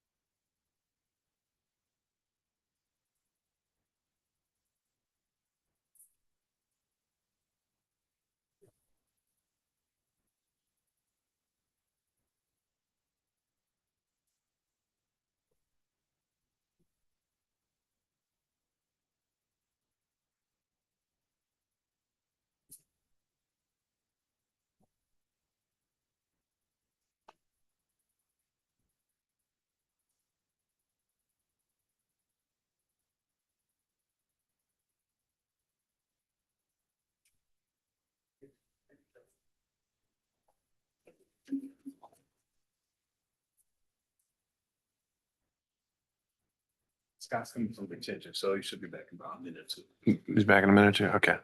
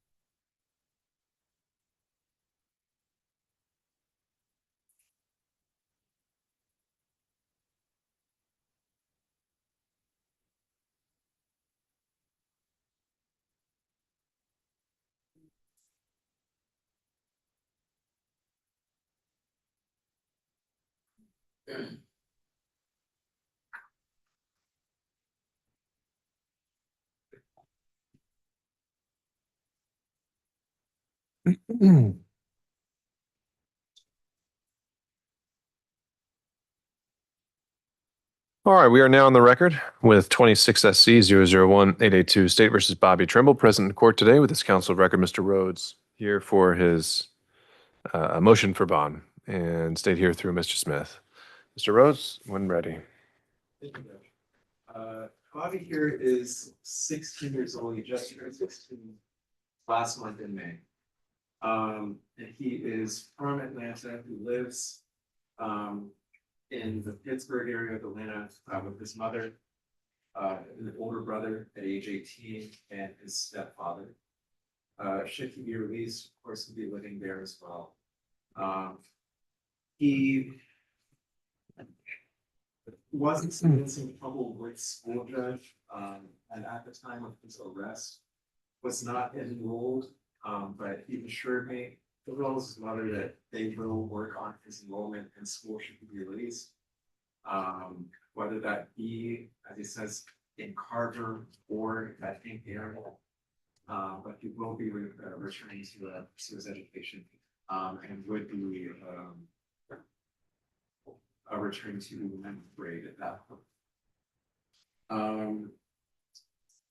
He does have health issues as well, in that he has suffered a gunshot injury back in 2003, where he was shot in his chest and pierced through his arm in the same transaction. And with that judge, we ask again that he can as well receive proper care and supervision for that injury. He has been in custody for this case, judge, since February, I believe February 18th of this year. And I believe this is the first time we have been heard on bond since that time. In regards to this case, judge, he's charged with 5 counts in this case. But from my understanding of the facts, both from speaking with Bobby and from the police report itself, it's unclear. This is a case that does involve an armed robbery and a shooting, but it's unclear as to whether Bobby was actually present for these shootings. My understanding is that the state is alleging that Bobby was a part of a group chat that involved this outcome in this robbery. But from my understanding of the facts, I didn't see that Bobby was ever personally in possession of a handgun, or definitely did not pull a trigger in shooting Bobby. He is a part of this indictment with 3 other defendants as well. And it's certain, at least from the police report, that I believe 2 others are more culpable in this case in regards to the actual shooting, the active shooting. So judge, I would ask for bond be set for Mr. Trimble. I would argue that he is, one, not a flight risk. He does live in the area, and has, a house in the area with his mother. He's not a danger to the community, judge. This is his first offense here in the Superior Court. From my understanding, judge, he does have 1 juvenile case, but that was non-violent, and it was only a matter of misdemeanor obstruction. So he's not, again, at risk of a danger to the community or property. Not at risk of committing any other felonies in trial, as he doesn't have a prior felony history to make that assumption on. And with that, judge, yes, I would ask for a bond to be set for Mr. Trimble. Considering the counts, I would ask for it not to exceed $5,000. And at the status hearing this morning, I think you mentioned he has some family members present today. Is that right? Yes, that is true. His family, his mom and his brother, and I believe an aunt were here this morning, but they weren't able to come in town. All right, understood. And so you're saying that he would go back to live with his mother? Yes. Okay. All right, Mr. Smith. Thank you, Judge. Judge, the state would ask that you deny bond in this case, Your Honor, just to give a brief synopsis of the facts in this case. Officers were dispatched to a person's shot call. Once they arrived, they found a victim suffering from a gunshot wound to the stomach. On scene, witnesses informed officers that the residence was a Airbnb that was registered to one of the on-scene witnesses. That same on-scene witness gave an account of what happened at the residence. The on-scene witnesses also indicated that Mr. Trimble was present, and Mr. Trimble not only orchestrated, but also planned and yes, orchestrated for his co-defendant to arrive at the location, which is when once they arrived, essentially the victim was robbed of his firearm and he was ultimately shot in the stomach. Subsequent investigation revealed that Instagram messages corroborate this account of the on-scene witnesses. Your Honor, it's the state's position that given the sheer facts and circumstances of this case, Mr. Trimble is a danger to the community because he was witness with some of the witnesses that were on scene. The state will submit that he also poses a risk to intimidate those witnesses as well. What's the state's theory on who the shooter is? State's theory of the shooter would be one of the co-defendants. Your Honor. And you said Mr. Trimble was identified as being on scene during this alleged robbery. Do you know how he was identified? On-scene witnesses as well as the victim. So the victim who's shot. Yes. And how many witnesses on scene? At least 4 witnesses. And they do photo lineups, or they just know him, or what? You got 4 photo lineups of him being on scene? at least 2 photo lineups and then 2 photo lineups of on-scene witnesses and then 1 photo lineup of the victims.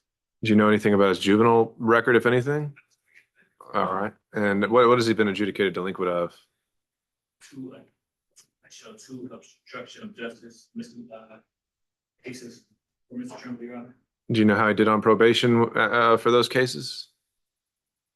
He was not compliant with the services provided. He was actually on active supervision when he committed the new offenses in this case, Your Honor. All right, Ms. Singleton, anything to add that you think I should know? Only that the defendant was last in school in September of 2025. And hadn't gone back since? Okay.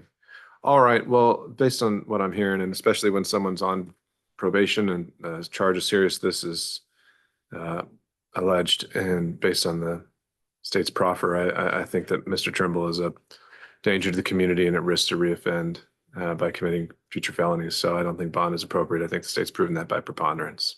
So I'll deny the motion, and we will bring the case back for case management to make sure you have all your discovery and get any motions filed. Anything further for the record, Mr. Rhodes? Anything on behalf of the state? All right, thank you. We're off the record. Judgment excused. That's all you have, Ms. Smith. Take care.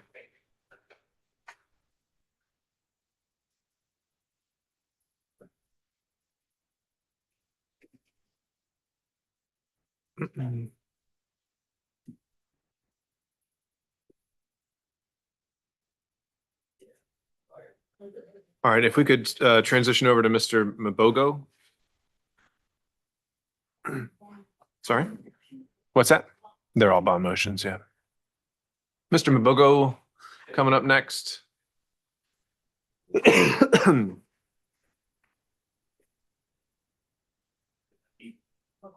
Mabogu or Mabo, I don't know. And I think if we could put Miss Potter on Zoom so I could see her. That works. At the podium. By sitting. I don't, she doesn't need to see it. She's got the gallery view. Yeah, I'm sorry. Did we get Mr. Wimby on the Zoom?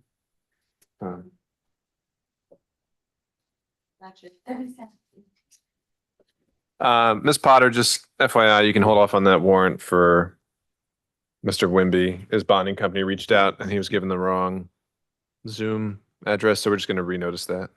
Okay, thanks, Judge. So he's not planning on coming on. He may be jumping on Zoom, but we haven't heard from him yet, so it'll likely just be reset. Okay, thank you, Judge.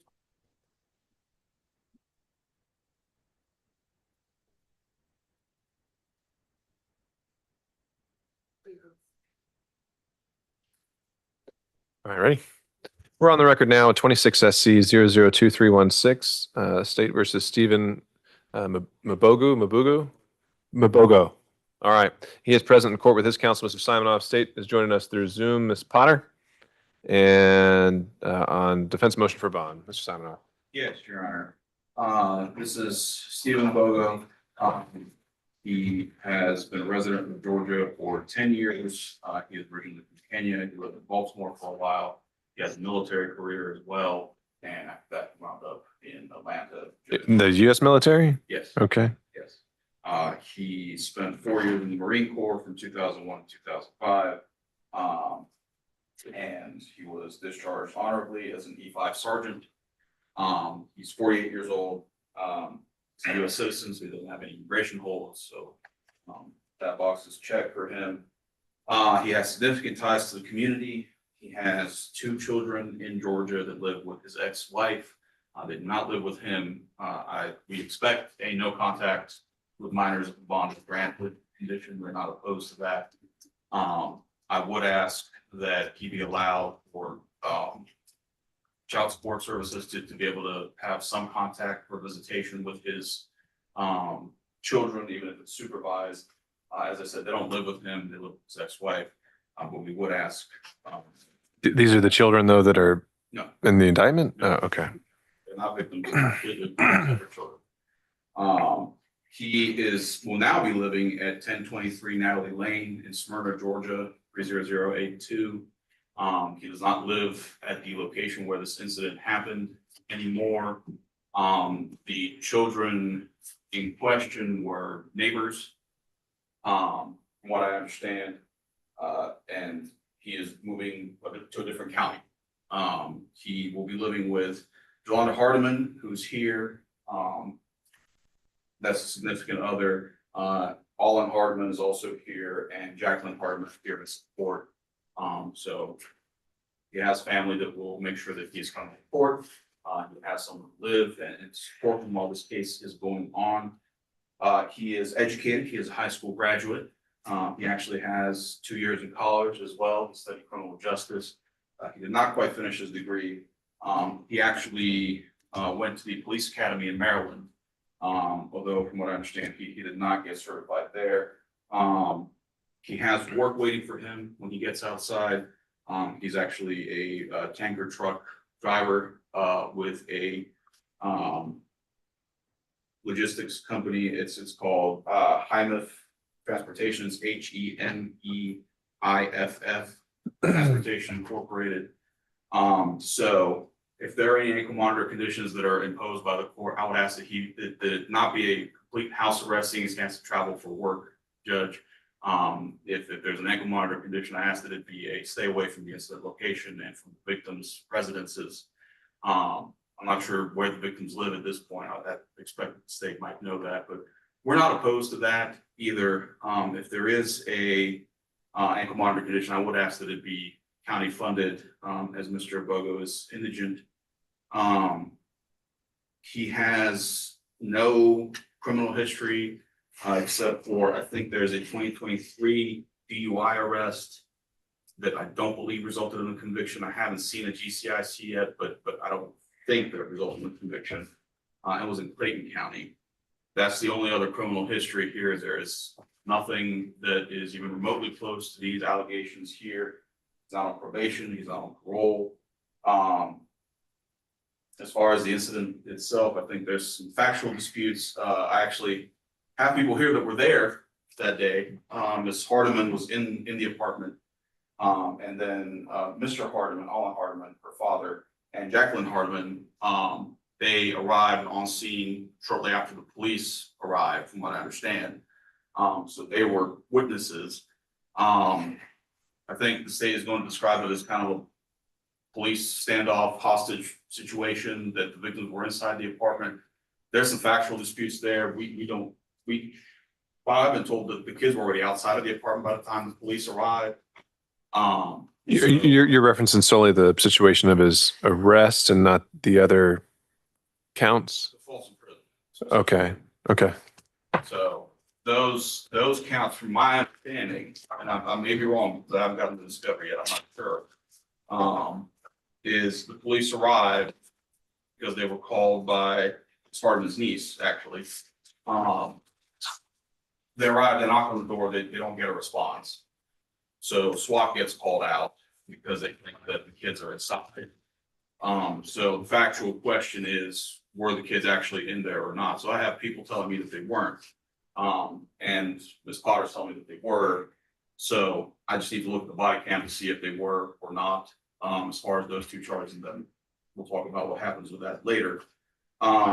We're asking for someone in the neighborhood of $15,000 to $20,000 aggregate.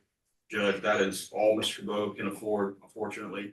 He's indigent, he's a truck driver. My father is a truck driver, Judge, and I know that question can be a little bit feast or famine. And when he's been off the job for a couple of months, that's all that he can afford at this stage. He meets every bond factor. He has significant connections to the community. He doesn't have significant not a danger to the community. Not dangerous to witnesses. He has no legal reason to be around these witnesses. They're not related. There's no familial relation like in a lot of these cases here that presents problems. He doesn't live in a household where minors are present either, so he's not a significant risk to reoffend or commit similar charges while he's out there. So the question then becomes, what is a reasonable amount for a bond? And as I said, the most you can afford is at somewhere in the neighborhood of $15,000 to $20,000, Judge. All right, Ms. Potter. Yes, Judge, thank you. I do agree with most of what Mr. Vesselin was talking about as far as the Ayala factors, his lack of criminal history, felony criminal history, as well as misdemeanor criminal history, given his age and experience in the military. The only thing the state is concerned with is that this was a police hostage, standoff. This was a very serious situation. But other than the facts of this case, and given actually too that the defendant isn't related or has any sort of relationship with the children or the family anymore, the state is comfortable consenting to a bond.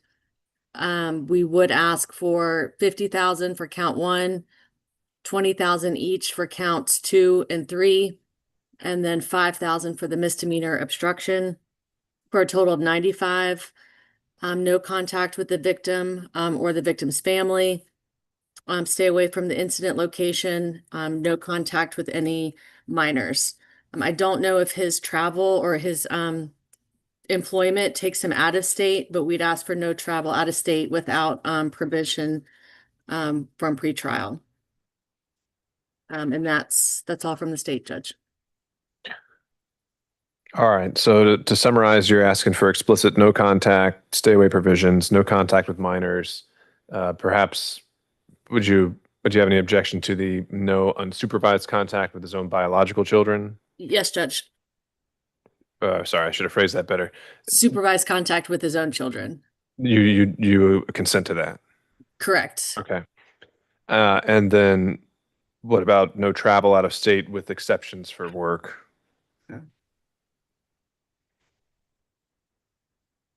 Would you have a concern if he can travel out of state for strictly for work related? Yes, that's Good. no travel out of state except for work exceptions. That's fine, Judge. All right. So really the only thing you're saying is that you'd like the bond to be a little higher, $30,000 higher?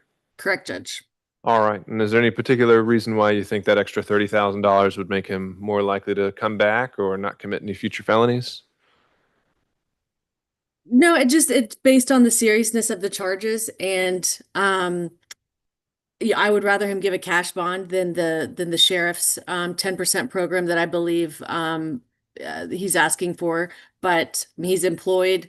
I think the charges merit higher than 15,000 than what defense is asking, and I think that a higher amount will be a higher percentage of assuring he will return to court. All right. I didn't, the sheriff's program, is that what you were asking for? Or were you saying $20,000 good bond? Bond, All right. We're fine with the bond. All right. Okay. Well, with partial consent of the state, I'll impose a good bond of $20,000 with all the conditions that we had already noted. And should be able to have that on the, at least filed today. All right. Just to confirm the conditions, no contact with the victim, stay away from the incident location. No contact with minors except supervised contact with his own biological children. No travel out of state except for work purposes. State mentioned pretrial, what are you doing, pretrial supervision or? I don't hear a request for that. I'll put that together, Judge, and I'll send it to the police. All right. Well, He has a travel, who's gonna? who would sign off on that? Yes, All right. Is it level 4, the lowest level or something like that? Jack. Yeah, I think it's, we'll put them on the lower level of pretrial so they would be able to screen travel requests and that sort of thing. So I think that would be, I think that's level 4, but we'll confirm that. All right, then if there's nothing else, I don't know, has the case already got a case management date coming up? Okay, Ms. Potter, make sure you get him that discovery and we'll see you back at case management. All right, we're off the record. First. This is you. Yeah.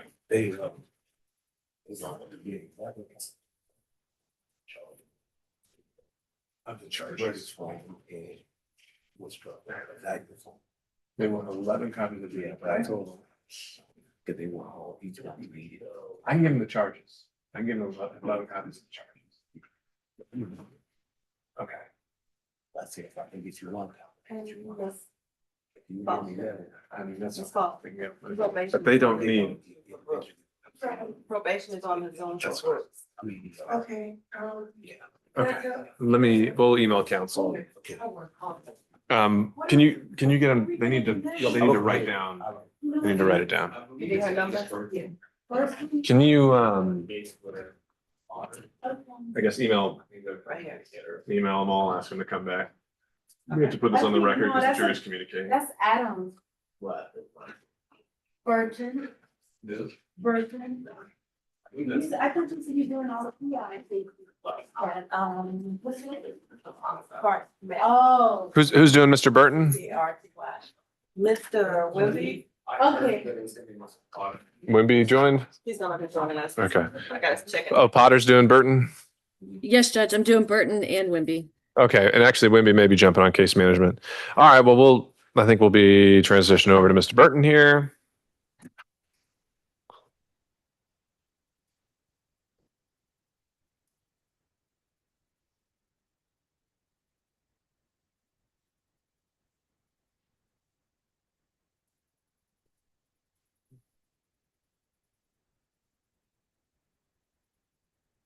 If you got a phone number.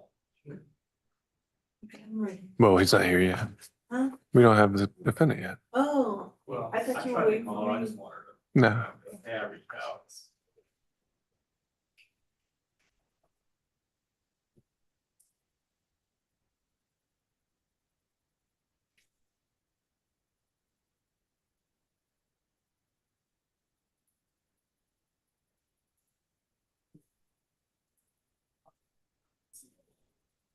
sorry, I'm just.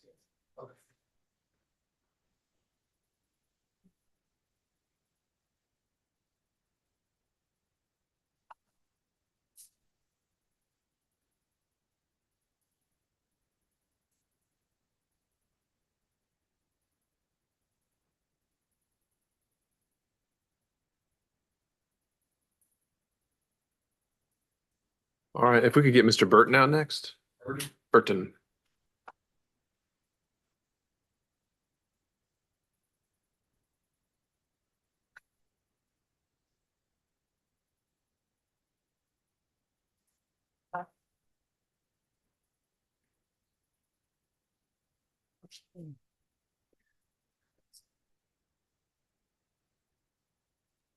Mr. Stamina, can you send me those conditions?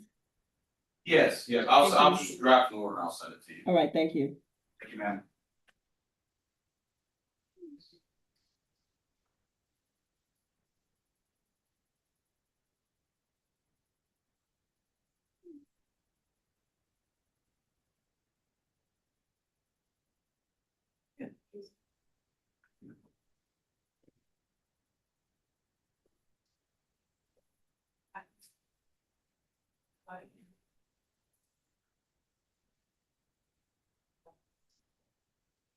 I'll say it. Oh.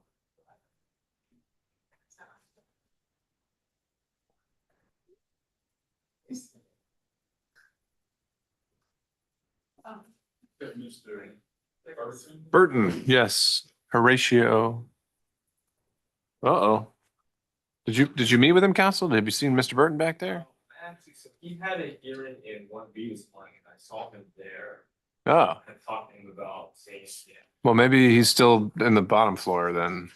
Okay, we'll have to track him down. He's not up yet. Man, hopefully they didn't send him back already. And Mr. Yeah, you Wimby can has add. joined the Zoom. Mr. Wimby's on Zoom? Yes. Okay. All right, Mr. Wimby, you with us? Can you hear us, Mr. Wimby?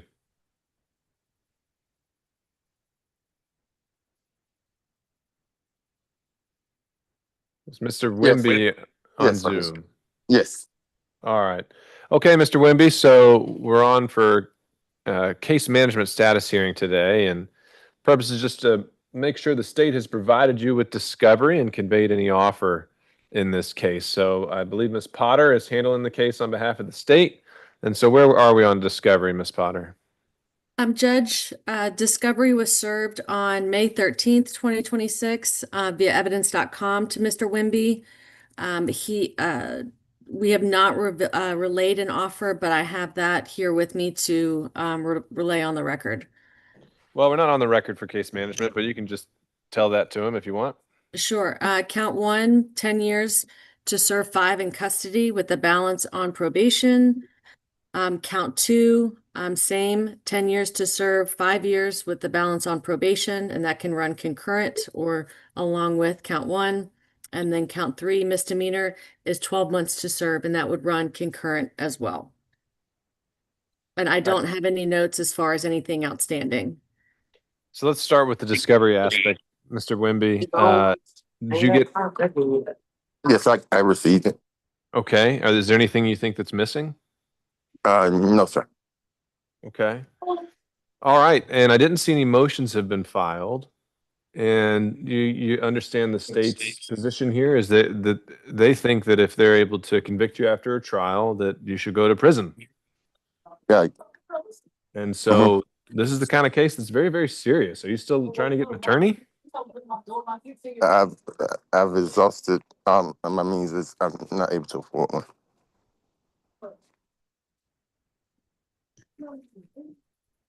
And I mean, have your circumstances changed since arraignment?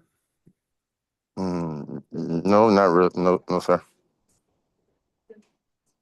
Okay. Well, again, I would just say that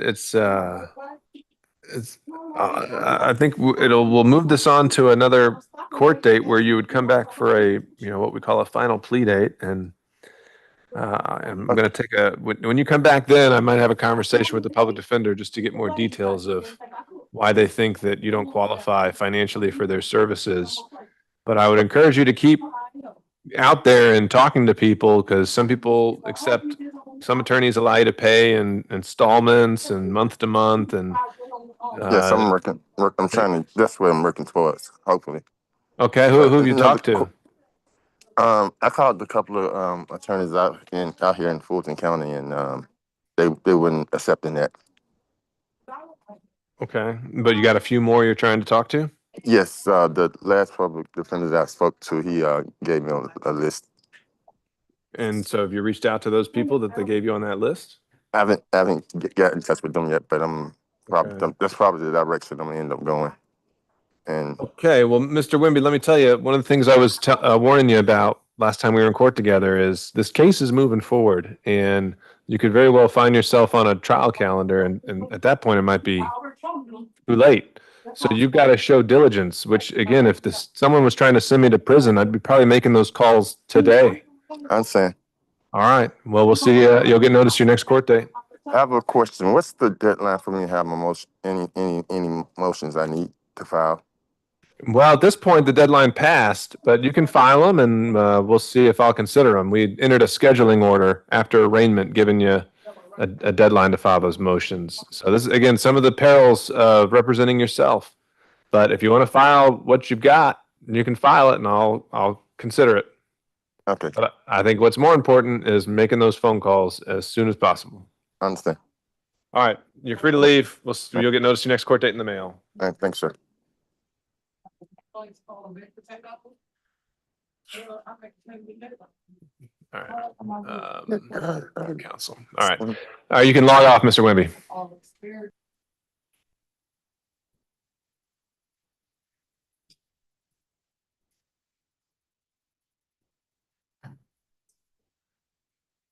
All right, are you telling him that Burton may still be downstairs? So you think you can find Burton downstairs somewhere? He's not downstairs, so he's back. They already took him back to the jail. Okay. Yeah, cause he was in 1B. Okay. I thought it was SB for 40 minutes. So that's for me. All right. All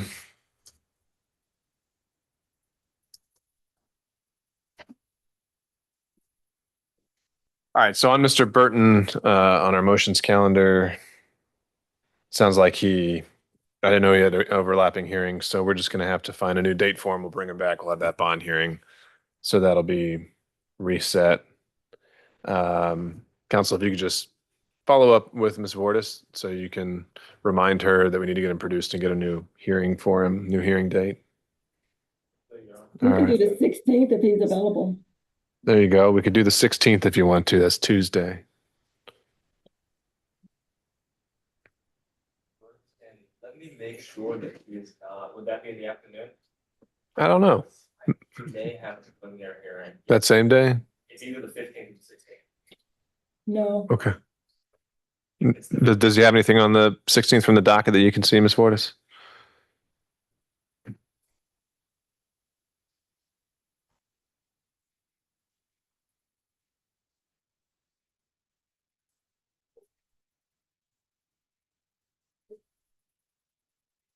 Okay, just follow up with her on that and y'all can find a date if the 16th doesn't work.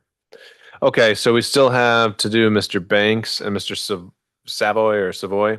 But I've got to take up a jury note. So if y'all don't mind, or if you don't mind really, sir, just kind of go into the front row for a minute.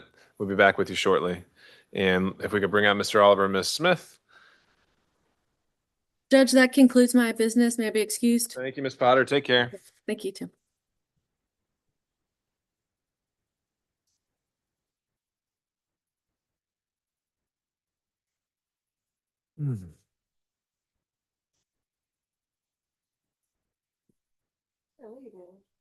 Who? No, I think he just stepped out for a second. Yeah. At 9 on that day. We just have to make sure we're not doing the same thing again where he.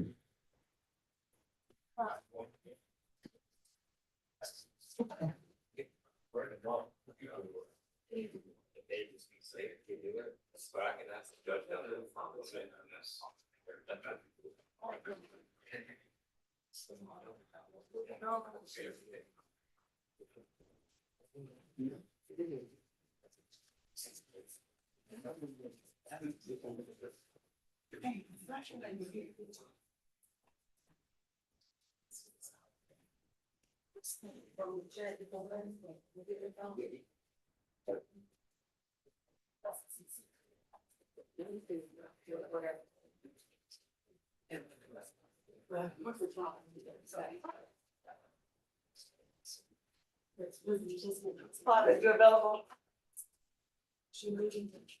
I think she Yeah, she jumped off. Available on the 16th. I don't know. She jumped off Zoom though. I'm still waiting. Council, if any of you would just want to go ahead and look at it, they're just asking to look at evidence.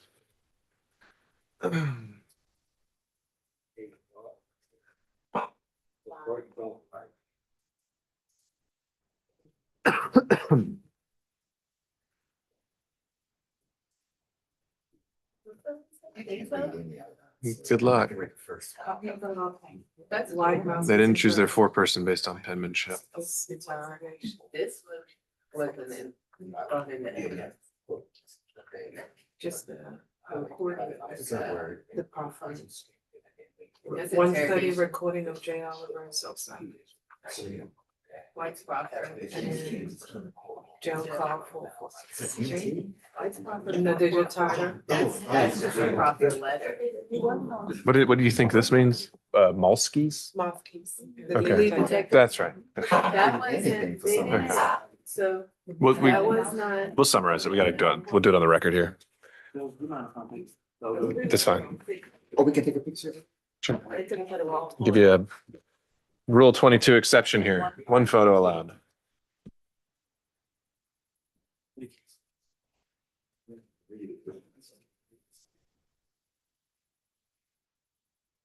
Thank you. Thank you.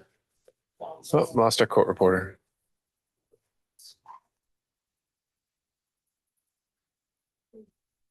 Okay. She's coming. Commissioner. All moving parts. I know. No.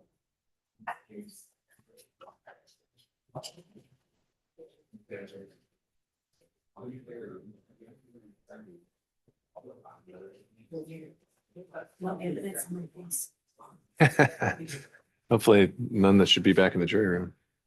All right, ready? We're back on the record. All parties in council are present.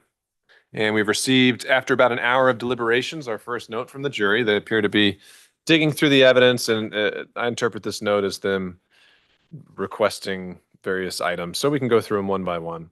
The first, and by the way, I've marked and will tender this as Court's Exhibit 3. The first says, quote, requested copies of law packet.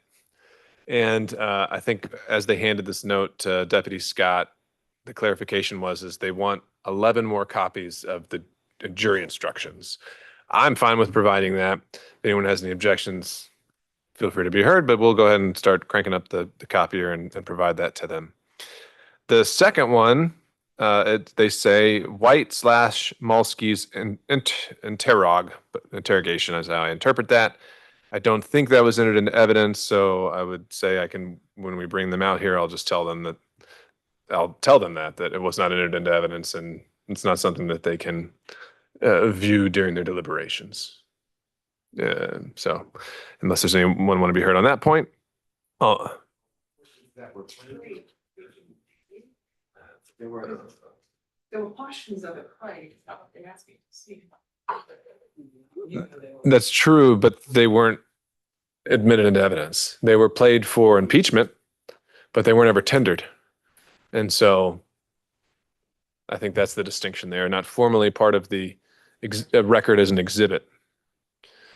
So I can make that distinction known for them. Number 3 we have on the list is 1:30 recording J. Oliver and Sosa. That was admitted for the record, and I think we'd bring them back out, and I would tell them that they can hear it as many times as they want. We'll play it once, and if they can be more specific next time to tell me how much or what they want to do with it. Then we have item 4, White's proffer, which they notice 444. That's the document. And so I think for that, we just hand it to them and they can pass it around and look at it, because that's how the continuing witness rule works for some reason. And then we have a note about a jail call as 446A. And if y'all think you know exactly which jail call they're talking about, we can just tell them we'll play it.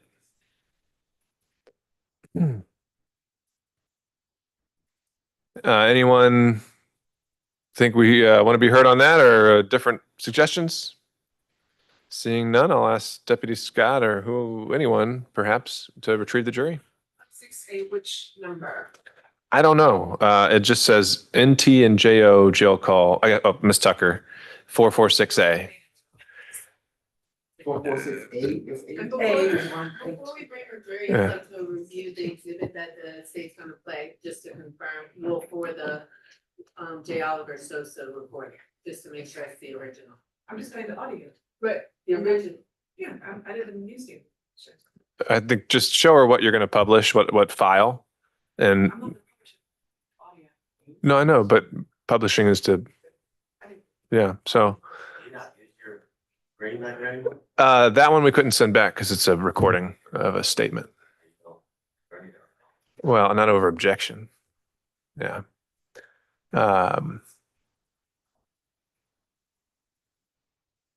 Yeah, even the ones that don't make sense. All right. So I think with the jail call, since there's 8 of them. Hold on, counsel. Let me tell you this so we can retrieve them. Since there's 8 jail calls, I'm just going to tell them that there are 8, and if they can be more specific, we'd be happy to play one or as many as they want to hear. Maybe they can provide more specificity and then send them back on that particular point. Maybe they can recall or identify it better. All right, so I think we can get our jury now.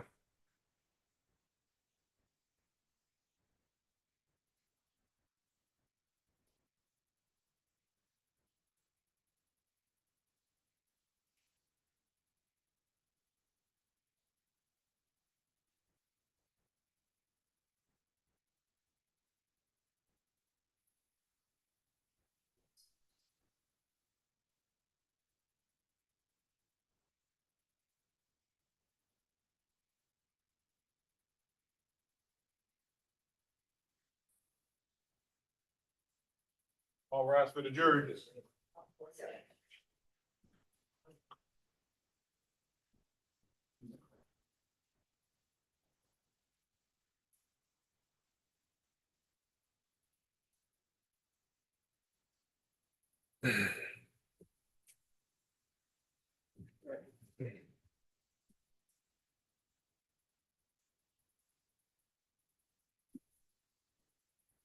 Our jury president. All right, thank you. Please be seated, everyone. Members of the jury, welcome back.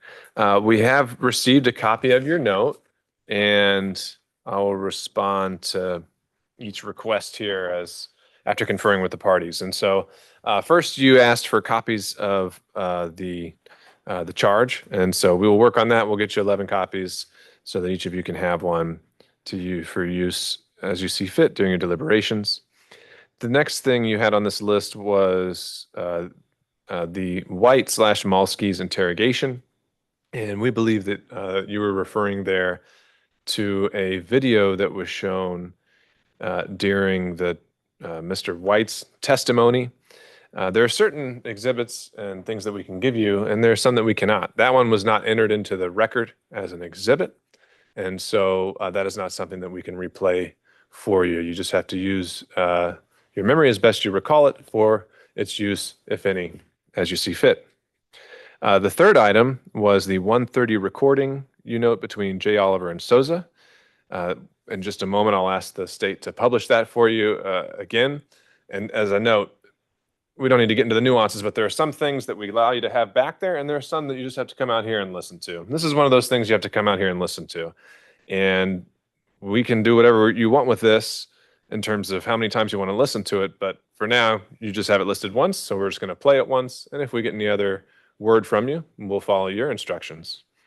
And then for the White's proffer 444, I'll ask the state to retrieve that exhibit from the box and hand that. And that can just be passed around among y'all at your leisure. If you could show that to opposing counsel too as well before you turn that over. And then finally, you ask for a jail call that you note as 446A. And in response to that, I'll just share with you that 446A contains, I believe, 8 different recordings. And so what we would like to do is we can play all 8. But first, we were going to say that if you could identify perhaps with more specificity exactly which call you're looking for, maybe by a quotation or some other way, we'll start with just that one. Or if you tell us something differently, we'll do what you tell us to do. So, anything further requested of counsel by way of instructions on behalf of the state? Mr. Oliver and Ms. Smith. All right. So then again, if we can provide 444, the document for the jury to pass around the box as they see fit. And at the same time, Ms. Charles, if you could publish the 1:30 recording.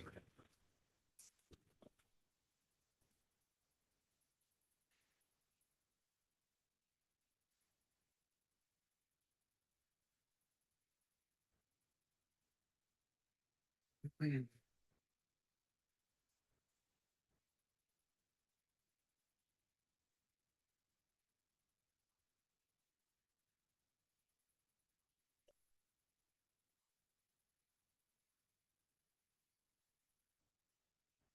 ain't never be sitting nobody. You ain't got no food, you ain't got nothing. Stop fucking playing with me, boy. Get your ass out that goddamn field playing when you really do this shit, so.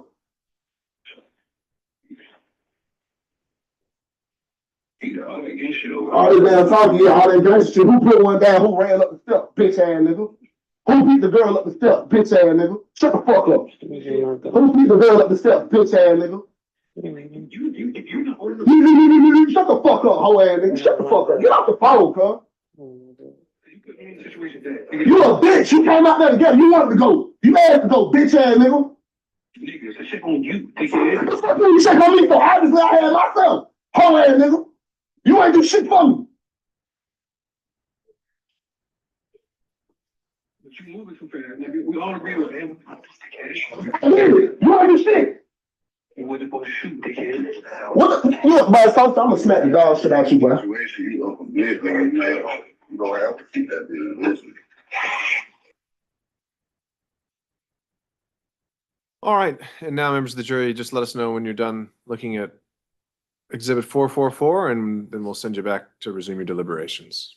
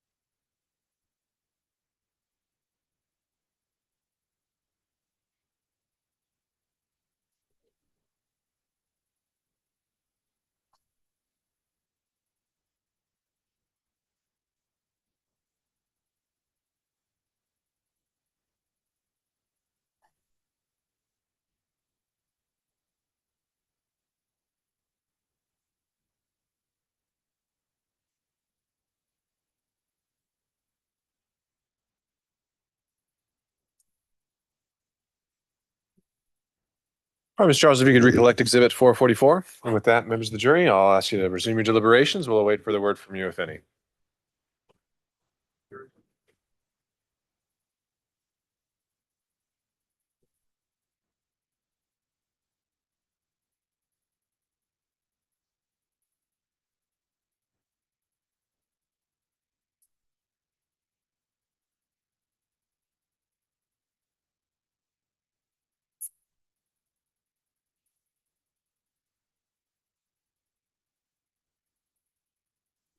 All right, counsel, why don't we hold in place just for a few minutes, since I suspect they may follow up with a quick note about the phone call. We'll be off the record.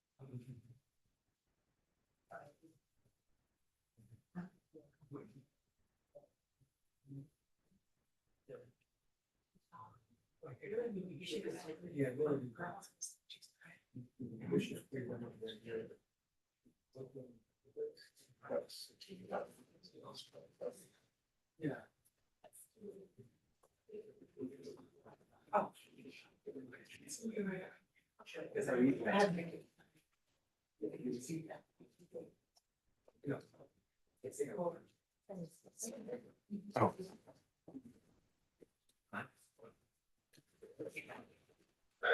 Anyone want to inspect the 11 copies before we send them back? Otherwise.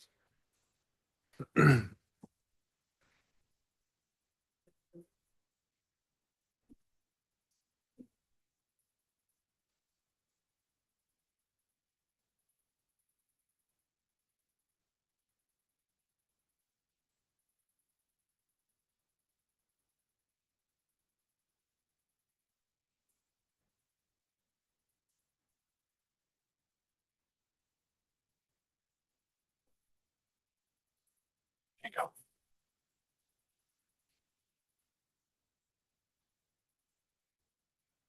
Does it look like they're right now? Okay, no.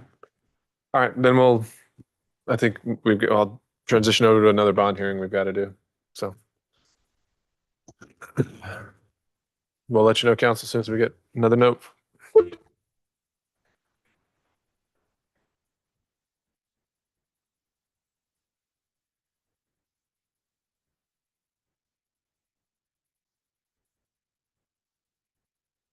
All right, can we start with Mr. Savoy or Savoy? Savoy, okay.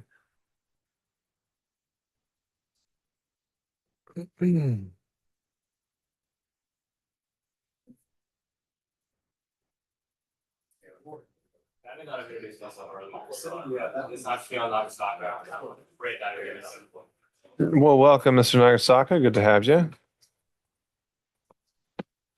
Thank you for your patience. Just a little lots to do today. All right, glad to hear it.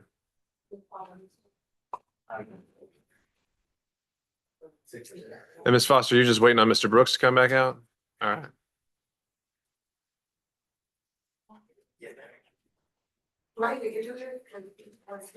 We'll do it when it comes out. That's fine. No, at the table. Yeah, at the table.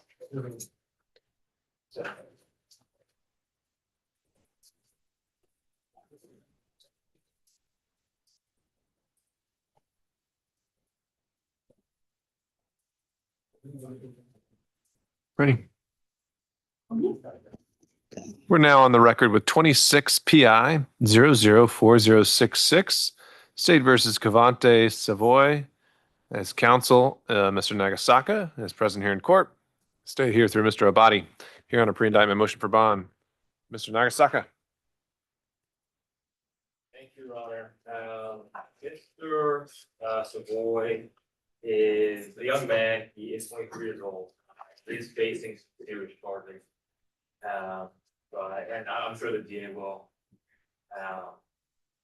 go into those charges a little bit. I will say he has 4 open cases in Fulton County. They're all capital offenses, I believe. But he is legally innocent in all those cases. And I would just ask him to apply for the cases in this case, as well as the other 3 cases. This case is a murder in which Mr. Savoy is accused, I believe explicitly in the warrant being party to a crime. I believe the warrant says party to a crime. And I don't have too much information. I've asked the pre-indictment EA for some discoveries, video.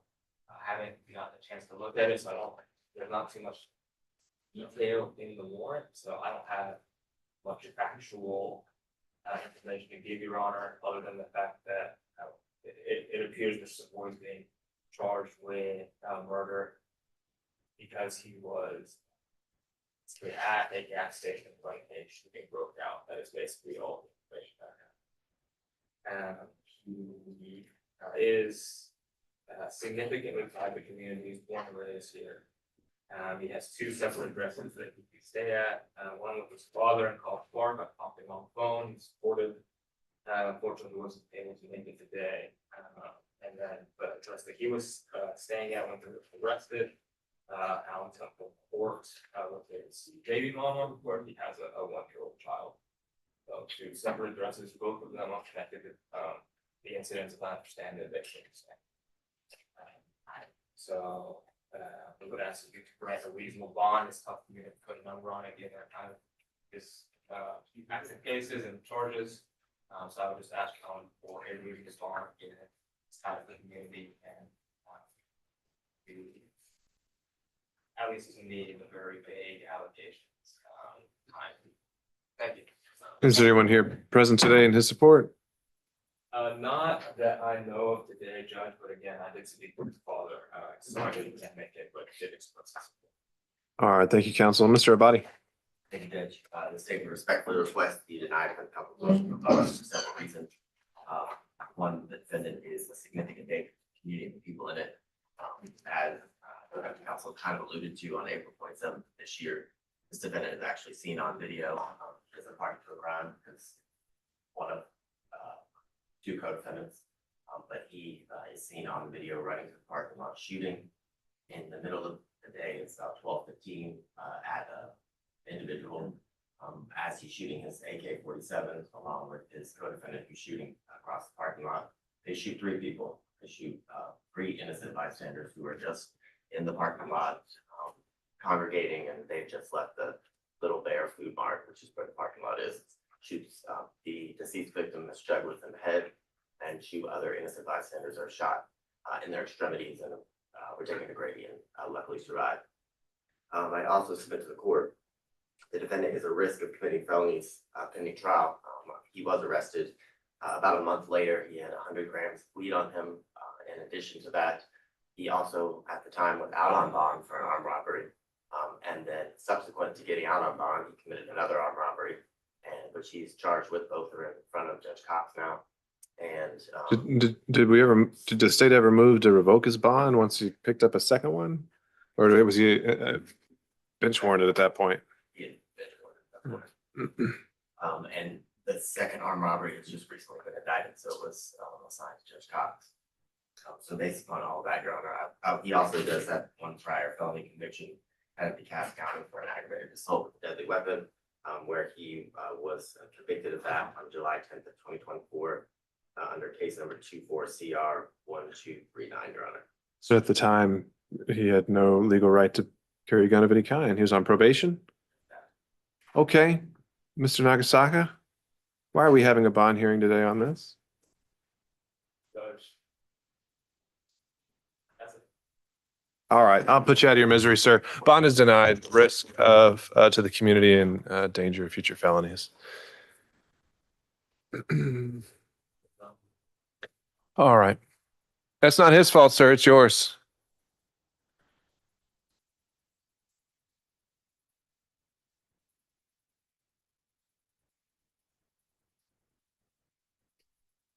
Okay.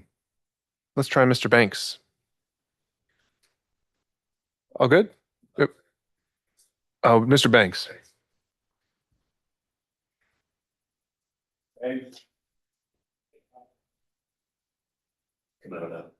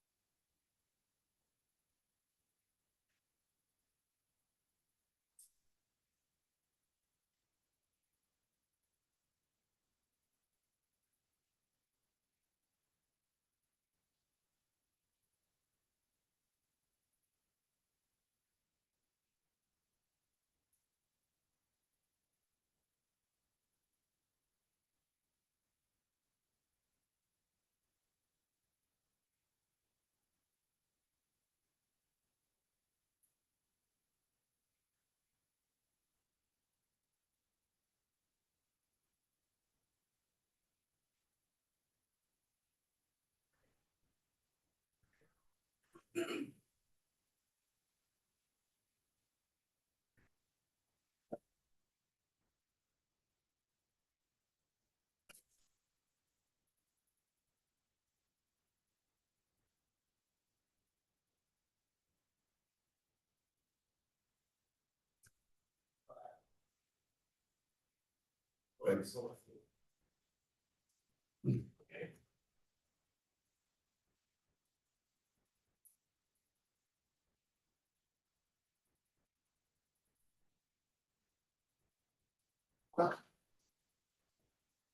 right, ready?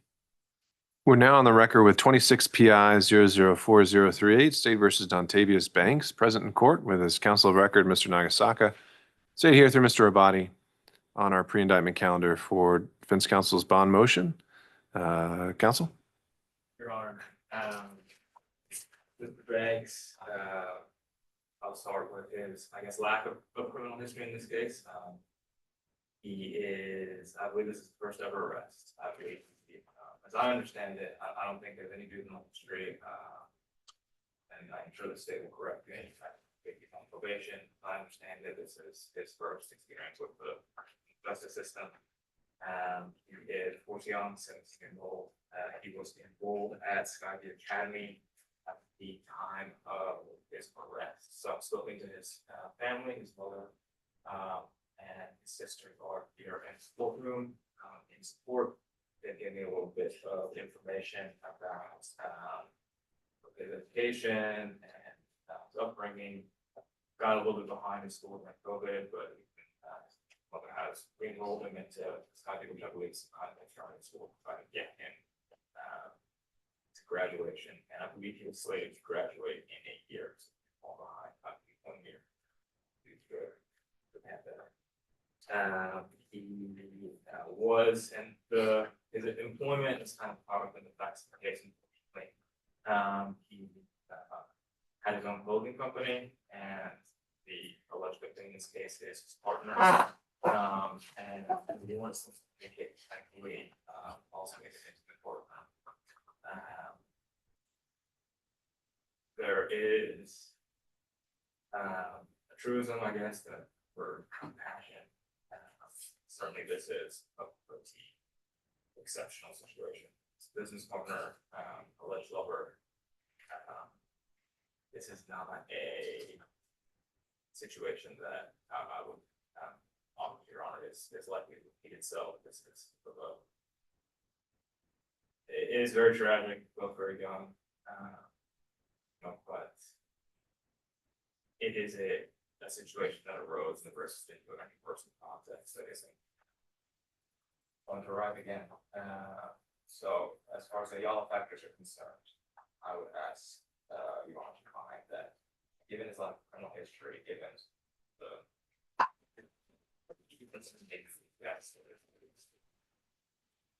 these allegations will rise when it comes to this is an incident that's likely to occur. It's not significant risk to commit additional felonies. It's not significant risk to intimidate witnesses or obstruct justice. As far as this ties to the community, his family's here. Certainly, I don't think there's any doubt that the community has an interest that go to. Is that addressed with a family member, or is that where he was living before? It is a different address. So one of we've looked into, it is a family member, but as I understand it, it's a different address for example. And I know that in this case, there's an allegation that his father, Your Honor, may be concerned about the contact with him and his immediate family members, immediate family member. No contact, of course, would be expected, any kind of location monitoring would be acceptable. What amount would you be requesting? I would request, given the, I have to balance on one hand the gravity of the charges, on the other hand, my responsibility to pay 17, given the all this. I would ask for All right. Thank you. Thank you, counsel. Mr. Abadi? State of respect request be denied for several reasons. The first being, I understand that he does, defense counsel has represented that he has ties to the community. It's my understanding from the detective speaking with several family members, prior to the defendant's arrest, that he had run away from home and had been homeless, not living with any of his family members at the time that this incident occurred. Furthermore, after the incident, he fled the scene and remained kind of in hiding, is how I would describe it. And the only reason he was arrested is because he was involved in another shooting, which occurred in about a month later on May 21st. Because he was actually shot, the officers ran his name when they responded to the scene. And saw that he also, in addition to the incident that he was involved in on that day, saw that he had active murder warrants for his arrest. But as to that one though, I mean, do you have any indications of this exact circumstances of that second event, of how, when he got shot, of his involvement in it, or if any? The reports it was a shootout. He is alleged to have shot as well. But what I can say in full candor is when the officers arrived, there was not a gun found on his person. So I don't, that there are witnesses who say that the gun was not found when the officers arrived. As it relates to the defendant being a significant danger to the community, based on the fact and circumstances of this case, defense counsel gave an abbreviated version in the sense that there was a verbal dispute over the clothing company that the defendant and the victim, Mr. Antonio Brown, had started together. They were arguing outside of a vehicle in a neighborhood area. You could hear the argument on ring video or cameras captured close to where the shooting was. You see that the verbal exchange ends. The defendant leaves from the investigation from the detective, goes to his father's car in Ferguson Park, gets his gun from the vehicle, then returns back to where the victim was and confronts him and immediately shoots him twice, and then flees the scene. But before fleeing the scene, takes his book bag from his bleeding body, Your Honor. Defense counsel is correct. He does not have any felony history, and I would agree, juvenile history as well. In my review of the juvenile records. And then lastly, he was identified by several members of his family. The state would bring to the court's attention that causes a risk of intimidation or more like the instructions of the administration of justice, in the sense that he could attempt to influence their ability to testify based on the facts. Mr. Nagasaki, anything you want to respond to or have the last word here? To add a little bit of what I understand to be context about for the second incident. I believe that, again, it's my understanding that since it happened at the victim's bank, and that it may have been sort of self-help situations and from the incident that he's here for. I would say there's no indication that I've heard the aggressor in that situation. It seems that So by self-help, you mean self-defense? as in maybe people who were aggrieved by what happened in this case. Okay. And maybe try to take out their own hands. That's how I understand. Other than that, Judge,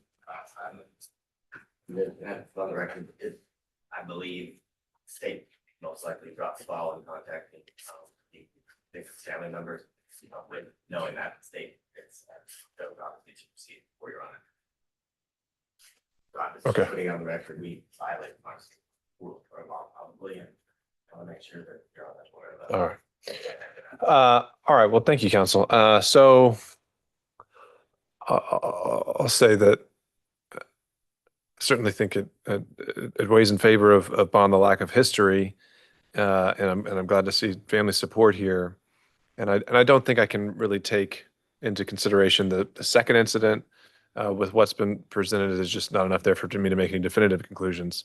But I do think that I can take into consideration the weight of the evidence of the allegations. I think my read of the case law and the applicable statutes is that you can still respect the presumption of innocence while weighing in on the weight of evidence as proffered, because that goes to the bond factors. And so what I'm hearing here is that this was a really premeditation in its most classic sense, and that the state has considerable evidence to back that up. That might be undermined in some way down the road once defense counsel gets their discovery and can be challenged, at which point you can file a modification for bond.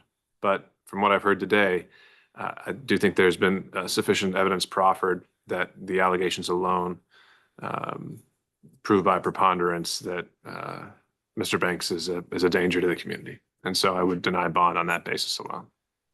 And I'll have an order entered to that effect.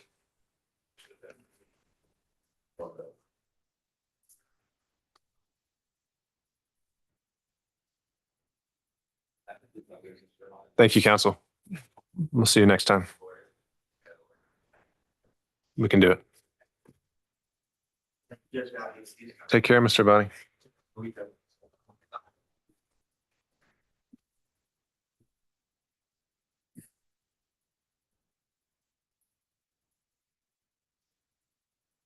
All right, Ms. Foster, should we brace ourselves?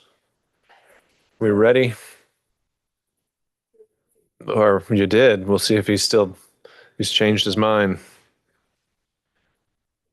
Let's go with Mr. Brooks. Do you need a case number? All right. Okay. It's 26 SC 001243.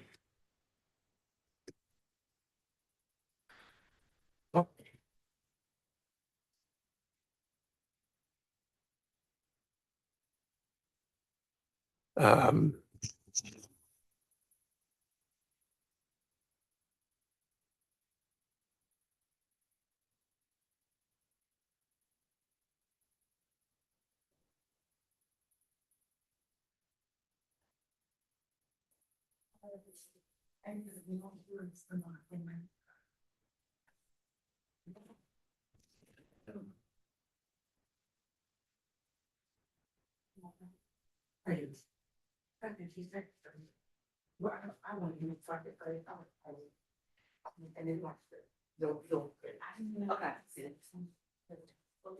Well, I could just hear him mumble.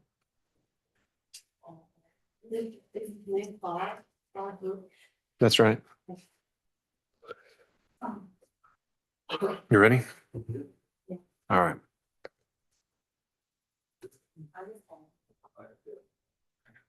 We'll go on the record. We'll handle this. Okay, we'll go over all this, Mr. Brooks. First, I got to go on the record. This is 26 SC 001243, State versus Claude Brooks. Mr. Brooks is here in court today. He's still representing himself, and the state's here through Ms. Foster. And this morning, Mr. Brooks, we had you scheduled today for a case management conference. We wanted to make sure you were able to see that video, which we talked about last time we were together in court. As I understand it, the state played that video for you. Yes, sir. And I also got your motion. It got filed and I read it. And so the next thing I heard is essentially that you've decided you're interested in changing your plea to a guilty plea today. Is that right? Yeah, to a lesser charge. Okay, so the state's making a recommendation and you're going to see if I'll accept that and sign off on it, right? Yes, sir. Okay, well, walk me through what the recommendation would be, Ms. Foster. Yes, sure. So based off of the video that I showed him and that I reviewed, we are reducing robbery to a death by shoplifting. Because it will be his fourth and subsequent, it will be considered a felony. We agreed to 11 months opposed to the 1 year mandatory minimum that he will have to serve. Because the fourth and subsequent death by shoplifting. We're gonna know across the ag assault. Was going to play the video during, if he's going to agree to the plea, if he's okay with that as well, to show why we're reducing it to the charge. And so to a felony theft by shoplifting, the sentence would be what exactly? So we're just gonna do 11 months to serve, because he's already on probation for the ag assault case, and I think he has 3 or 4 years left, so. All right, and no restitution owed or anything like that? Those 2 years. Okay. All right, well, I'll let you get into that. I don't know. I mean, you can proffer what's on the video and explain this to me and we can go from there. But first thing we need to make sure is that this is what Mr. Brooks wants to do. And so, Mr. Brooks, Ms. Foster's going to swear you in. She's going to have a bunch of questions for you about.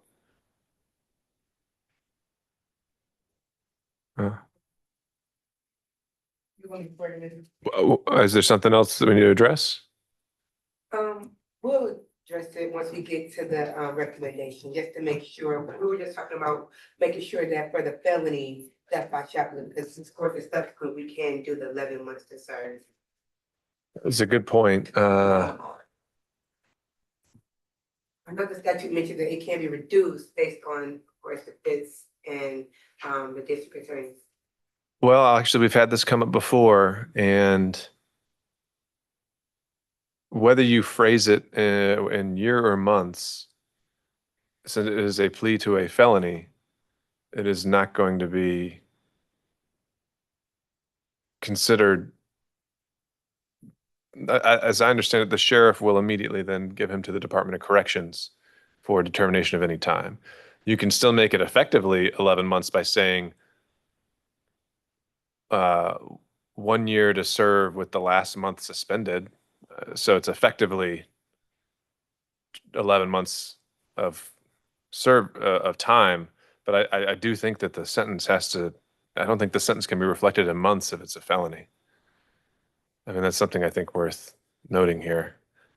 I've never seen it done that way, and I don't, and I think the 17-10-1 or the sentencing statute would, I can't think of another alternative there. I'm willing to give the offer that way if Mr. Brooks is inclined to accept that offer. So the clarification there would be that the sentence is 1 year to serve with the last month, with the sentence suspended after 11 months, something along those lines, or the last month is suspended. I'm trying to see, can I do this sentence in the county? That's what I was getting at, Mr. Brooks. I've looked into that before, and as long as you are pleading to a felony, they do not run your case through that program. You can't you can't really play games with just the sentence itself. It all depends on the charge, and here that is a felony. So you're still eligible for parole, I think, almost immediately, since it's theft by shoplifting. You're well past the point of parole eligibility, as best I can understand it. I can't speak definitively for you, but I know theft by shoplifting, I think generally you serve a third. But I will receive time served though for my 6 months. Oh, you get all credit for that, absolutely. Okay. So with that, and then we have this indictment that you would have to sign indicating the change of plea as well.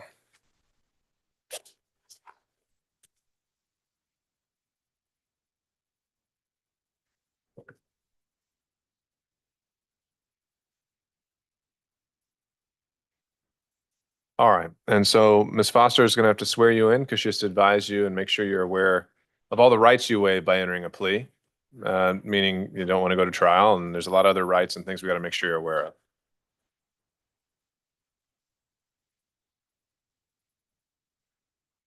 He would have to put an X or something for the guilty if it would get an X. Hey, let me ask you something. Would this revoke the remainder of my probation, or would I have the remainder after this done?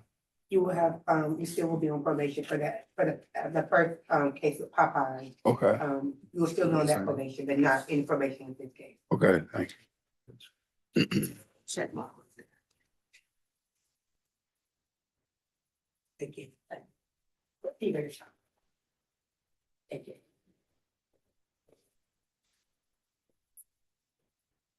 It's Foster. Yes. Is it over? It's over. Okay, thank you. You can proceed, Ms. Foster. Okay. Please raise your right hand. Do you swear or affirm that the testimony you shall give in the matter currently before this court shall be the truth, the whole truth, and nothing but the truth? I do. Can you please state and spell the true, correct legal name? Claude Edward Brooks, CLAUDE, EDWARD BROOKS.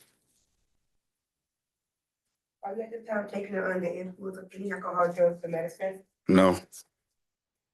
How old are you and how far are you going to school? 44, the 11th grade. Are you able to read, write, and understand the English language? Yes. Do you understand that you are charged with the following offenses on the indictment? Count 1 is robbery and count 2 is aggravated assault. Yes. Do you understand that you have the right to plead either guilty or not guilty to the charges? And if you plead not guilty or remain silent, you can't have a jury trial. Yes. Have you had enough time to speak with your lawyer about all the facts and circumstances known to you regarding the charges in this indictment, including any potential defenses? Yes. Do you need more time to discuss the case with your attorney? No. I'm so sorry.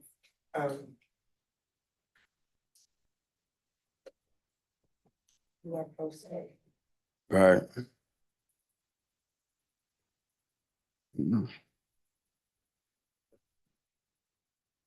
Do you understand that an attorney reviewing your case might discover facts which might be helpful to you and might find that you have a defense to these charges, or that there are mitigating circumstances which might be helpful to you? Yes. And knowing this, do you wish to continue to represent yourself? Yes. Have you reviewed the indictment in this case? Yes. Is this your name at the top of the indictment? Yes. Did you indicate your plea on the front of the indictment? Yes. And is this your signature under your plea? Yes. Do you waive formal reading of the indictment? Yes. Do you waive any and all defects in the indictment for the purpose of this plea? Yes. Were you arrested on these charges? Yes. You understand, unaware of the outstanding warrants related to these charges. Mr. Brooks, do you understand that you're entering a guilty plea to the following offenses? Robbery reduced to theft by shoplifting, which carries a maximum of 1 to 10 years. Yes. Has your attorney advised you of the minimum and maximum sentence?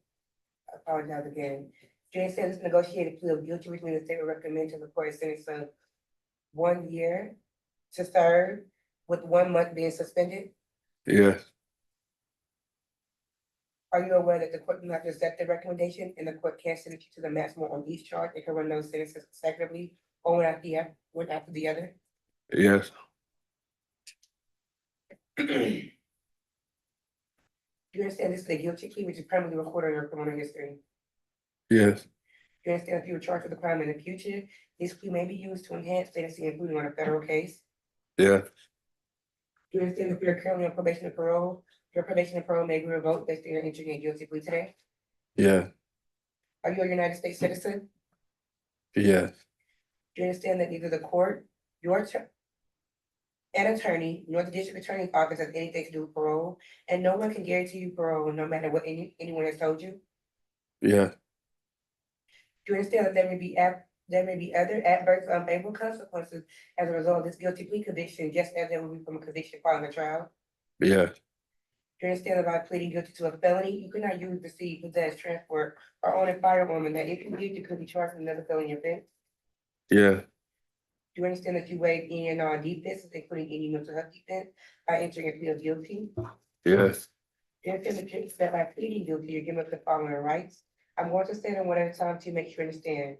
The right to trial by jury, the right to remain silent and not incriminate yourself, the right to see or hear the witnesses against you and to question them, the right to assistance of counsel hired by you or to court-appointed counsel if you cannot afford an attorney, the right to the presumption of innocence, which means the statement proves you're guilty of each charge beyond a reasonable doubt, the right to testify on your own behalf or remain silent, and the jury will be told they cannot use your choice against you.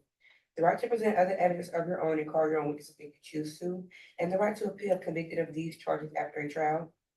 Yeah. And has anyone ordered for and promised you anything to get you to enter a guilty plea? No.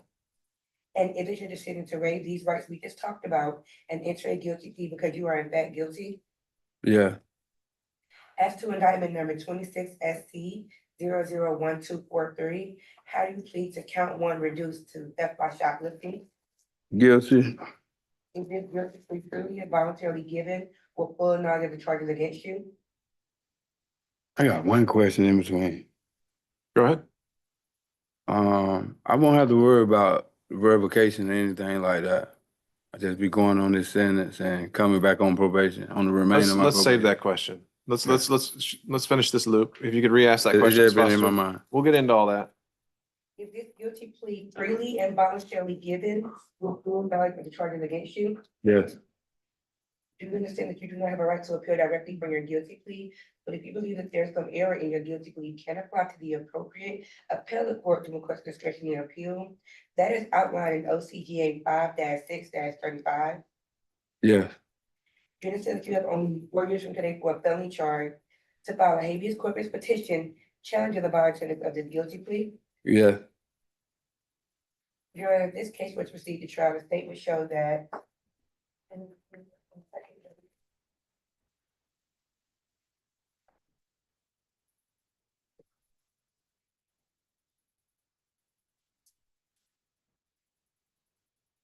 on November 22nd of 2025, Mr. Brooks entered a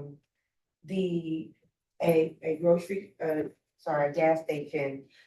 He had two sharp objects in his hand. He went to a ice chest in the middle of the store and grabbed 2 beers. He then went up to the counter as if he was going to pay, did not pay, attempted to walk out of the store. The owner then locked him in. He then walked up to another clerk with the 2 knives by his side, not pointing them at him. And they exchanged some words and then he walked out of the store.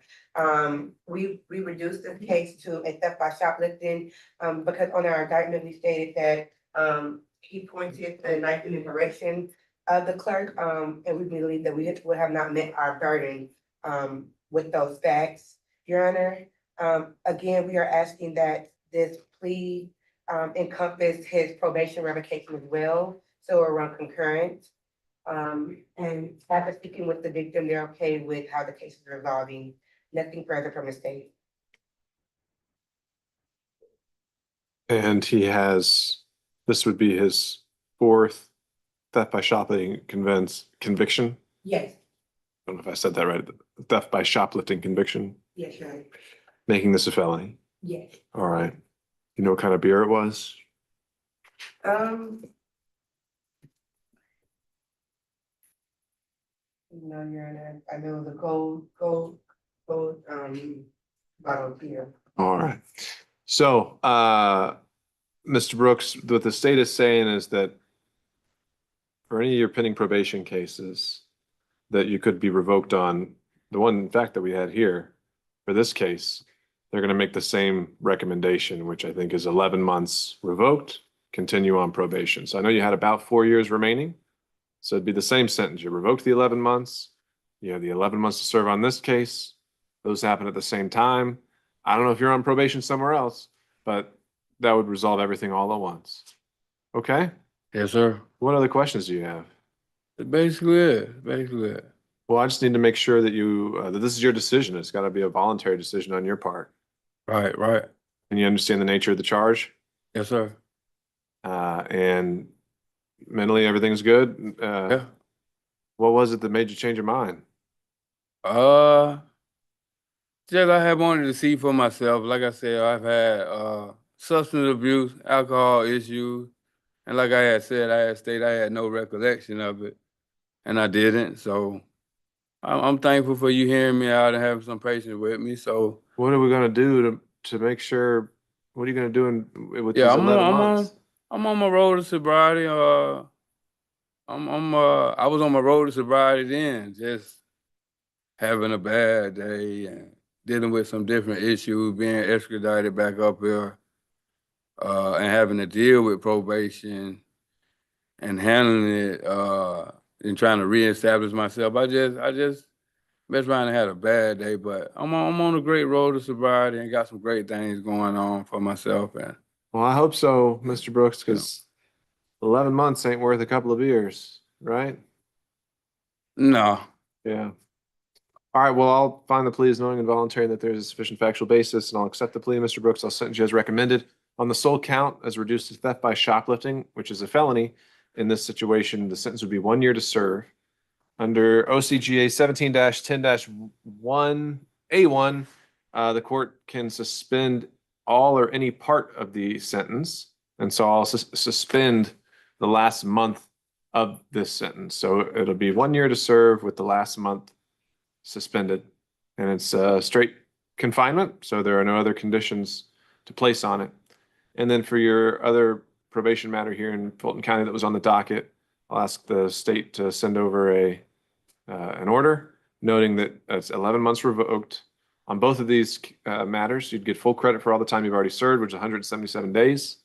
You'll be continued on probation, so all the things that are expected of you in that other case, any outstanding conditions, community service, whatever there may be, still got to do all those things. And once you get out. And from here, you'll likely be transported to the Department of Corrections for them to determine your exact release date. Okay. Any questions? But with credit for time served though. Absolutely. It'll be on the paperwork. Okay. Okay. Well, that'll resolve your case here with us. Mr. Brooks, wish you the best of luck. Okay, thank you. All right, we're off the record. Take care. Judge? Uh-oh. Hold up. We're still on the record. We got someone from probation who wants to give you some instructions.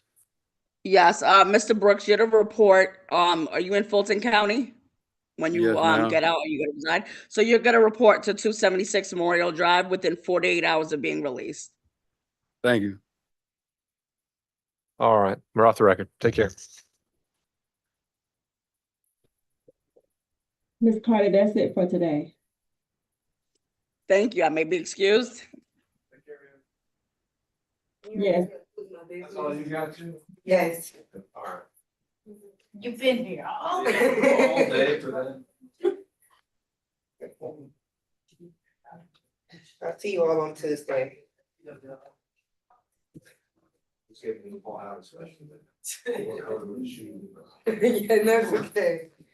I remember I was like, it was a goal. What temperature was It was chilled, I know that.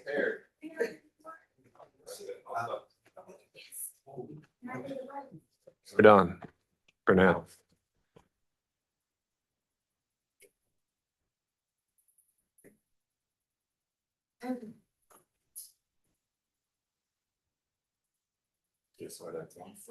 On a marathon.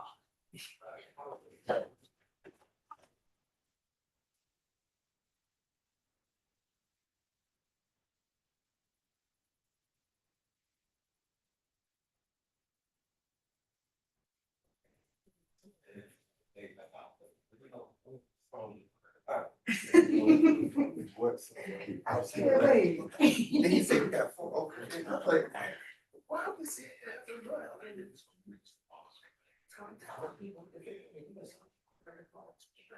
He said, I'm lying, I'm joking. I said, so that's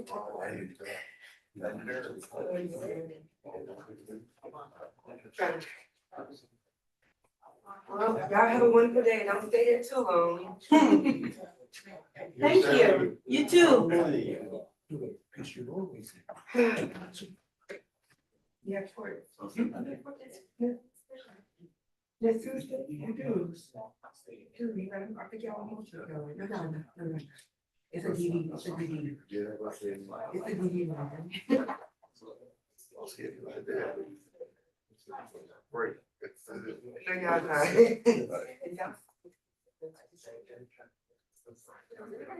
Well, most of these. You deserve a break.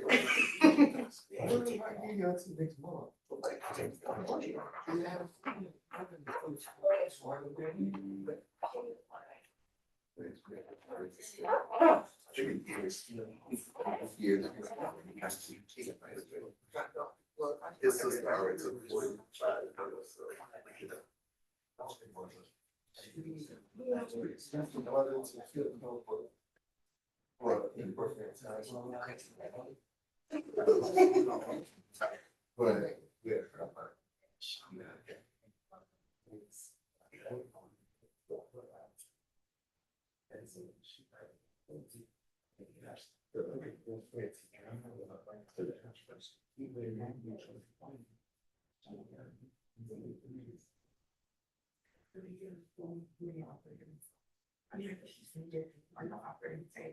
Yeah, basically, he like just give me same thing. I get it. I get it. Well, bye you guys. Hi. Thank y'all. That's fine. Yeah, I started on.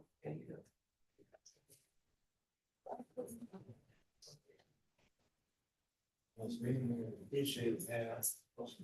It's your meeting. No. Yeah, I know you got some.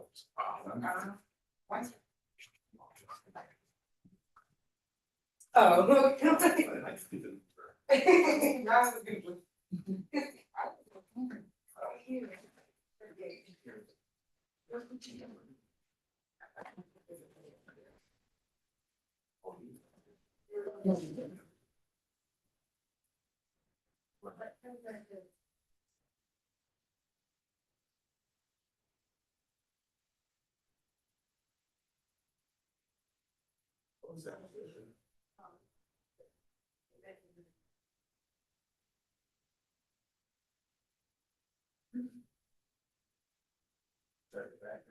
Yeah.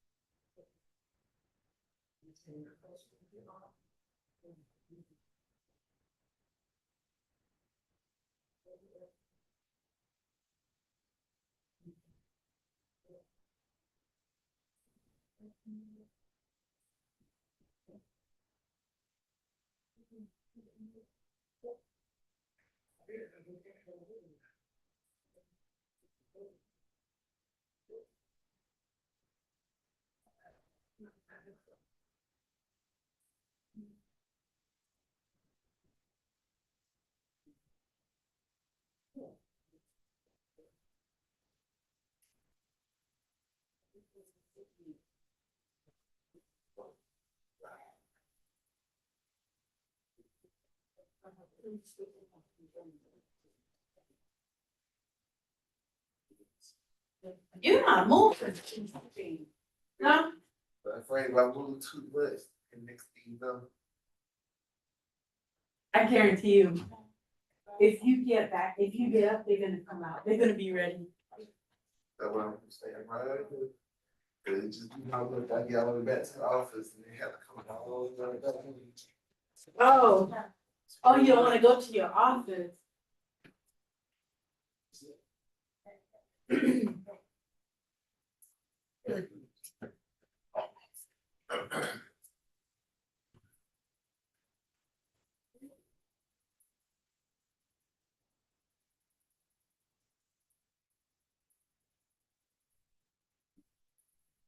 That's kind of had so many deputies in here today, I couldn't keep track. Look at Jim going downstairs for a minute. Something, sorry, right.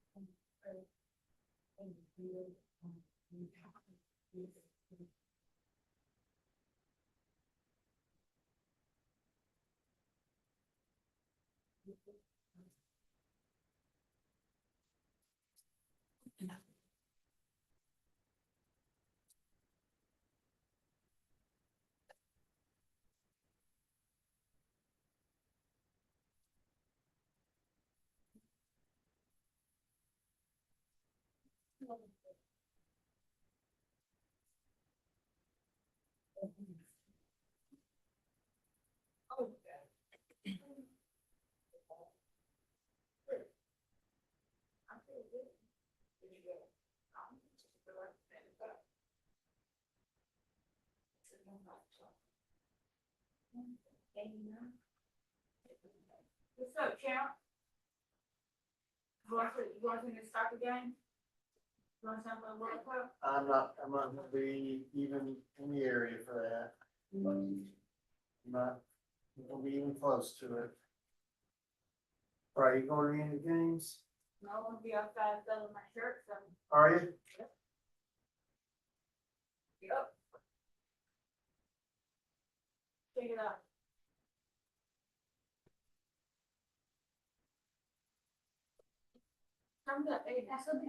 I'm here for the swearing in at 4 o'clock. Excuse me? I'm here for the swearing in at 4 o'clock. Yeah, it's long. And what's Oh, your yeah. name? Anisha.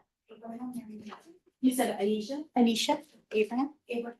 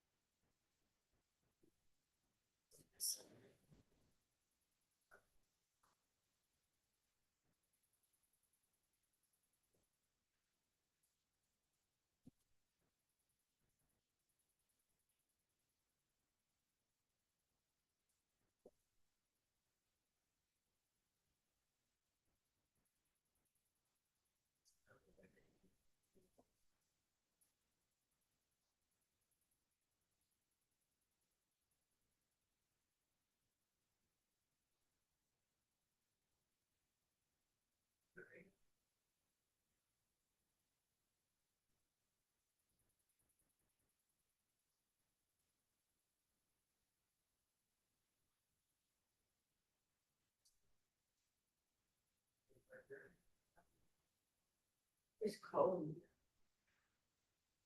Yeah.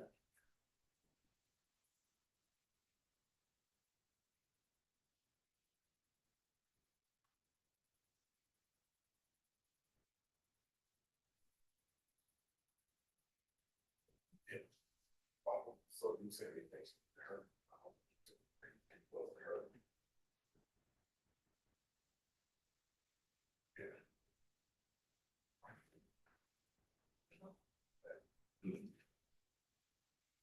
Yeah, when she first died.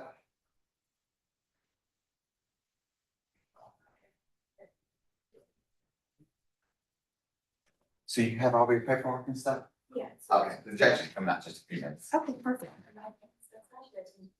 Yeah, Okay, I wasn't sure if you're. Oh, yeah, that's something. fine. Okay. I'm like, she's out there by herself. And she goes, I think she was waiting, her family was gonna be here. I'm like, I didn't see anyone. Oh, I wasn't sure if you were in Oh, the that's middle of fine. the city. Yeah. Perfect, I'll bring them in. Thank you so much.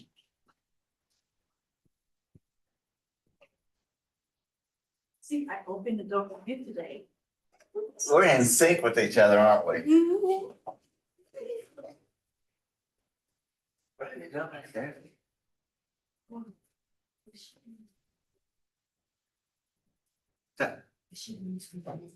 Mm-hmm.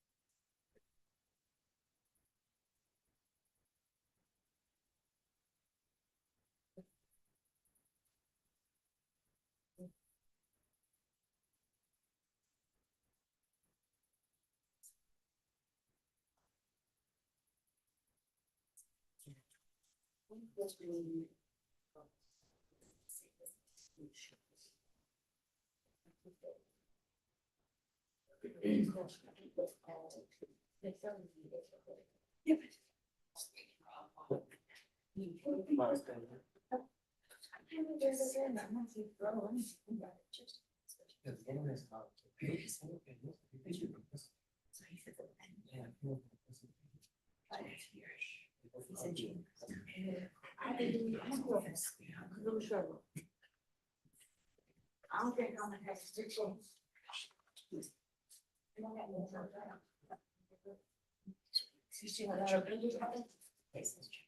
I just seen it on.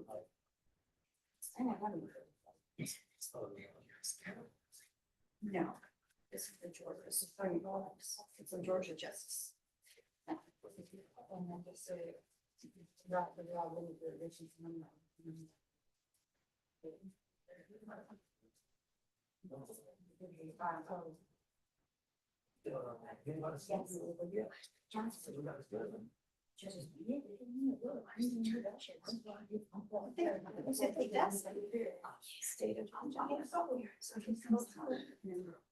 when he comes, I'm gonna have to stand up. That's it. Yeah. She see my face, so when you come, the judge. No, actually, here, it's a problem comes to me. She just says it. So it's a problem, that's. Jacob, this is what. What's what?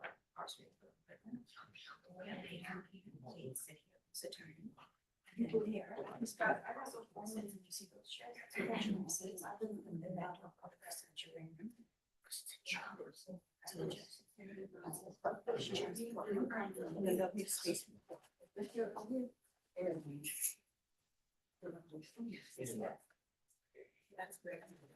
How you folks doing? What you guys here for? Swearing. Oh, swearing? Oh, okay. They coming out, they coming out, just coming out. Who's getting sworn? I am. You, okay. Congratulations. Thank you.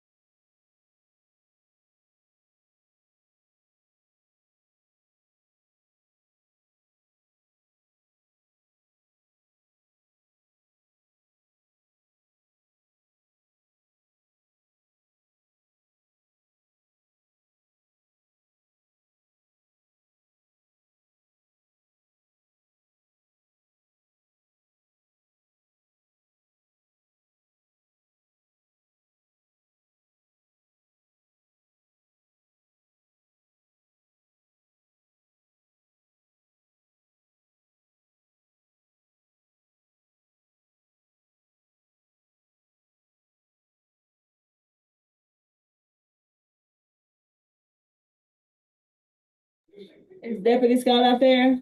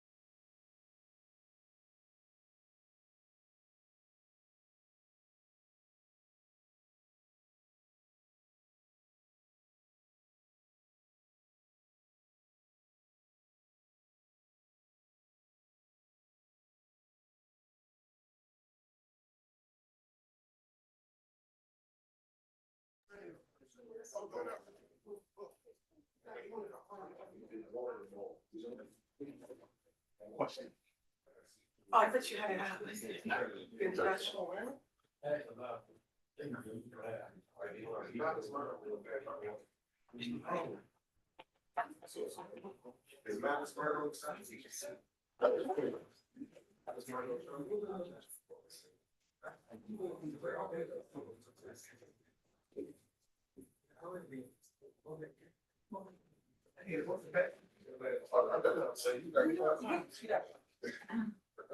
Well, usually. Like it, so-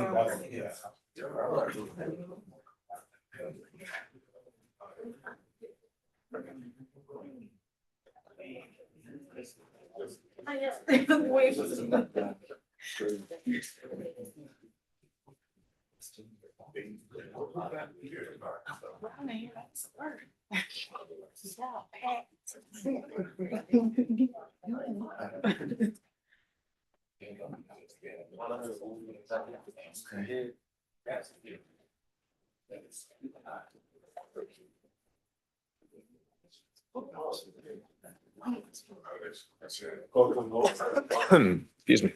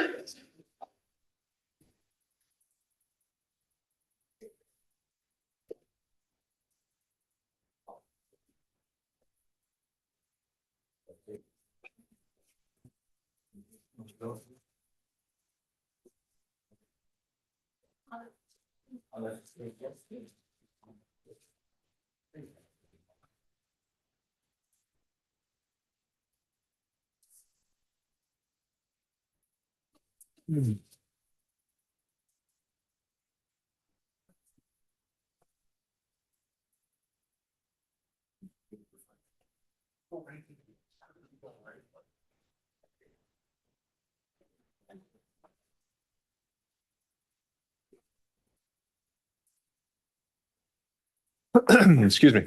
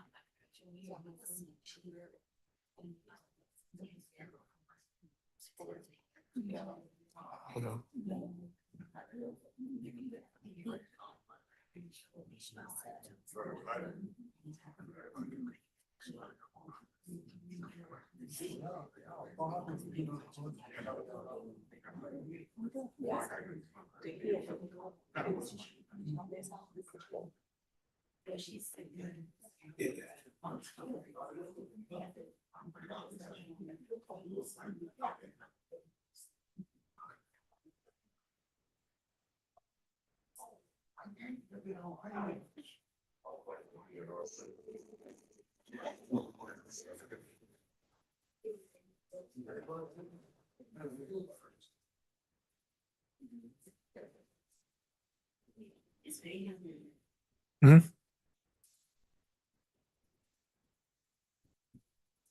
Mhm.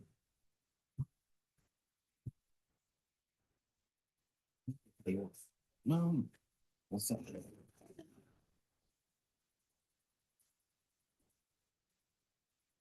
All right, ready? We are back on the record in about the third hour of deliberations. All parties and counsel are present, and I've received another note via our deputies, signed and dated, and it reads, two questions. Can you be party to possession? Question mark. And can you be party to malice? Question mark. For review, for anyone. Can you be party to possession? Can you be party to malice? Focusing, as I interpret that, on the party to a crime instruction.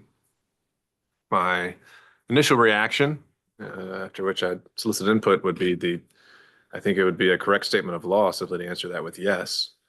I also think that the charge as written answers that, and I can reread the pattern charge on party to a crime.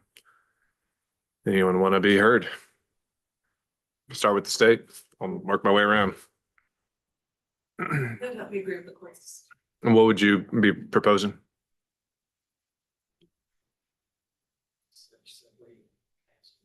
Yes. Yes, Judge, the answer to both is yes.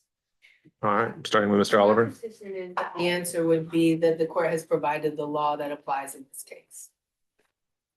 I joined that, and secondarily, between the two options, I'd opt for the latter, but I prefer Ms. Fagan's response, but I would go with the latter option. That would be to reread the pattern charge and nothing beyond that. But again, that's my second choice. The first choice being. You have the law, it's been provided. Okay. All right, understood.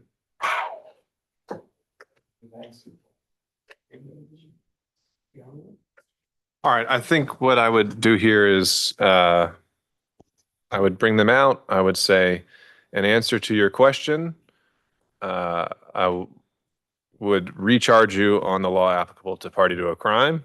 I will reread it, and then I will say that they should place no undue emphasis on it and only consider that in the context of all the other charges. And we'll see if they come back with any follow-ups. Anyone want to object or be heard on that? All right, hearing none. Deputy Scott, if you can retrieve the jury.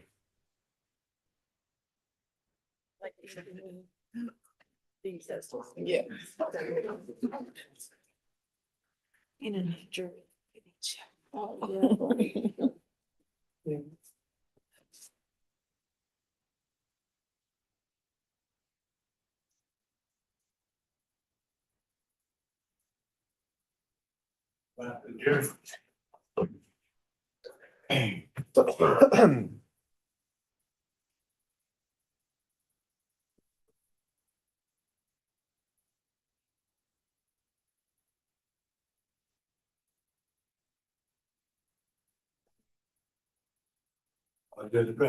Thank you. Please be seated, everyone.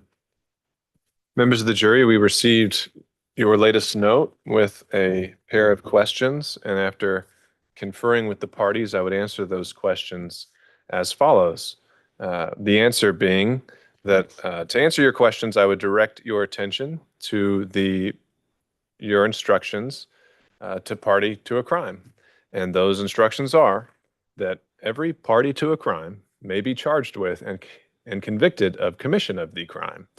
A person is a party to a crime only if that person, A, directly commits the crime, B, intentionally helps in the commission of the crime, C, intentionally advises, encourages, hires, counsels, or procures another to commit the crime, or D, intentionally causes some other person to commit the crime under such circumstances that the other person is not guilty of any crime, either in fact or because of legal incapacity. You should place no undue emphasis on this latest charge and only consider it in the context of the charge as a whole. And with that, I'd ask you to retire to the room to renew your deliberations.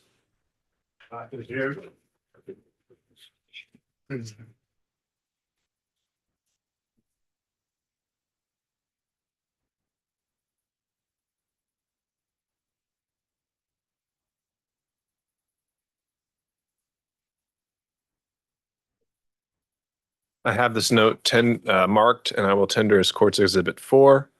Unless anyone wants to be heard, we'll remain in recess and be off the record.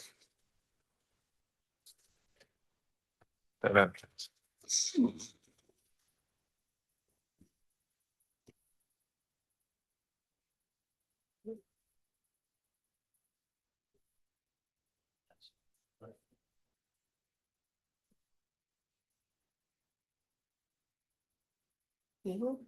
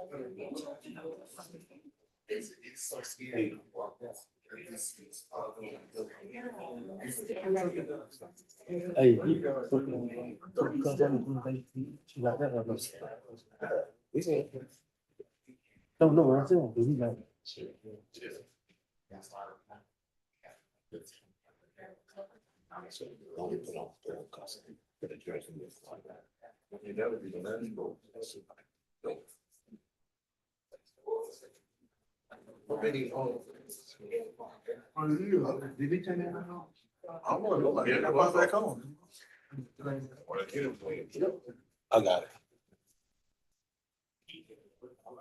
But then once it's done negotiating.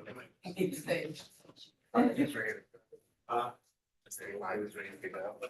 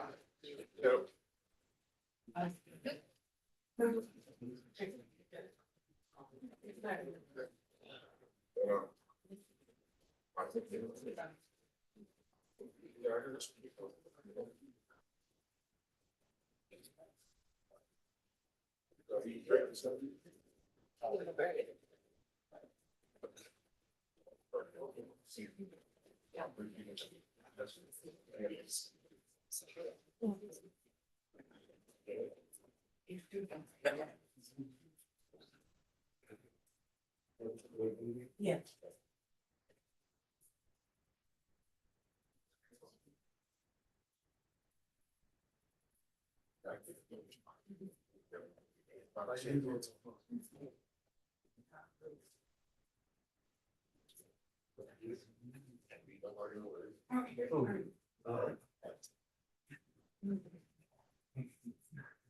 Welcome to order.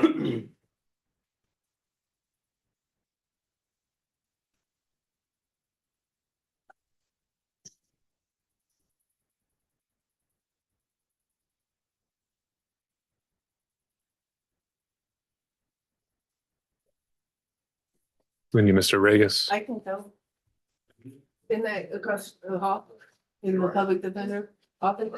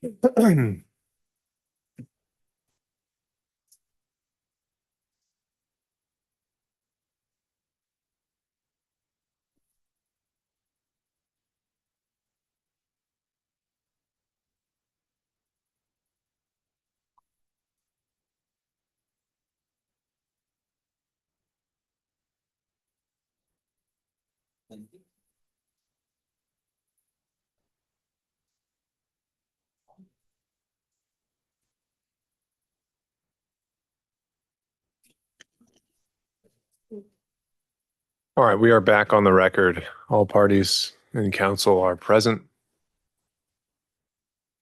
And I think at about the 3.5 hour mark, I was informed by Deputy Scott that the jury indicated they have reached a verdict. And so in just a moment, I'll ask Deputy Scott to retrieve the jury. But before he does that, I do want to provide some direction for those in attendance here today, which is that I recognize that there is a lot at stake for all sides in this case, and people have been waiting a long time for this moment, and that that there's a lot involved, but we cannot have any disruptions to this proceeding. And so I would ask each of you to please look inward and think about whichever direction this verdict may go. If that is something you don't think you'd be able to handle emotionally, step out now and you can join by remotely and watch it in the hallway. And I would instruct the deputies, though, that if there are any such disruptions, that they're to escort you out immediately. And so with that, Deputy Scott, if you could retrieve our jury.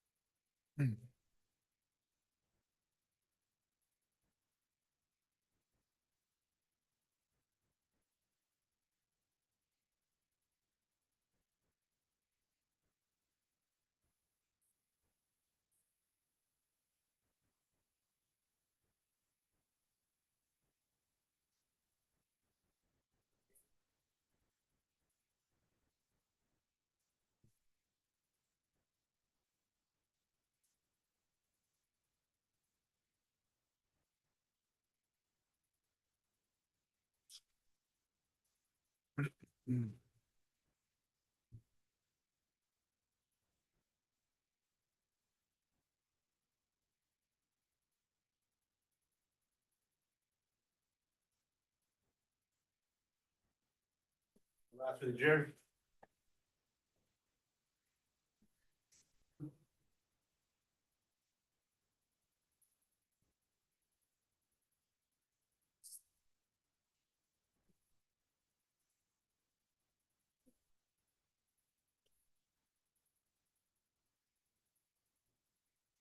Judge present, Judge. Thank you, Deputy Scott. Please be seated, everyone.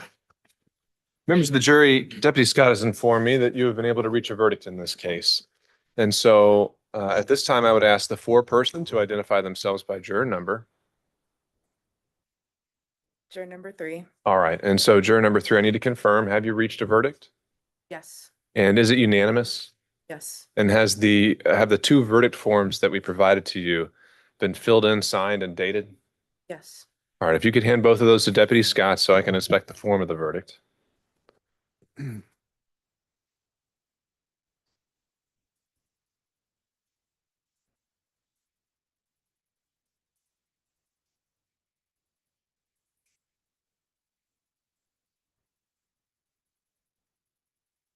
Juror number 3, at this time, I would ask you to publish the verdict. And what I mean by that is simply to read it aloud so that we have that for the record.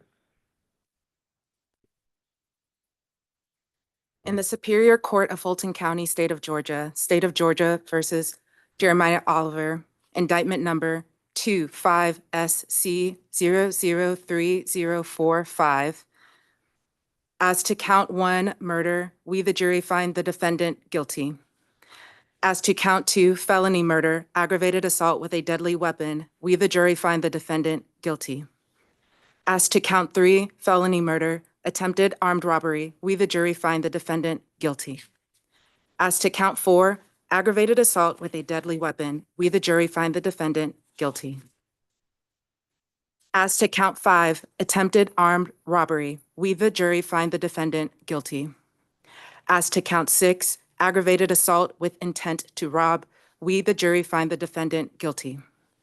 As to count 7, possession of a firearm during commission of a felony, we the jury find the defendant guilty. June 12, 2026.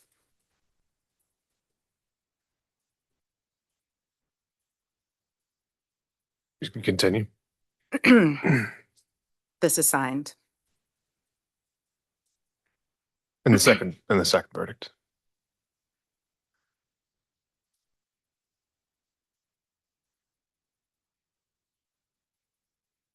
In the Superior Court of Fulton County, State of Georgia versus Jalicia Smith, indictment number 25SC003045.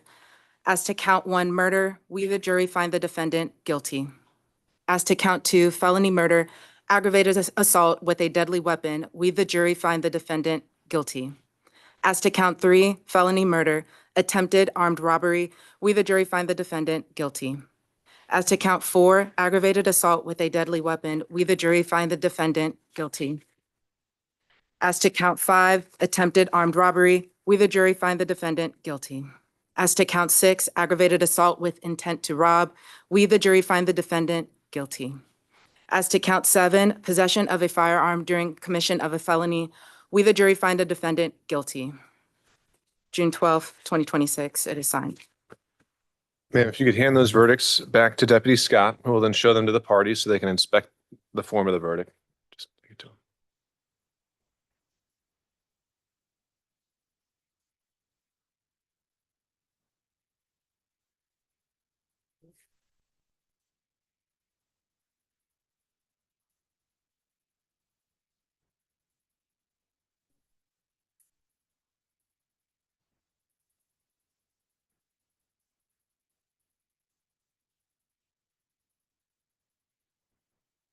Is there anything further required of this jury on behalf of the state? And on behalf of Mr. Oliver? On behalf of Ms. Smith? Members of the jury, at this time, I have to call on each of you by juror number, and I'll have 3 questions for you. So I'll start with juror number 3. Was that your verdict in the jury room? Yes. Was it freely and voluntarily made by you? Yes. And is it still your verdict? Yes. Juror number 5, if you could just raise a hand. Juror number 5, is that your verdict in the jury room?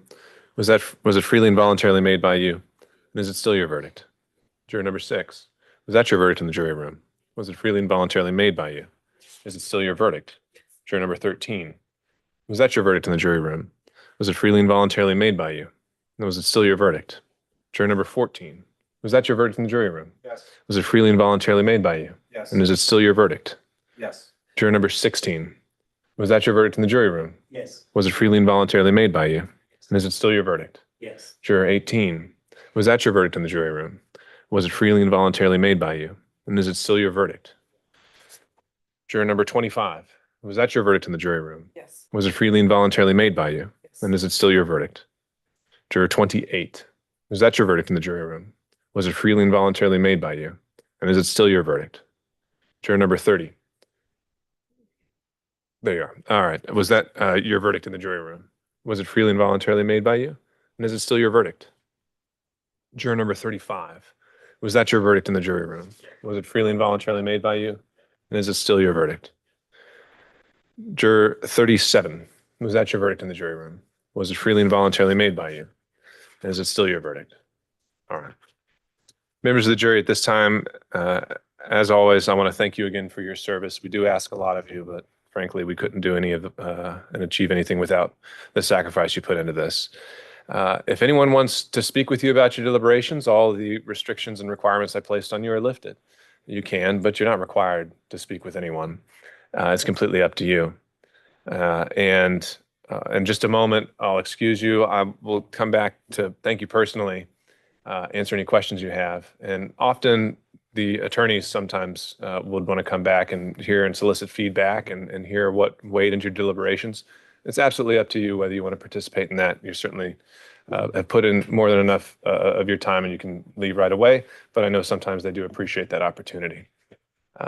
So with that, it is with the thanks of this court for your service that you are dismissed at this time. Thank you. Rise to the jury.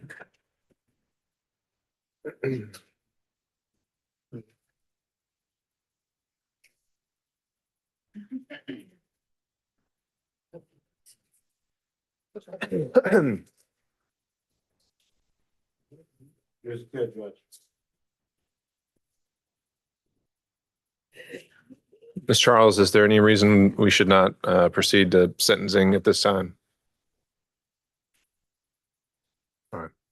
Ms. Fagan. All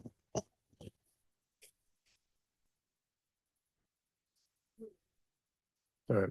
Mr. Regis. All right.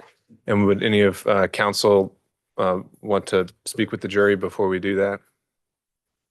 Anyone? I am. Yes. All right. Then we'll be in recess.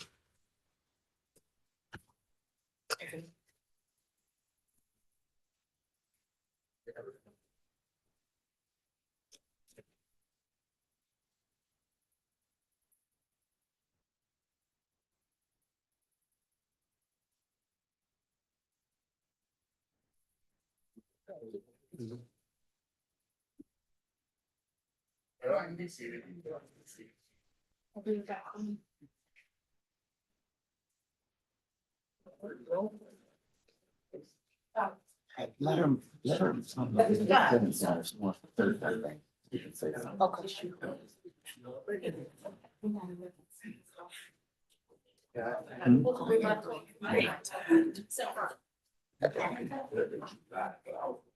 I don't even know if I want to talk to them.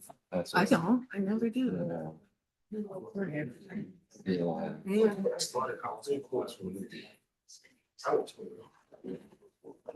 Stand right now. That's what I was. And then the whole team.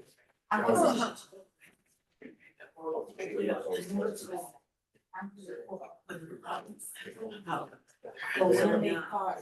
Thank you so much.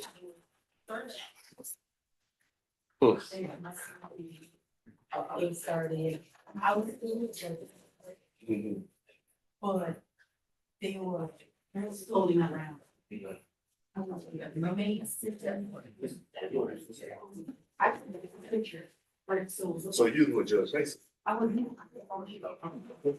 I was floating around.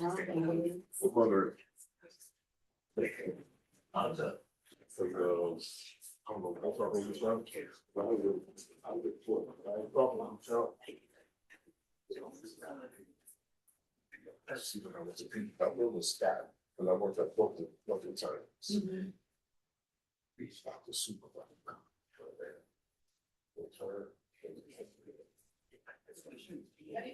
Yeah, that's like great.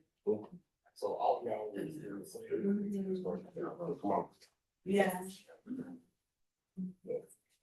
Oh, with her ear, 15 number. It's all her.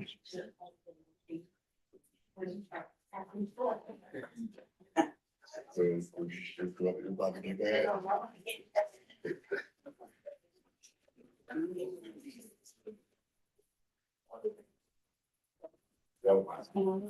Mr. Reagan and Ms. Fagans. Go back as well. I'm good. Fagan. She said no. No. Yeah. So make sure everything is. For 5 years. I don't want to be cheated. It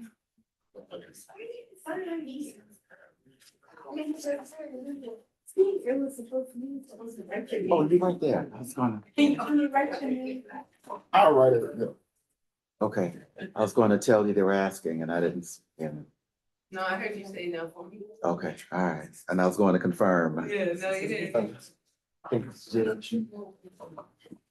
Can you write your name right here? Thank you. I don't know, I can't read that. Yes.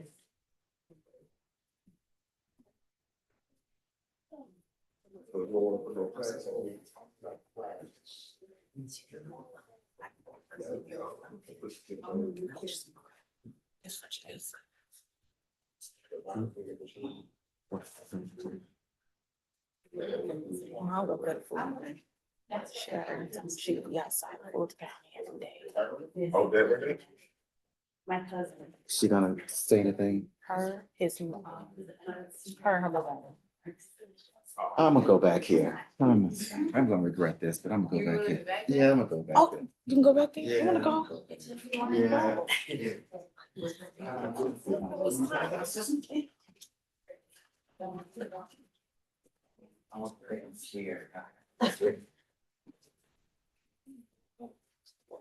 Uh-oh.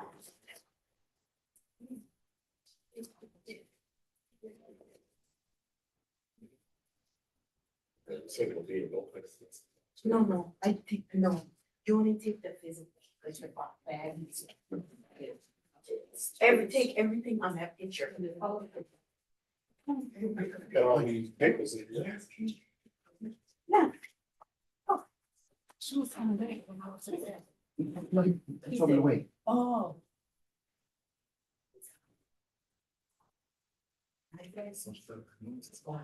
Is Kenny back there? Did I? No, it's Kate. No. Did I help you walk? I think it's just the judge. Mr. Jeff.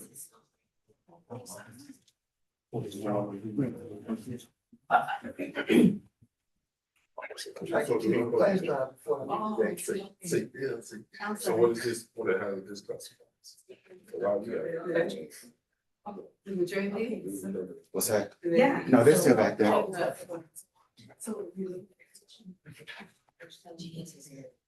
these, so this right here, these are the shoes. That's the first one. I got you. So he's on the bag, he's still the same. Yeah, so see this one, it's not a zero. It's between, it's behind. It should be 11 things. You gonna take all the papers? Yes. Paper. Yes. Now, come on. And the flags and these writers. And the flag dogs. Are you, use the green system? Yeah, so, you know, we discussed that. It was frightening, so these are kind of sorry I was going. Take it.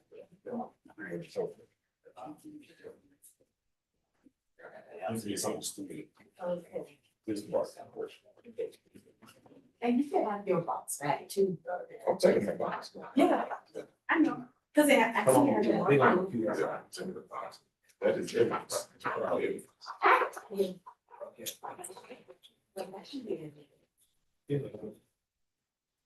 But make sure all the CDs in favor are in my own. So you read 322? Three 325. Let's see, 325. Let's see, this is 322. This is.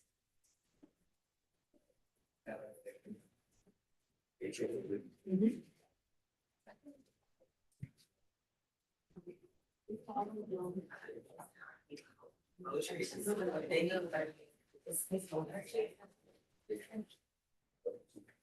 Right here.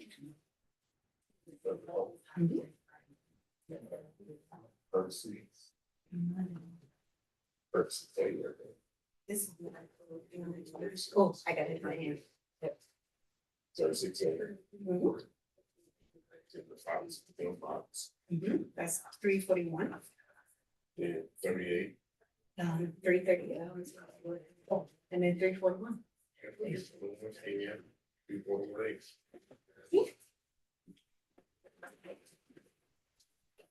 That's it? Glad you get him the elbow. No. Thank you. Thank you.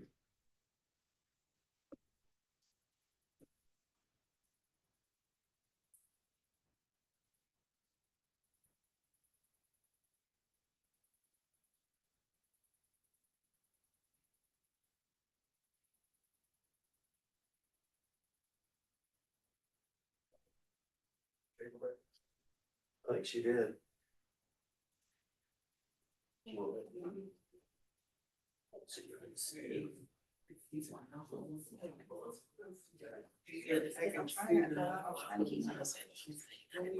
Yeah.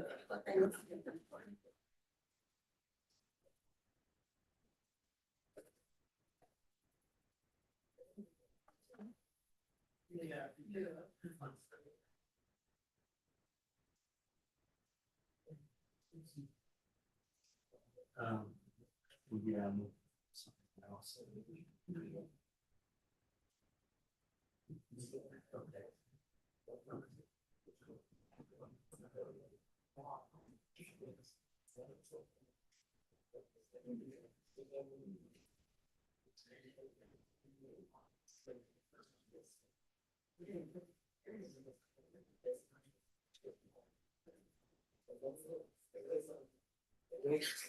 Yes, pushing down.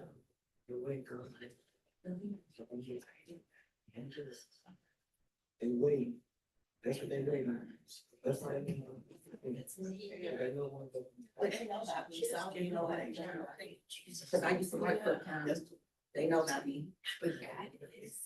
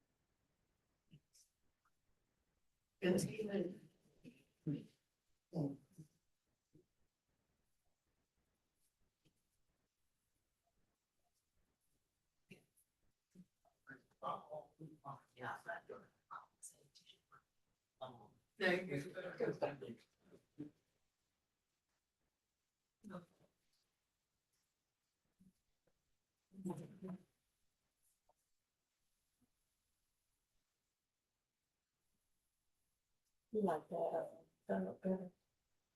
Yeah. And so we had no use for it. Yeah. On snack box. Thank you.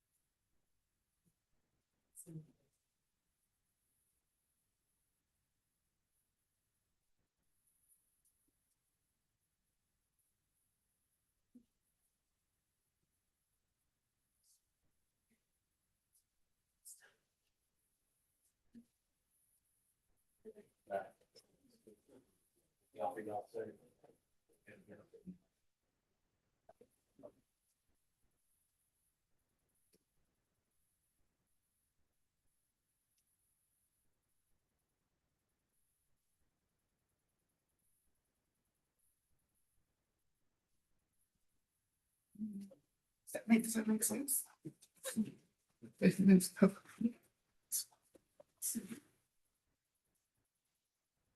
You make the better. You make the better decision. Not to go back. Yeah. We knew. AG, everybody want.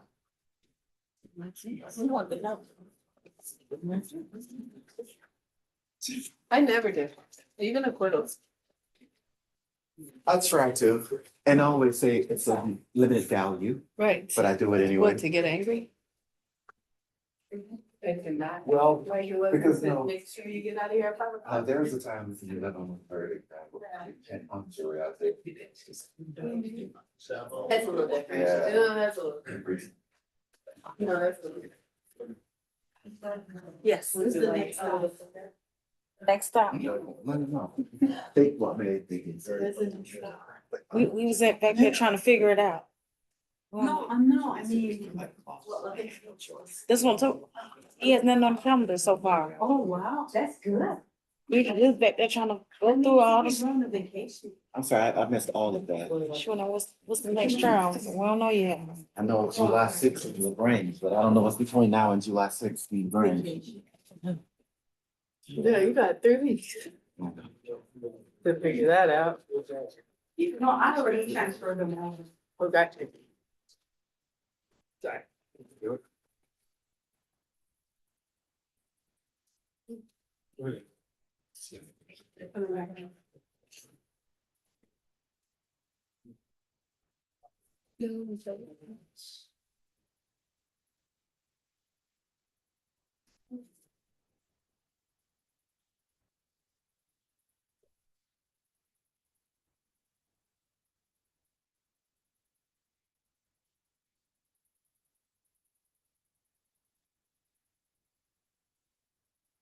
You hearing me? Okay.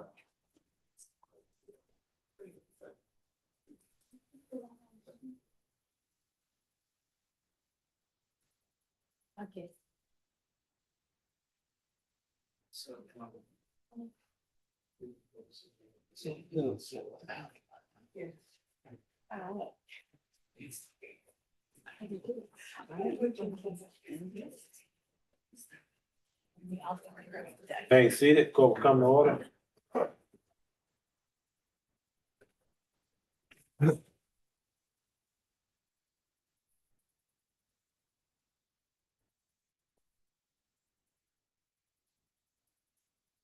We're back on the record. All parties in council are present, proceeding with a sentencing hearing for both defendants having been convicted on all counts, beginning with the state.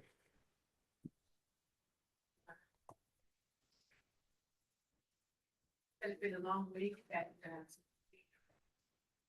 talking about the facts of this case. Sad all around and all the states, I recommend as to Mr. Jeremiah Arthur. Take into consideration his lack of significant criminal history.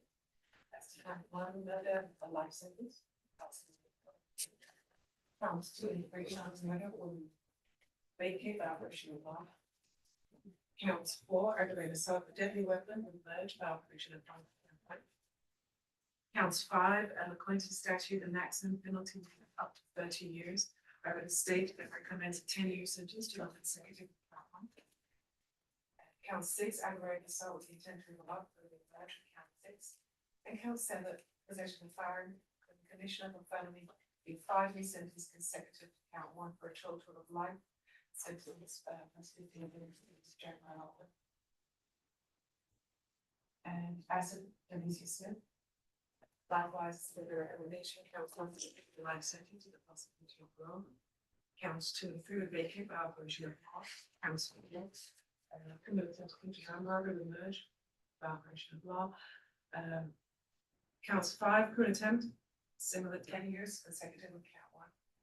Count 6 aggravated assault with intent to rob or merge to count 6. I'm sorry, to count 5, and count 7 possession of firearm commission felony 5 years consecutive with children of life. Possibility of parole plus 15 years. I'm joined today by the mother, Mr. Latree Willis, Sandra Paris. I read as a statement.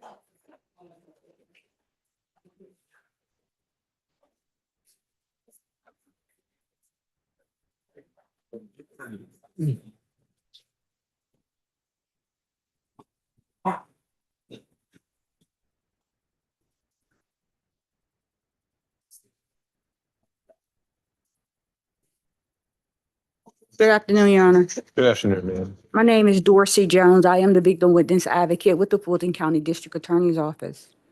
And I will be reading an impact statement on behalf of Ms. Sandra Ferris. Your Honor, my name is Sandra Ferris, and I am the mother of Trey Damon Willis. Nothing could have prepared me for the pain of losing my son the day he was taken from us. I was waiting for him to come back to my house like he promised. That day changed my life forever. Every morning I wake up knowing that I will never hear his voice again. never see his smile, and never have the chance to make new memories with him. I called my son that night, but my call went unanswered. No matter what is going on, he has never not answered the call or called me right back. I immediately could feel something was wrong. A mother knows her child and can tell when something isn't quite right. My son was more than a victim in this case. He was a son. He was a father. He was a brother. He was a family member, a friend, and a person with hope, with dreams and a future. He mattered. He was loved deeply, and his loss has left a hole in my family that could never, ever be filled again. He has 4 children, and now they are fatherless.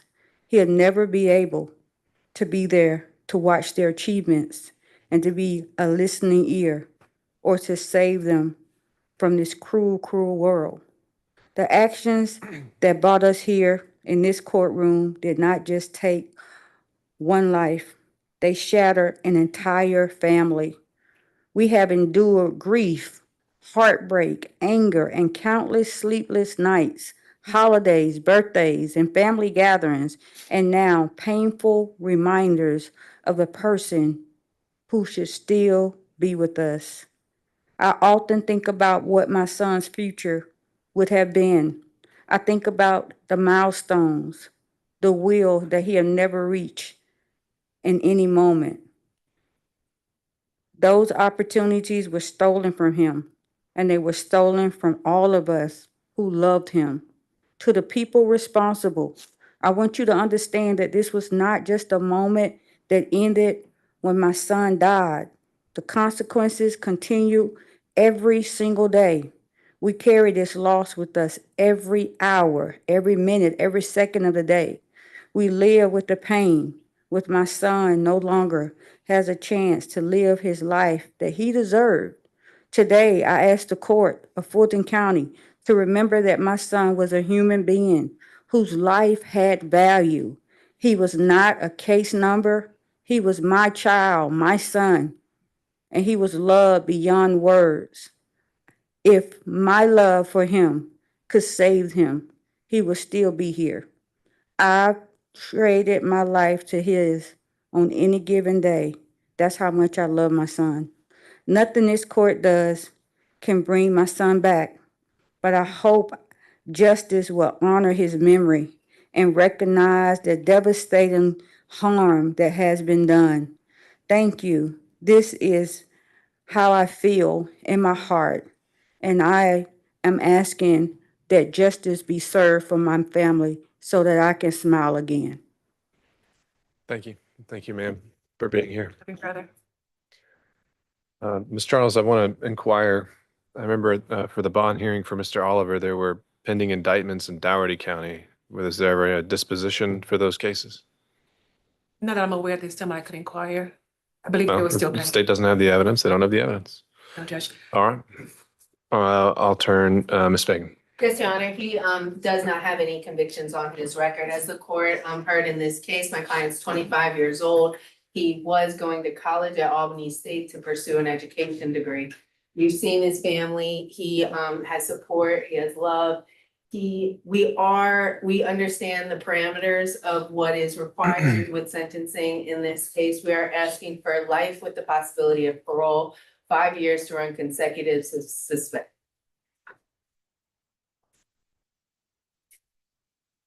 All right. If there's nothing further, I'll turn to Mr. Regis.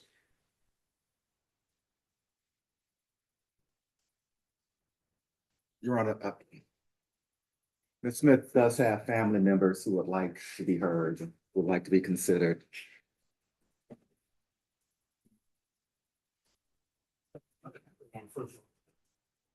Do I need to swear her in, Your Honor? Or No.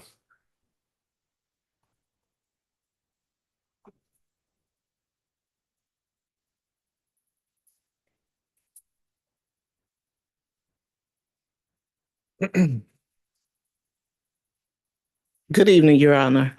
I come on behalf of Jalecia Smith. I'm her grandmother.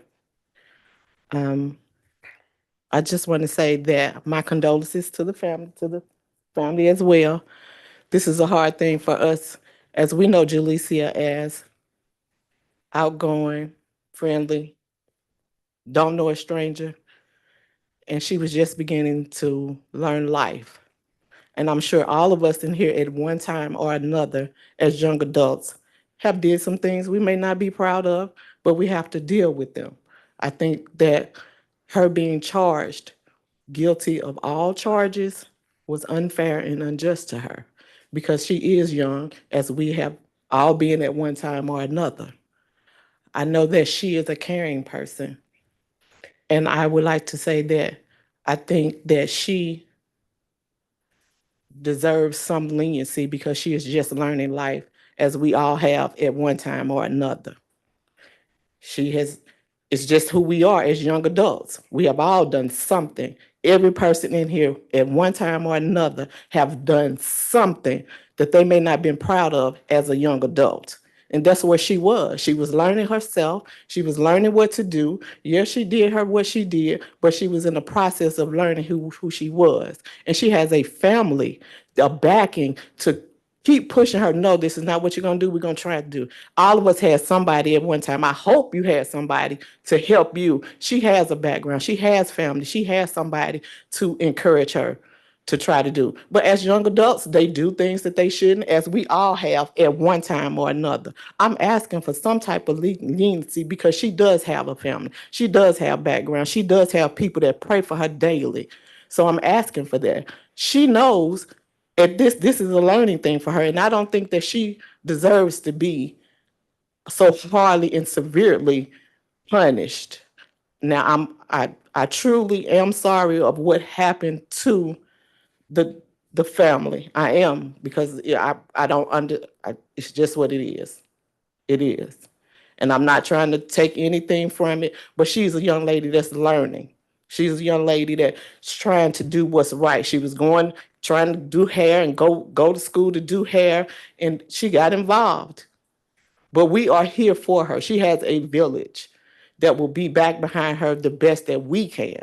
Not just her mother, her dad's side, her mother's side. She has people in her life that will help her. So this is my plea to you all to ask some leniency for Jalecia, because she knows we love her and we want the best for her. And I think she will learn from this. So that is my plea. Again, I'm sorry to the family. I really am. I don't wish death on anybody. Nobody.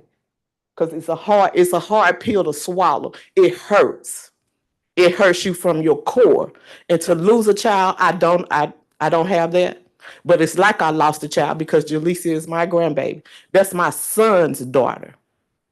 That hurts me to know that she's in here and she knowing the person that I know.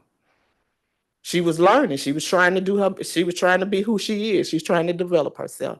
So I'm asking the court to find some leniency in that. I know she has to pay for whatever she does, but to find her guilty of all charges, I don't agree with the law. And I'm a law-abiding citizen myself, and I've been a juror, and I believe in that. But to have her come up here and be convicted of all charges, I don't agree. Thank you, ma'am. Hello, I'm Jalecia's mother. I just want to say, I want to send my condolences to the family.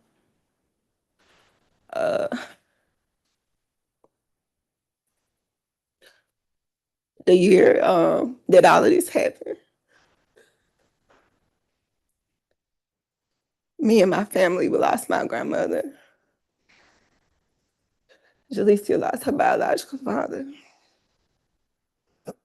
I lost my aunt. My dad is fighting stage 4 colon cancer right now. He's on the ventilator right now. I can't even go see him because I've been here. Like my mother-in-law said, she was just going through some stuff at the time.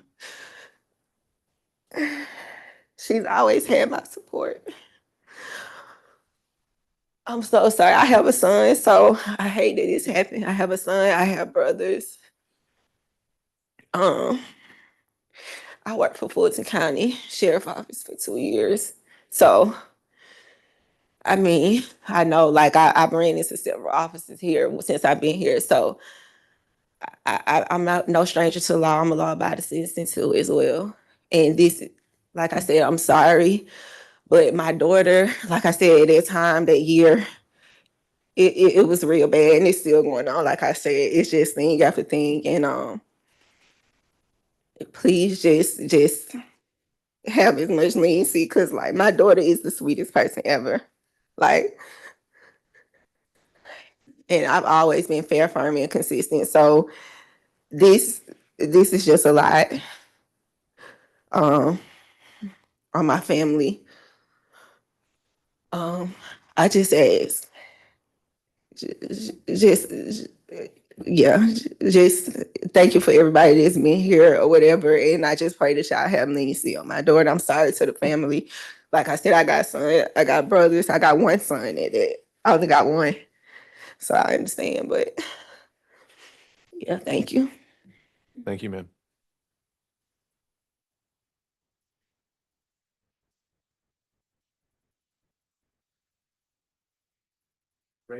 You got another one? Oh, yes. Yes, that's the aunt of Miss Smith.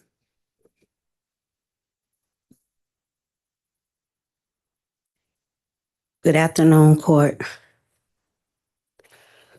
Me and my family right now has been taken by surprise. Been knowing this girl since she was a baby. Sweet child, took care of her brothers and sisters. Just never seen a path for her like this. Never, got in no trouble, raised her voice. She don't know nothing about this kind of stuff. But sometimes we can be around the wrong people. And I think that this was the case. She should not have been where she was, and she should have been home. Like I say, she have family that loves her, stand behind her, try to show her and teach her the best. And like my sister said, which is her grandmother, we all have done something. But to this extent, no, not Jaleesa. Not Jaleesa. And sometimes people tend to take you where they want to go and you have the slightest idea about it. And I think that was the case. So I'm also asking that the court have leniency towards my niece. Being the type of person that she's been charged with, she's not. She's not that person. I wish I could fly around the courtroom and say the right things to change it all, but here we are. Just have leniency on my niece. Thank you. Thank you, ma'am.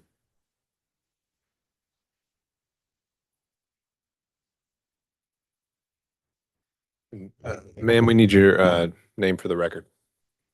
WCIA Williams. Thank you. Mr. Riggs.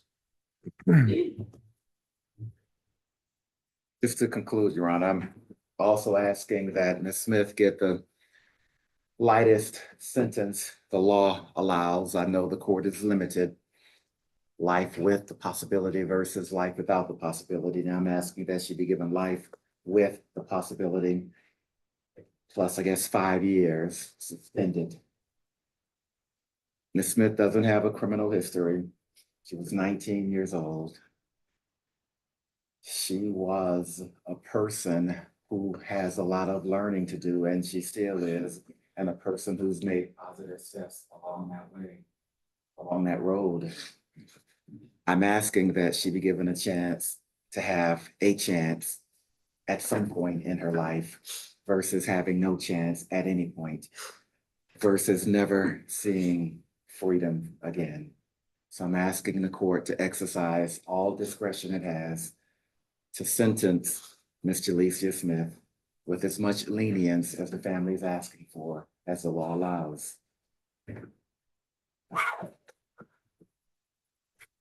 Ms. Charles, I believe the state's entitled to the last word. Is there anything further on the part of the state? No, Judge, just defer to your judgment.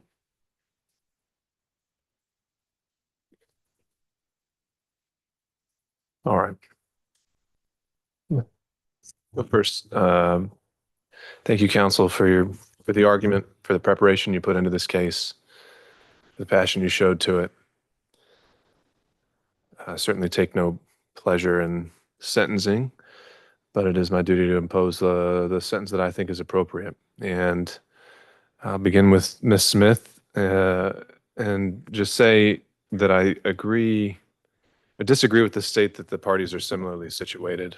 And I believe the jury, I think, struggled over her role based on their questions that they asked and just what it meant to be party to a crime and what goes with that. It comes with responsibility, certainly, but I think it's clear from the circumstances that there is less of culpability here.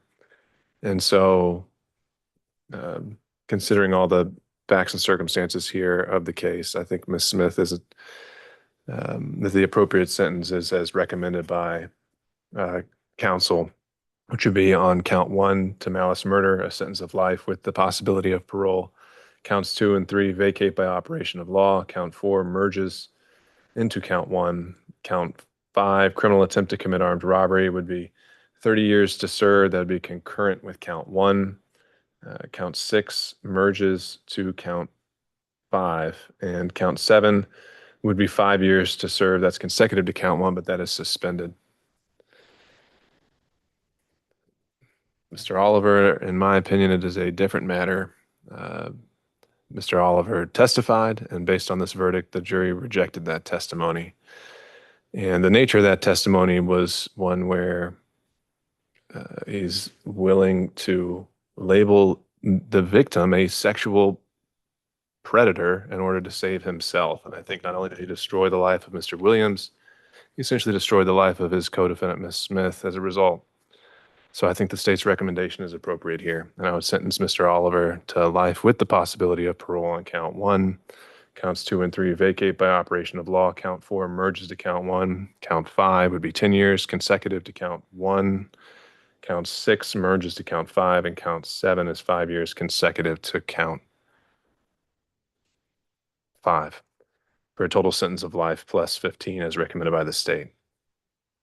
To both Mr. Oliver and Ms. Smith, I must advise you that you have the right to seek post-judgment relief from your conviction of these crimes by either making a motion for new trial in this court and/or filing an appeal to a higher appellate court. If you want to file a motion for new trial or an appeal, then you have to file that motion or notice of appeal with the clerk of Superior Court in this county within 30 days of the entry of the judgment. You can more fully discuss this with your counsel. If that motion for new trial is filed and I deny it, you would then have 30 days from the denial that you can file with the clerk of court your notice of appeal. You have the right to have an attorney represent you on a motion for new trial in that first level of direct appellate review. And if you cannot afford to hire an attorney, I will provide you with one and a transcript of your trial at no cost. These all being felony convictions, you have 4 years from the date the sentence is entered and becomes final to file a habeas corpus petition. There being no further matters for the court, we are adjourned. Thank you all.